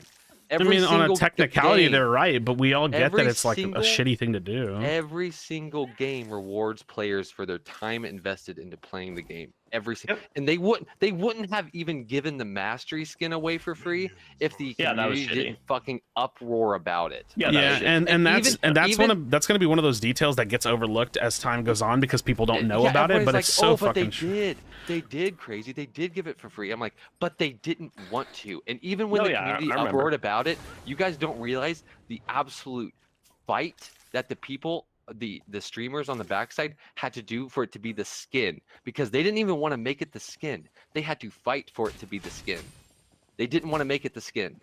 Yeah, I'm They wanted not. to make it So other I'm pieces of it. so I'm gonna press on that talking point specifically. I'll just put it this way. I have information that I'm not supposed to have in general. I'll just call it a fucking leaking source because I'm not in the creator Discord anymore. But yes, essentially the content creators that are in the creator program had a conversation with Ometa, and Ometa was like trying to convince, like was trying to say, but this system is good. The system is good, and everyone in the creator Discord essentially was like, no, this is bad. You need to make the skin for free. And they were like, does it need to be the skin? It doesn't need to be the skin. We worked hard at this. Why does it need to be the skin? It's like, it has to be the skin. Like the whole system should have been for free. Like, and people say like, well, why does it need to be for free? It needs to be for free because if you make it for free, you buy favor with your community. You buy faith and trust and respect. You have earned yourself the trust of these people that will now convert, hopefully, not everybody, of course, will convert into paying customers or at least longtime players. The majority of people that actually spend money, or the majority of the revenue that's made on free-to-play games comes from like a tiny percentage of players. So you don't actually need everyone spending money. You need everyone playing to get the game bigger to then convert people into paying customers. If you could buy the affinity with Amber, would it resolve your 100%. concern? Yep. Gone. It would completely. legitimately. 100% gone. Okay. Yep. I mean, I think just need to I make think it to where you can buy it with Amber. I think that I'm still a little on the sense that like I just think the system should have been for free, but like obviously that would be a huge improvement. I agree with you, but the only reason that I'm okay with it is because it's 30% XP boost. If you the if XP you make boost it so you shouldn't can be buy in it with there. Amber, I'm just gonna immediately think that okay, I'm buying an XP boost. Okay, for $5. here's a follow-up issue. That's true, and I think that that's okay. But the follow-up issue is, I guarantee you that 30% boost is not going to be backfilled. Like you're going to buy it, and any like True. say you're level 5 on a hero, you're not going to jump up 30% I from agree. that point. You're going to just get scammed for not having spent money game like frame 1. Like, and this system is just so bad. It's just such a fuck you system to the players. They should move it to. They should move the XP boost to an overarching XP boost. I do agree with that, but to It'd me, literally like, be a variable tracker that could be tracked. It'd be very simple Yeah. to do too. yeah, Literally, they this thing in the world they could implement if they wanted to. 100% should move it to like just a XP boost variable tracker for X amount of time. But to me, it's like if they make it to where affinities are purchasable by Amber, my complaints about it go away. I just do not like that it's all locked behind a paywall. I just think that is so shitty. I mean, And so to their credit, like that's always been the goal, right? It's not like we're arguing. It's not like we're fighting for them to make this decision. I just want to be clear for anybody that's listening. It's just the fact that like we're on like the second iteration, or like the affinity system's been out for a long time now, and the original iteration of the affinity system, they didn't have a free to play currency. The goal of it was like, oh, we're gonna make this token, and you're gonna unlock this token, but we're gonna put the affinity system out because the token's not ready yet. We want to get it in your hands, and the token will come later. Well, guess what? The token never came, and then they had the contract system, and then you know what? Lo and behold, the contract system's bad. So they said, you know what? We're going to get rid of the contract system, and we're going to have Amber, and we're going to make it to where you can buy affinity with Amber. But lo and behold, that's not ready yet, so you're going to have to wait. And it's like, holy fuck, dude! It's been like I don't even actually know how long. It's been like a half a year. The affinity's been out now. It's about 6 months. Dude, it's been half a year, and they have no free path to unlock a major piece of content. That's my issue, is that they just need to make it to where if affinity becomes purchasable by Amber, I don't even care like if it's like 8,000 Amber to me. Like it doesn't even matter to me if it's that much. Like a free hero unlock almost, right? 5,000, 8,000 Amber, the same amount for a free hero. Like it's, to me, it's still accessible via in-game currency, which is earnable via playing the game, which to me is a reward for playing the game. Like you earn Amber by playing the game, so you're earning a reward for playing the game. So you're unlocking the affinity by playing the game. Like that, then you're done. I wouldn't mind that. I think that's a good solution, honestly. Like that would be and which again, as Krashy said, they did say that is the Yeah, goal. we of the know that's Affinity coming. system. It's just another. It's just another. It's another bullet point on the track record of showing that they're incapable of doing things in a timely fashion. Not incapable. They're just slow. They're just a little slow. Well, okay, not so keep in incapable. mind, I said incapable of doing it in a timely fashion. So I You don't think did, that's. yeah. I don't think that's wrong. And again, I Yeah. understand that. Like when I say things like they're incapable, they lack the capacity. It sounds so like It's a little rude. harsh. It's Yeah. well, And it's the a little way harsh. it's always your tone as well. well, Not even yeah. like how dare you. That's have just it. my It's more voice. Like, I know. I know. It's okay. It's okay. Yeah, Like, it just. I get misunderstood like that away. I'm like, guys, I'm not upset. I'm legitimately just passionate. Listen, about what I'm not talking upset. I'm gonna hit him with the mom line. I'm not upset. I'm disappointed. about. Like Oof. it just feels so bad for like that to be the circumstances. Like constantly, like it's always that. Like, is this a support Iggy? What am I looking at here? Might go hard. Yeah, no. Apex Legends has a cool battle pass system. Yeah, so that's a battle pass. This isn't a battle pass. That's my issue. Is like it's a bet. If they actually did an actual battle pass, it'd be cool. But they don't have a. Like, I think the idea of battle having a pass would be pass per hero in theory is a cool idea. Yeah, if it's free. Yeah. Like, yeah. If they have a free accessible road, I think it's fine. yeah, but- I don't mind it having. I think it should be a free accessible road, but honestly, but if you want to buy the 30%, you can also buy it. Yeah. If they want Like, to have that's like an perfectly XP fine boost, with that's me. fine. Yeah. Yeah. I was originally against the 5% side of it, or the $5 side of it. I was like, you need to make it completely free. All of it should be it should be 20 levels instead of 10. And then I was changed on that. To be honest, was changed. I'm still kind of in that seat. I just think the system. I think the system, like the player base, deserves to have a system that actually is built for content unlocks and retention. And here's the other thing: it's definitely exacerbated by the fact that I have 70,000 Amber with nothing to spend it on, right? Like I was only changed on that, Krashy, because I was changed on that because I see had a conversation and I was changed to see the $5 as buying an XP token instead of like just the XP instead of buying to unlock the affinity. If they do the Amber side of it to unlock the affinity, it would be to buy the XP token. Is that not you just bullshitting yourself though? Am I wrong? No, I mean, technically, it would be buying an XP boost, right? You're buying a 30% XP boost. So if I go in and I'm a veteran in the game now, and a new hero comes out, and I'm like, I want to unlock this hero's affinity level 10, 30% faster. I went and I played 130 games of fucking Argus. And let me tell you, that's a fucking grind. Okay, Yes. to play 130 games in a row of a character, Yes. it is a grind. Yes, it So is. if I want to unlock this next character, if it comes out and I want to unlock it 30% faster, I can pay $5 to get a 30% XP boost. Okay, like that's reasonable to me. But it will suck if I don't, like, if I am 5 levels deep into a character and I don't get backfilled and I buy it 5 levels deep. That it would be shitty. I mean, that's I assume it doesn't I do that. promise you, it's gonna do just that. It's not gonna backfill. So that is something that they would have to think about. I mean, or I'm if pretty surprised it they backfill the currency spend. would be surprising if they don't or if they do. I mean, I don't know if they would or not, but I would say the fact that they backfilled the currency spends for pricing adjustments on skins, that they could possibly do that. I wouldn't say it's definitely out of it. I don't know. I would hope that it would backfill it, but if it doesn't, I would be surprised that people aren't complaining about it already, right? That would be surprising to me that people aren't complaining about it. It would definitely be something they would have to be already tracking, and if they weren't already tracking, they'd have to make estimates. Well, I mean, no, they wouldn't. Never mind. I take that back. But I'd have to ask Import or one of those guys to know for sure if they account for. Even if they're not accounting for it, they can just take your current XP and increase it by 30%. They might actually. I don't know. Maybe do they decrease the no, they probably don't decrease the cost of it per level of your affinity mastery, do they? No, I don't think it does. I think it still stays at like the max, like 10,000 per, or is it 10,000 or 20,000 per level once you get up there? No, I meant And like, then- do they increase the dollar amount of the platinum per level of your? Tower is under attack. For what? For the To- skins?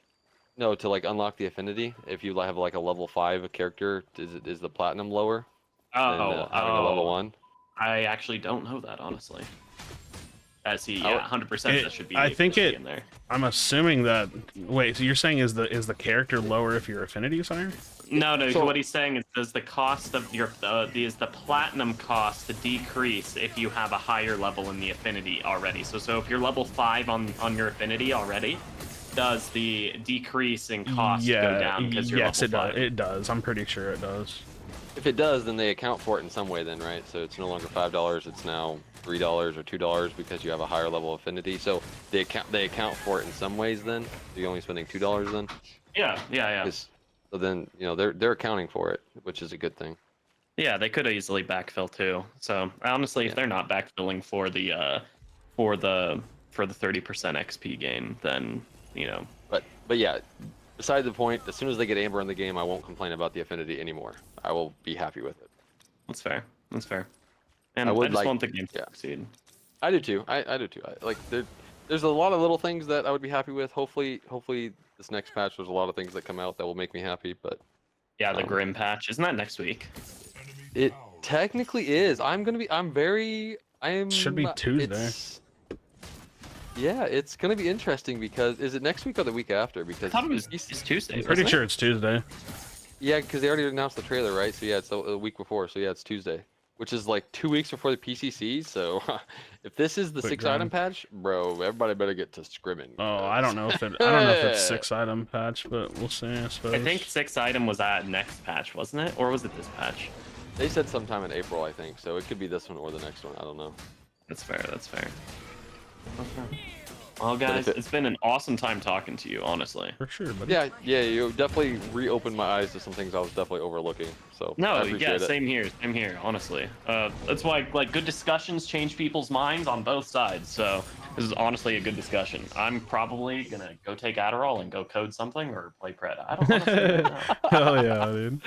But if you, Well, you have a honestly, good night, man. yeah, if you guys ever want to talk, just hit me up on Discord. So For sure, man. Yeah, I'll right, definitely sounds be good. added take care. later.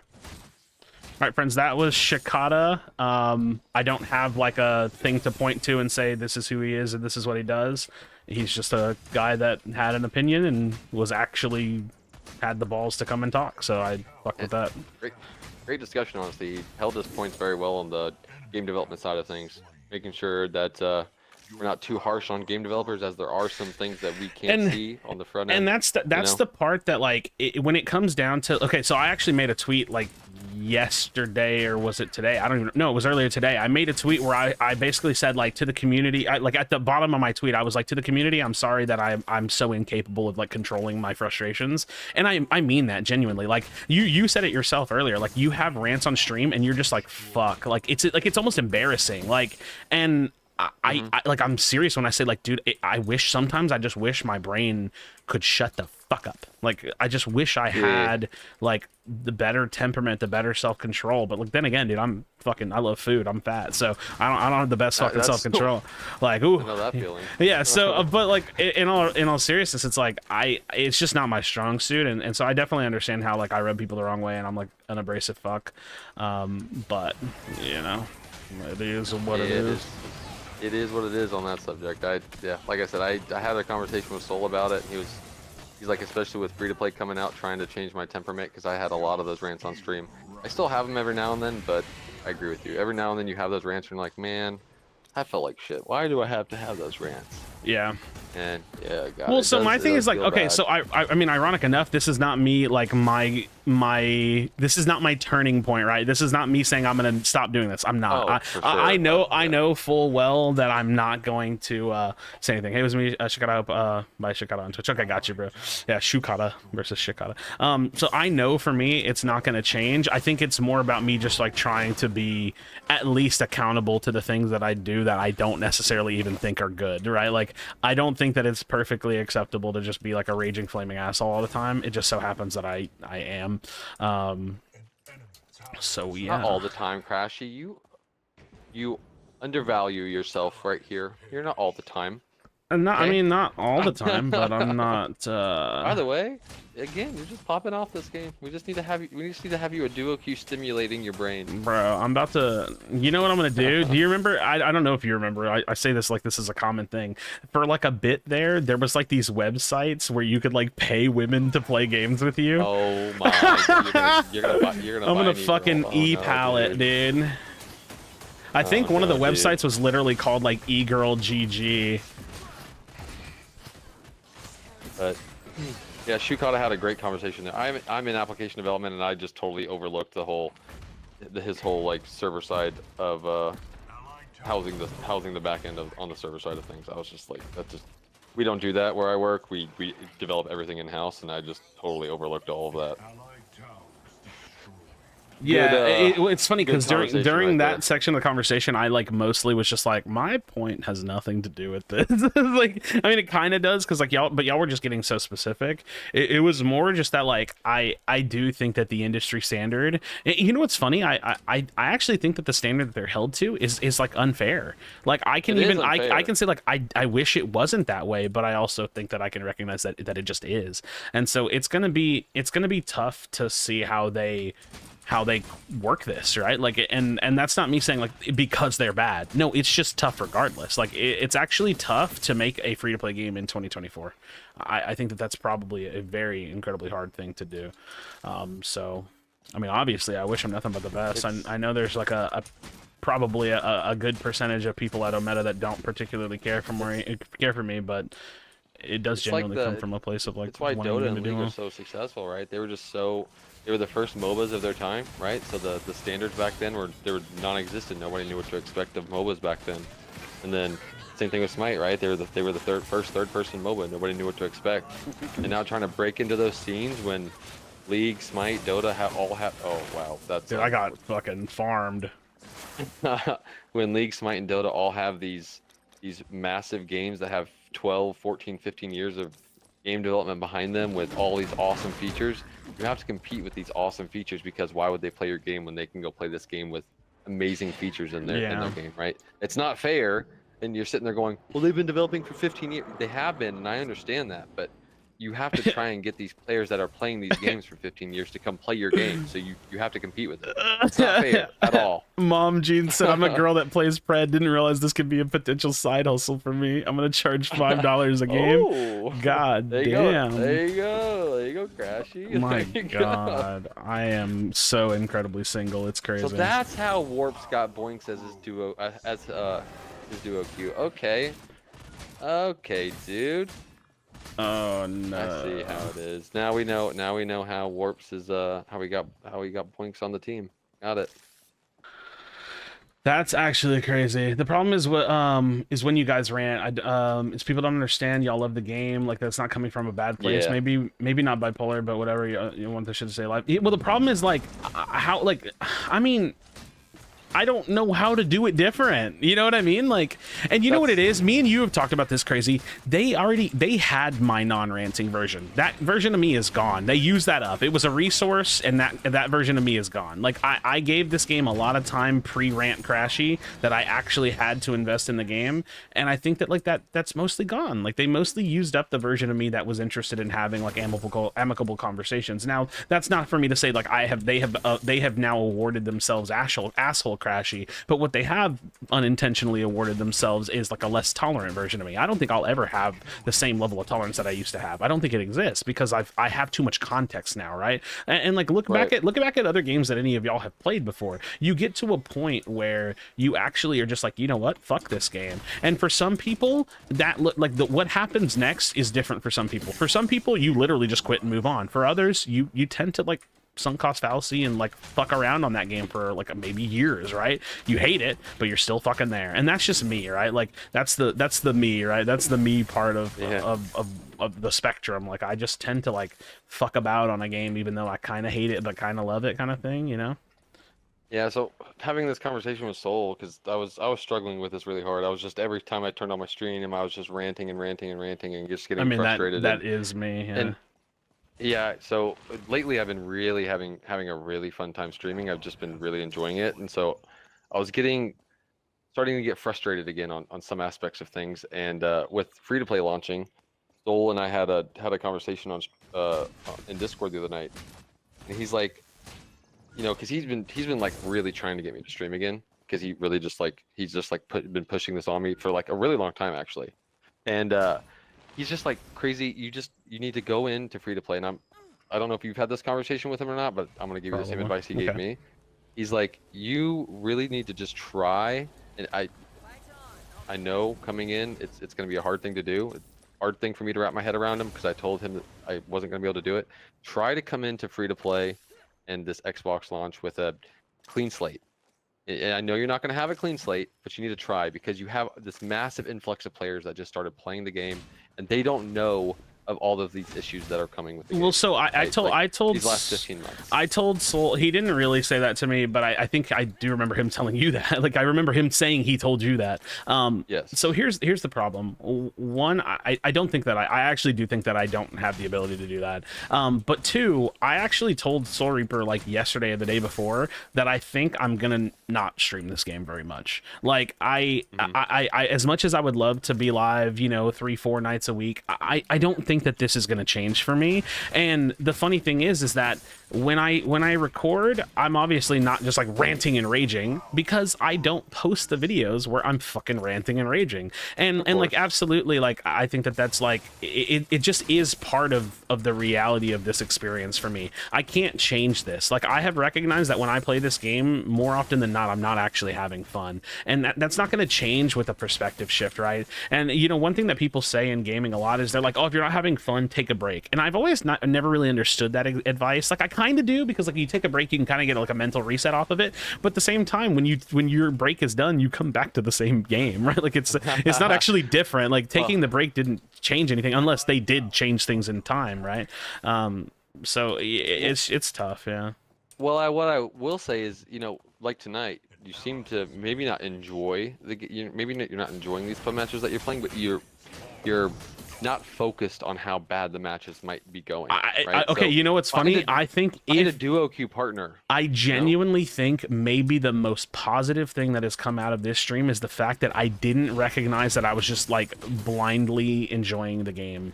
And I use the word enjoying kind of lightly, because like I'm not raging, so I must be enjoying, right? Like, so I do think that there's like something oddly positive about the way that this happened, right?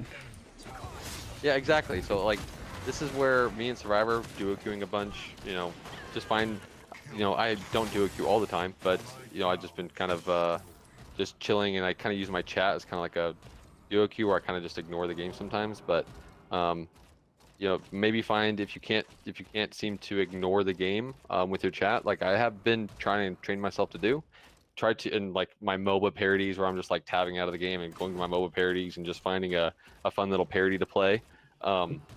Just trying to find somebody on your team currently, like Flick or just, dude, I forgot who's on, Pinzo or somebody who's on, and just saying, hey, you want to do a queue tonight? Yeah. If you're gonna stream, and just seeing if they'll do it, and just say, hey, let's just get some games in. And it just sucks because like and like I recognize that might be better for me in the long run, but it sucks because that's for me, that requires me to sacrifice playing the game the way I want to play it. And like I just feel like that shouldn't exist. Like, I don't feel until like ranked comes out, man. Once ranked comes out, maybe you can try solo queuing again and see if you enjoy it. Well, again, I mean, ironic enough, like... my goal for ranked is probably to like duo queue no comms. Like, I think that's actually what I would prefer to do, is just like play duo queue and vibe. And like, maybe you can duo queue no comms. Maybe just try to invite some people and duo queue no comms. I'm pretty sure I would just rage. I think it's actually the like in-voice part that actually like saves. It's crazy enough, because it's not just like it's not just the game result. It's like the mental state. Like I actually just like and it feels so bad to say this, because it sounds like I feel like it sounds like I'm full of shit. I genuinely, when I play this game, I just don't have that much fun. Like, I don't find fun in it. And then in like the craziest part is like it makes me question how the fuck others have fun. Like, I actually don't really get it. Like, when people play this game, like, how the fuck is anyone possibly having fun on Pred unless you're new? Listen, again, you have to come from a perspective of you are a top 1% player. You've played MOBAs before. You've played Pokemon Unite a shitload, right? How dare you? How dare you smack that game as the one you're gonna put on me? Yes, listen, that's the one I played last. You've played a lot of MOBAs before in your past. You understand the concept of MOBAs more than most people in this game. 99% of the players in this game. You are a top 1% player. You understand. 99% of the players do not understand this game as well as you do. Okay. So Okay. you have to come into. They don't understand the concepts that are in this game. They don't understand the way the game's played. They don't understand all the heroes. They are still learning the game. You know the game. No, yeah, I Better than get. No, I actually no. So when That's what their fun no, is. I actually do understand how they have fun. It's more of just like this shit know. is not Yeah, the fun frustration. for me. Yeah. Like, Yeah. it's- And so you're getting frustrated and raging, and yeah, I get it. I get it. I still rage on my stream and get frustrated all the time. Survivor does too. We all do. But I'm trying my hardest to change my perspective, Krashy. So I'm taking my new perspective out on you. Okay. Your new perspective is so infuriating. Like, You know what? it's so frustrating to me. Like, Who's talking? actually, This is the #1 support in the game for the #1 seeded team called the Professors. Crazy Fool here, who is also the #1 Argus in the game, self-proclaimed. that is, yeah, that's definitely self-proclaimed. Okay, buddy, listen here. I'm not dude. saying Listen, you're okay? bad. I'm just saying like it's definitely a self-proclaimed thing for sure. Listen, okay, no longer self-proclaimed. You just taking that one. Yep, I'm #1 Argus world. Okay. Cool. That's pretty neat. All I know is that I feel like I played really well this weekend, and that brought me You a guys lot of did. joy. You guys did, dude. You Yeah. guys did. I was like so shocked. You guys got 5th in the Swiss, and I was like, damn. You guys got 7th overall this weekend. We have some new blood in the top 8 on a newly formed team that didn't scrim. We scrimmed twice. hello? Yeah, we literally played 2 scrims. Yeah, hello, newly formed team that didn't scrim. What? You guys gonna scrim before the round of 8? Oh, of course, yeah. Yeah, we're Hell gonna put some yeah. work in for sure. Coming for that chef spot, huh? Get farmed, Faye. Ow! I don't like this team comp. This team comp sucks to play Seraph into. Yeah, dude. I'm gonna not gonna. Oh, good dodge on the fail. Broke it. Dude, can this fucker like stop wall hacking me? Good old Like, rage, literally? dude. This character. That was so frustrating to play against. What is seeing you? How is he always seeing you? I don't know. She actually just farmed me.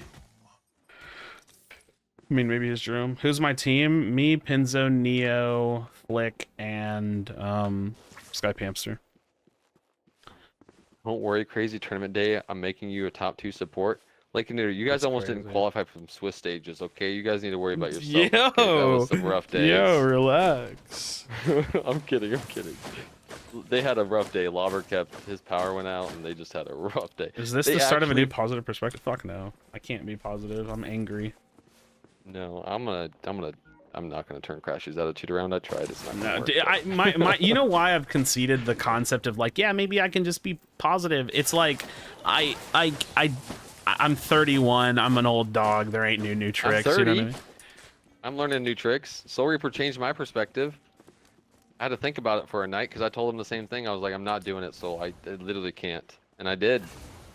So Has activated the orb. I was like, fuck it, dude. You know what? I still stand valid on my points when people ask me about certain aspects. I'm not gonna change my perspective. I'm not gonna start Lizzieing them on certain aspects of it. If they make bad decisions, I'm gonna call them out on their bad decisions. But I'm taking a positive perspective. Well, I often get myself in this position where I'm like, what does Ometa actually need to do to like Right. keep this game going? And like, it always just comes back to the like, I really do just think that they need to keep doing the same quality work that they're doing without the missteps and faster.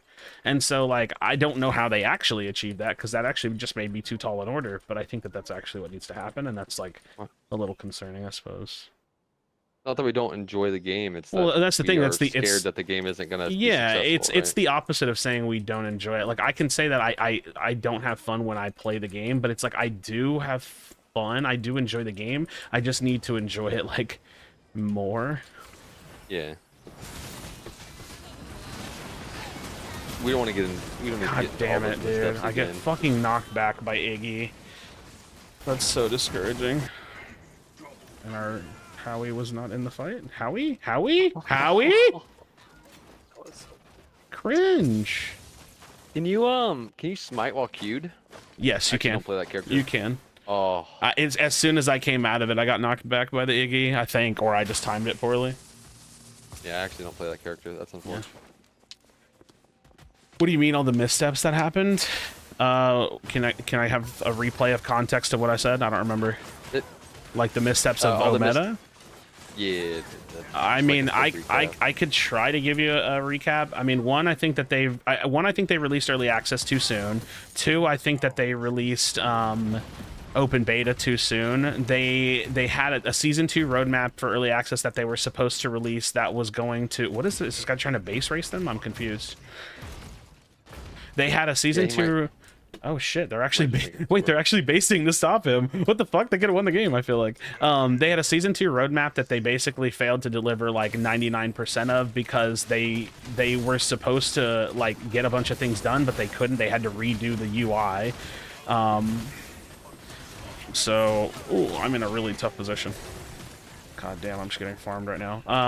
What else has been fucked with Fred? Like, I mean, there's more. We'll like, they just a lot of promises they didn't deliver on, a lot of roadmaps they didn't deliver on, right? They just keep delaying everything, lots of delays on a lot of their stuff, right? Having to redo a lot of things that they keep releasing on, decisions, doing things out of order, lots of things, right? yeah, Like, it's mainly just like making a lot of really poor decisions and like that turning into compounding issues over and over and over again. And it just, I mean, that's just, there's been a lot of delays on a lot of things. There has been a lot of development. There's been a lot of development work, but because of the delays and a lot of the poor decision-making process, and maybe not poor decision-making on everything, but unfortunate situations that have arose, which led to delays, and then being forced to work on back-end changes, cause these delays, which back-end changes are not being able to be seen by, you know, front-end, has just led to very little content. But going forward, now that all those are done, hopefully for every month. Yeah, I'm just getting farmed by their comp, kind of. Dude. Like I actually just I just got. Play into, I mean I'm playing a bullshit build too, but like that's besides the point. There's just a lot of different things that have happened, right? Here's my take on the issue with Pred. Everything they did was because they were focused on getting the game on as many platforms as possible, as well as remaking the back end. My problem is that I think that was poor planning. Like, I don't think that should have been the goal. I think that the goal should have been to keep it under wraps, like unplayable to the public as long as possible on one platform to get the game to like a really phenomenal state, to then launch it to as many platforms as possible, publicly facing open beta for everybody to play at a time when it was actually a good product. The problem is that like right now, if I was to give Pred a rating out of 10, I would probably give it like a 6 or a 5. Like, I don't think that the game is like great. I think it's okay. Okay, so just and actually that might be too high. I don't know. To put it in perspective, this is coming from somebody who has been playing the game for 16 months. Yes. Or 15 months. It's like coming from a new player's perspective. If you look at Steam, it's probably more like a 7 or an 8. Okay? Yeah. So just make sure new players in chat. Krashy's rating it to where he's rating because he's been playing the game for since it came out, and battle hardened Krashy mode. He's been playing the game for a very, very, very long time. Yeah, I still recommend people play the game. It's free. It's free, and it has the potential to be the next staying power MOBA. You know what I mean? Because like that's the thing. A lot of MOBAs come and they go because MOBAs don't actually stick around this day and age. This game has the potential to be that next big MOBA that sits at the top 3 with the others. Well, becomes the top 4. You know what I mean? I don't really know. Yeah. And now they're focused on content and not backend, right? So, according to them, so now they're focused on front end content. Let's go powerhouse time. So let's see what the next couple of months provide. I don't. So when it comes to talking about like their investor relationship, nobody actually knows. But I would be willing to bet that they traded equity for investment. So I don't think that the investors are like, oh, you better start making us money. I think the investors are like, hey, we're in it for the long haul. We've given you this money. Like, do something with this project. Like that would be like my guess. I don't know, obviously, but yeah, that would be my guess in terms of like what they've tried to accomplish, or like with their investment relationship. Shit, that motherfucker saw me. I'm scared.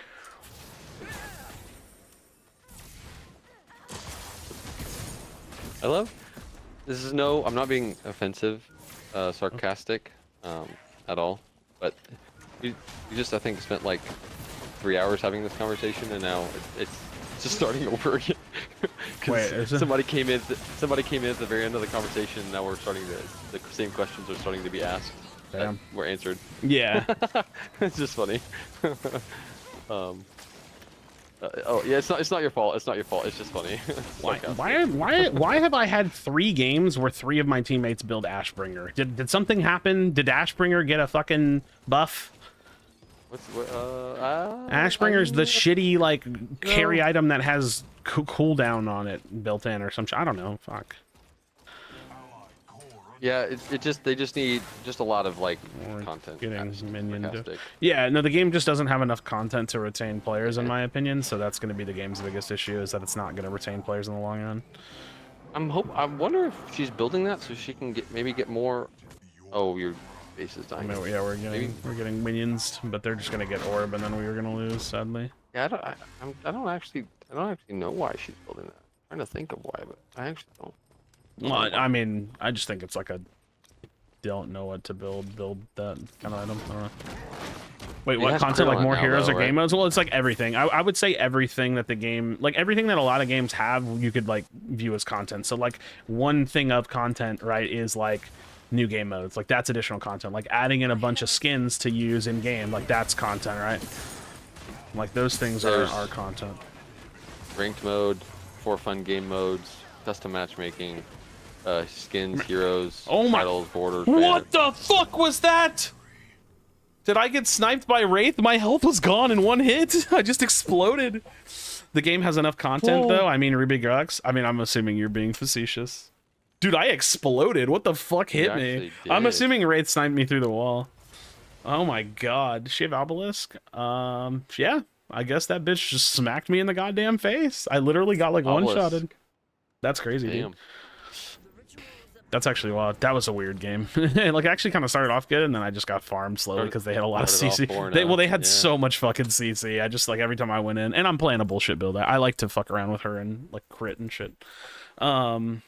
Yeah, like Oproxa. I'm assuming you're being facetious. Again, like I think it's like I always feel bad when I flame on the game or whatever, because like I don't want to turn people away. It's not the goal. I think more than anything, it's literally just to have like an honest discussion about like what's happening with the game or like what's not happening with the game.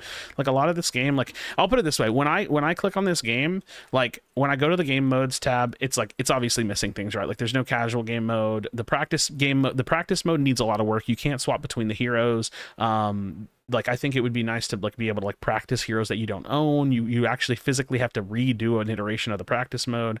Obviously, again, we have no ranked mode. We have no casual game modes. There's one thing. When I go into like talking about the actual UI of the game as a whole right now, to find the affinity, which I think is so goofy, you have to go to the heroes tab, click on the heroes, and then go to the affinity tab. It just feels so hidden, and I don't know why you wouldn't just put affinity up here on this bar as well. So that feels a little bit funky to me. As far as like actually unlocking affinity, obviously we have the Amber system, which the Amber system is not currently usable for anything other than unlocking heroes. When you go to the store, same thing, right? Like no way to buy anything. The items, this page actually got worse from the last UI. It used to be searchable, like you could literally just like type and look for items. Now you just have like this like bulk category of items, which I think is bad. Not to mention the fact that like even though most people probably don't know this, all of this artwork is placeholder. It's all like stock images that they're going to eventually redo, which again, it's not super existential to the game right now, but it also does make the game look cheap when people point it out. Like when people, like someone on Reddit like not too long ago was like, why is this game using artwork from like stock images? And it's like, or like dev stock images, and it's like, well, they just haven't created their own art yet. But again, the game's open beta, so it's not a done product, but I really do hope that they will get to this at some point. When you go to the profile, you recognize that this profile is like very incomplete. You don't have any stats, any match history, any statistic, like, or I said stats, any way to like look at you as a player. You're just like setting like a low amount of customization. And again, I say low amount because, to be honest, there's not much content in here. Like you have the affinity, you have like some of these banners, there's probably the most of the content's in here, and a lot of this is from affinity, which I'm not sure if the banners come from paid or not. I don't remember. I think they do, because I have the Kai one. I don't remember. Then you get the recalls, blah blah blah blah blah. So again, you have content in here, but there's not actually that much of. you know, I could talk about the watch and replay system, but it's also kind of a buggy and not so great system, and a bit of a mess. Like I said, the game just feels like it's not complete. And yes, of course, the game is not complete. But for a game that's released in open beta and for a game that's been playable publicly as long as it has been, I just think personally it should be much further along, much further, like a year further along personally. Which whatever that means, right? Because like, that doesn't actually mean shit, but you get my point. It should be much further along. Yeah. So that's just kind of my take. I'm gonna queue another game. Oh fuck, dude! It's 1 in the morning. I have work in the morning. What the fuck am I doing? I should probably. What are you doing, Crashy? I don't know. Why are you keeping me up so late, I man? got so lost in the sauce, bro. I just got lost in the conversation. Shit. I have like a potential life-changing interview on Tuesday. Ooh. 52% pay increase if I get it. 52% for the same work I do now. Well, if I don't talk to you, man, good fucking luck. Yeah, dude. bro. Good I'm fucking gonna luck. kill it. Yo, Shikata for sure, bro. It was a good conversation. Yeah, I don't think the nice devs would ever combo, go man. back to the deck system. Yeah, I mean, I think a traditional item system for MOBAs is like it's just So- tried and true for me personally. So yeah, so plugs. When I say deck system, I mean I just want to theme the items as cards. Don't actually make it a card system. Just theme it, right? We're just gonna call it a card, but it's actually an item. That way it has a theme. You're such a pussy. Why? Why? Why? Because there's Why? like 7,000 posts in this. I'm fucking so Discord no, kill to call them, it- kill them, to turn it into a card system. So the exterminate reason- them. Listen, there's a couple of reasons for this. Just listen real quick. We'll make this super fast. Okay. Theme it as cards. We're gonna theme the item builder, so you can build your item builds as a deck builder. We're not gonna limit it to 40 cards per deck. Okay, we're just gonna leave it. It's gonna be your item builder. We're gonna theme it as a deck builder. No limit.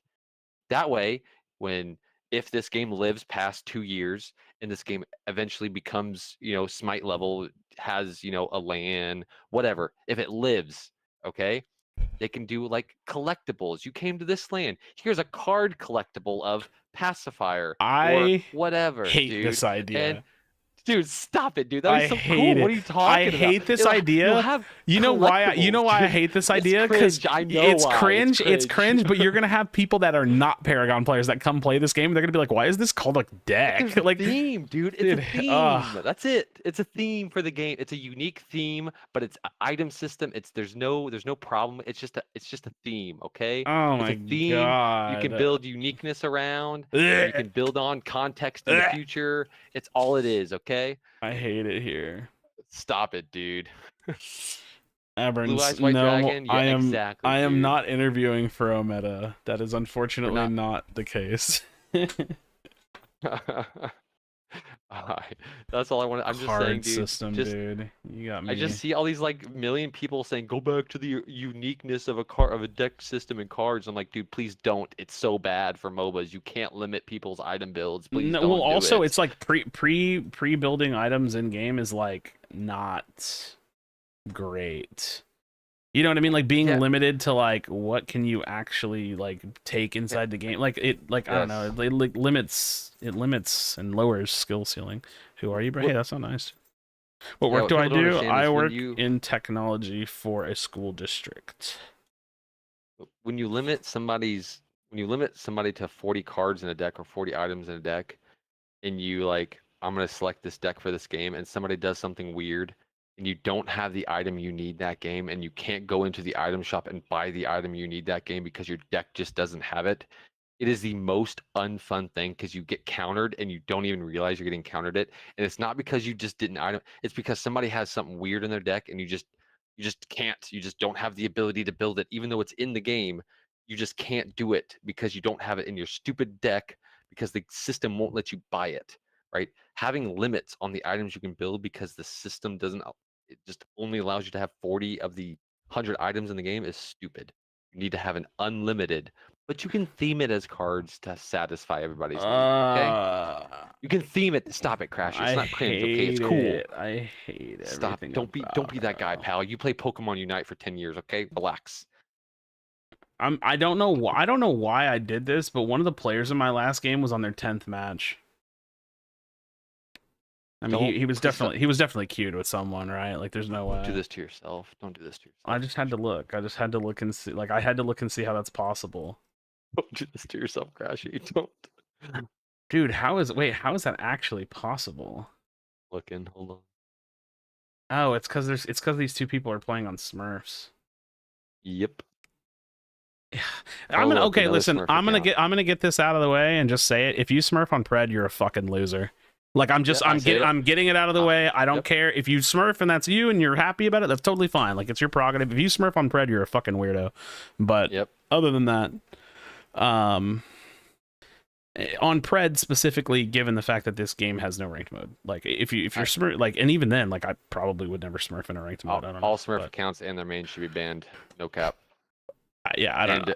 I said this directly to Import, and he told me he Smurfs in my channel, and I was like, Import, you and all of your Smurfs should be banned. Yeah, it's just so like why? Like, what do you gain out of it other than just like fucking with the system, right? Like, I don't know, it's weird. Well, I don't understand. Everybody says this game shouldn't be toxic, and Smurfing is literally the most toxic thing you can do. You ruin the game for everybody else in you're the literally lobby. just like fucking everyone. Yeah, especially when you're queuing with people on Smurfs too. Then you're like manipulating. Yeah, it's worse. It's the worst. I Smurf because I bring friends to the game. I do get kind of that one, but like I don't know. There's people that Smurf with like much more egregious intent. Like Smurfing to like play with people that are new. That's kind of like, I mean, you're still kind of like shitting on the system to like fuck with people. You know what I mean? What do you consider a good player? I don't know.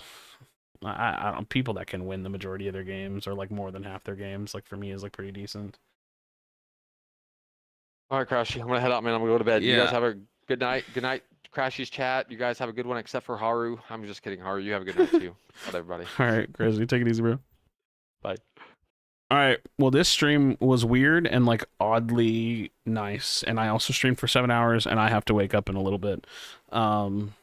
You don't have a Smurf to get silvers in your matches? Nope, sure don't. I just show up. Wow, that game was actually criminal. It's actually so wild.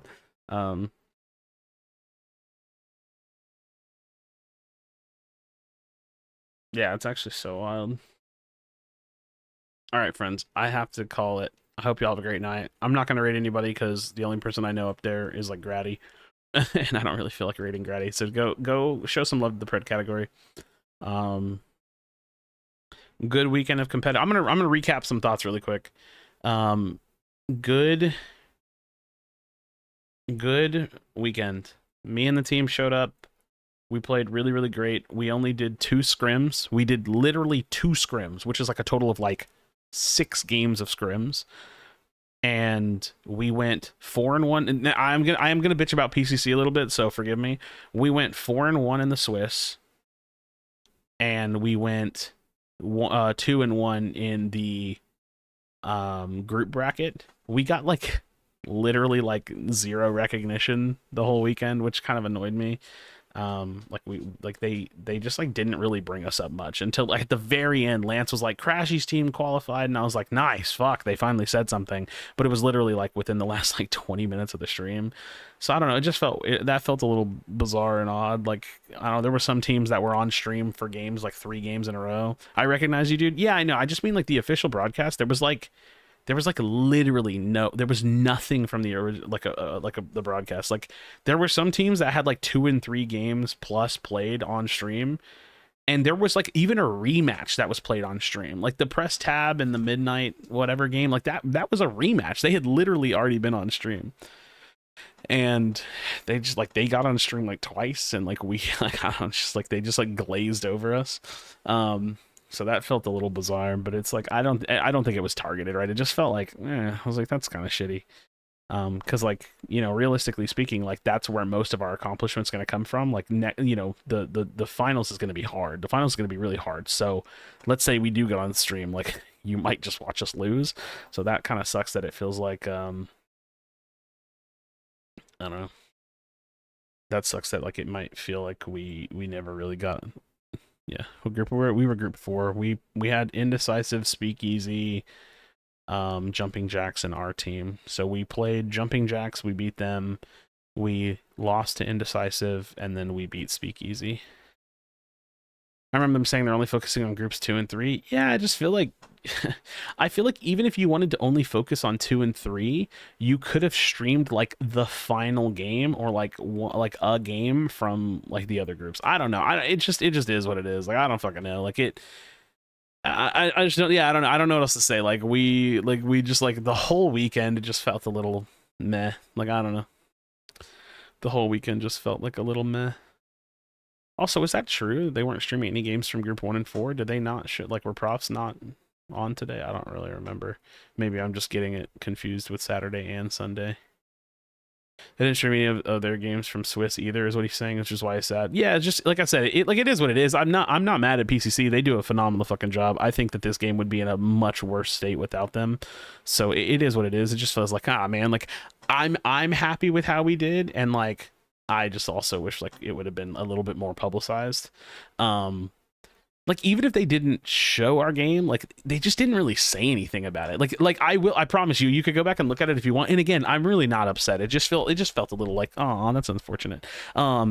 There was a section where they were about to go into their last game, right? They're about to go into the last game of the stream, and I don't remember who it was. Like, it was one of the analyst desk people or whatever. They were like, 6 teams have qualified. You have boom, boom, boom, boom, boom, boom, boom. And they were like, now we're going to go into the final game of the day to find out who the 8th is. And I was like, are you fucking kidding me, dude? I swear to God, you can go find this. This is what he said. He goes, 6 teams have qualified. You have this team, this team, this team, this team, this team, this team. And now we're going into the final game to find out who the 8th team is. And I'm like, motherfucker, you can't even do math. Like, you can't even count to 8. And they just glazed right over us, dude. I was just like, fuck me, dude. You guys are on a new team. They could have mentioned it, especially since you're ranked 5. Well, I just think like it's a decent storyline. Oh, streamers Pinzo, content creator Pinzo and Krashy like teaming up, last minute team kind of coming in. Krashy was actually signed up to be on the analyst desk for this event, but decided to step back from analyst desk to compete. Like, dude, there's a kind of cool storyline there, but like, I don't know. Like I said, it is what it is. I think we did good, and I'm happy about it. I played Rampage every single series except for 2 of them. I got to play Greystone against Indecisive, and then I got to play Zarus against Speakeasy. So, yeah. Did you guys win or did you lose? Well, so we went 4-1 in the Swiss, which qualified us to top 8. No, we went 4-1 in the Switch, which qualified us to groups. Then we went 2-1 in groups to qualify us to top 8. So yes, we quote unquote won, right? Like we did well enough to advance to the top 8 teams. So 26 teams, which I think was actually like 23, because I think like 3 teams no-showed or something. Like 23, 26, whatever you want to say, teams cut down to top 8. We are in the top 8. That's what the title is. I'm a top 8 jungler. I'm not saying I'm the 8th jungler. I'm saying I'm a top 8 jungler. And it's kind of a meme. I'm not gonna lie, I don't actually give a fuck about being the best person in the game. I really just like being good, you know? When you say like that, it actually does sound pretty cool. Wait, which part? Yeah, I don't know. Like we were a newer team. Pinzo messaged me and was like, hey, I think we're having some roster changes. Would you want to come play? And I was like, yeah, I'm down. And he was like, all right, I'll let you know. And then I didn't really hear anything. And it was like, okay, like, yeah, I didn't really hear anything. And then he was like, yeah, we're going to start scrimming. And I was like, all right, cool. And then we scrimmed. We got rolled in like all of our scrims. We won like 1 game per scrim, but we got rolled mostly in all of our scrims. We identified the issues. Like, this is what I said. When the scrims were over, I was like, we have terrible comms. We don't talk to each other. We're constantly getting picked. And I think we need to sort out our draft. And so we went into this tournament. We were like, all right, boys, we have terrible comms. Like we get picked too often. We need to sort out our drafts. We had a draft strategy. Our comms were way better, and we didn't get picked as much. And it was like, okay, cool. No, that was a different one. Controls. That was the Battle of Nations tourney. That was a completely different tournament. We played PCC 7 this weekend. It was the last 2 days of like yesterday and today for this tournament. Is what we were playing in. Not the Nations Battle Tournament, whatever. All right, I'm actually going to bounce. I love you guys. We'll talk to y'all soon. I don't think I prepared a video for tomorrow, so just go check out the videos. I posted some competitive games. I'll probably post more Yeah, I'll probably post more of the competitive games that I just have stored up, but I don't think I have one for tomorrow. For tomorrow. Yeah, because I just didn't edit one. I streamed all fucking night instead. So y'all take it easy. Y'all have a good night. Like I said, go show some love to the Pred category. I don't have anybody that I feel like rating, but go show some love to the Pred category. I appreciate y'all hanging out. We had a pretty interesting conversation. I think that was actually fairly productive. I mean, at minimum, like I said, I want to at minimum start just saying, like, I really wish I didn't rage and flame so much, which is why I haven't really been streaming as much. I think that's probably going to kind of be a common thing for me. I just don't really think that, like, me streaming is, like, the best that I should do. I think that I kind of need to just like take a step back and chill and go from there. Yeah. So when aren't you negative? I mean, that kind of question, I feel I can't tell if you're just like fucking with me, but like that question kind of sucks because like the irony is like I'm only negative about things that warrant a negative response. Like, I mean, I work, I have friends, I go to work Monday through Friday. I'm not negative all day at work. You know what I mean? Like, it's like I'm negative when talking about shit that sucks. So, yeah, I guess I'm just always negative, but you know, not my experience in my life, you know. Anyways, bye.